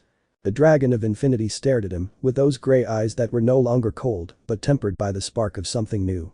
Something he learned to feel more strongly every day. Issei, he said, in his neutral but meaningful tone, if your heart hurts, mine hurts too. Issei smiled, moved. He took her hand carefully, as if holding something precious. Thank you, Office, he whispered. She tilted her head, not fully understanding the words, but understanding the warmth emanating from them. There was a long moment when they just stood like that. No masks. No pretenses. Just vulnerable souls sharing the same starry sky. Finally, Issei spoke, his voice as steady as a rock in the midst of a storm. Tomorrow I'll go find her. Not because I'm required to. Not because it's strategic. But because I want her back. Because she deserves to be free. Because she deserves to be where she's always belonged. The girls nodded in a solemn gesture. Rias stepped forward, placing her hands on Issei's shoulders. And when you bring her back, he said, his voice trembling with suppressed emotion, we will also embrace her as one of our family. Issei closed his eyes. She let the tears fall this time, silent, clean, liberating. It wasn't weakness. It was humanity. It was love. That night, they didn't sleep. They stood together in the main hall, some sitting, others leaning against his body, in a collective embrace. A small fortress of intertwined hearts, waiting for the dawn that would bring a new beginning. A dawn where the red dragon, accompanied by his family, would fulfill a promise not made with words, but with the very blood of his soul. I would never let someone I loved feel alone again. Chapter 16.7. The dragon walks towards hell. Dawn had barely touched the horizon when Issei, dressed in his red trench coat, descended into the main hall of the mansion. There, as if they had known he was leaving before he announced it, they all waited for him. Rias, Akeno, Xenovia, Kaneko, Sona, Tsubaki, Irina, and Rossweisse. And Office, discreet but present, like a silent shadow at her side. The air was thick, charged with pent-up feelings. Issei stopped in front of them, his draconic wings folded behind his back, his gaze steady but warm. So you weren't planning on leaving without saying goodbye? Ria said softly, crossing her arms, her voice trembling slightly. Issei smiled slightly. I couldn't do it, he replied, his gaze scanning each face. You're my home. Akeno took a few steps forward, her long jet black hair sliding like silk over her shoulders. We know you have to go, he said, his smile sad but firm. But don't you dare carry everything by yourself again. Issei lowered his head briefly, nodding. I know. His voice was a deep whisper. This time I won't fight out of pride or resentment. I just want to bring back someone who deserves a home too. Xenovia, with her always martial posture, fixed him with a resolute gaze. Remember, he said, bringing her back isn't just for her. It's for you too, for all of us. You're not alone, Issei. Kaneko, standing next to Xenovia, nodded, her voice barely a murmur, but laden with unusual tenderness. Ravel is also part of our family. Sona approached then, her demeanor as sober as ever, but with a warm glow in her eyes behind her glasses. Don't forget what I told you, he commented, his voice firm but gentle. You couldn't have done anything before without risking everything we've built. But now you have the chance to right what time denied us. Do it. Not as a leader, but as Issei Hyoudou. As yourself. Tsubaki, at her side, discreetly placed a hand on Sona's arm, as silent support. And remember, he added in his calm tone, whatever happens, we're here. Always. Issei briefly closed his eyes, stemming the tide of emotions that threatened to overwhelm him. Irina, unable to remain silent, stepped forward, her energy always alive, but with a sincere vulnerability in her voice. Ravel believed in you when many doubted you, he said. Don't let her down. And don't forget to come back safe and sound. We need you, Issei. Rossweisse, who had remained silent until then, spoke with a seriousness that contrasted with her usual nervousness. You know that deep down, Ravel always dreamed of being by your side, he murmured. Make her wait worth it. Finally, Office, who had been standing nearby, looked up. Her silver eyes met Issei's. Bring Ravel. The emptiness next to you hurts, he said, his voice flat but tinged with a human nuance that few knew how to interpret. Issei looked at her widely. And in that moment, he understood that Office wasn't the only one who had learned about human emotions. He had also learned from her. The purity of unconditional desire. He squeezed her hand gently. I promise, he said softly. I promise you. I promise all of you. The silence became heavy, like a pact sealed not with words, but with glances and hearts. Rias broke the tension, walking over and placing a hand on his chest, right over his heart. Come back to us, Issei. One by one, the others did the same, forming a circle around her, like an invisible shield of love, loyalty and faith. Issei, in the center, felt each of them leave part of their strength inside him. And so, with a murmur of their hearts accompanying him, he spread his black wings, turned, and departed toward the red horizon. The dragon walking towards hell. The journey was silent. The wind whipped against his face like cold blades, but Issei barely noticed. His mind was fixed on a single memory. Ravel. Her shy smile. Her way of looking at him with a mixture of admiration, affection, and hope. And a painful image of the report he had received some time ago. Ravel Phoenix, kept as a guest under strict surveillance by her own clan. Guilt was a heavy burden on his chest. He remembered Sona's words from the previous night in the strategy room. It wasn't the time, Issei. If you had acted sooner, the opponents would have used your actions as an excuse to boycott the alliance. What you wanted to do was noble, but it would have destroyed what we've built. Issei knew Sona was right. He understood. But understanding did not ease the pain.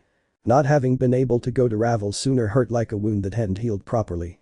He knew she never blamed him. He knew she still believed in him. And because of that silent, unwavering faith, Issei felt he had to do the right thing now. Not as the leader of an alliance. Not as a hero. But as the man who was supposed to be there for her.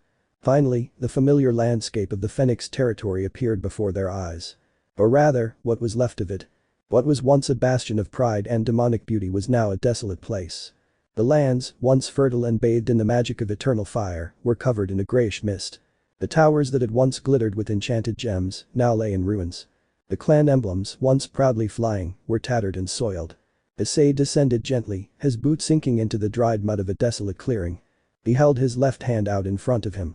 But the thought, he activated the boosted gear. Boost. The red gauntlet materialized, glowing with a restrained intensity, like a silent promise of power.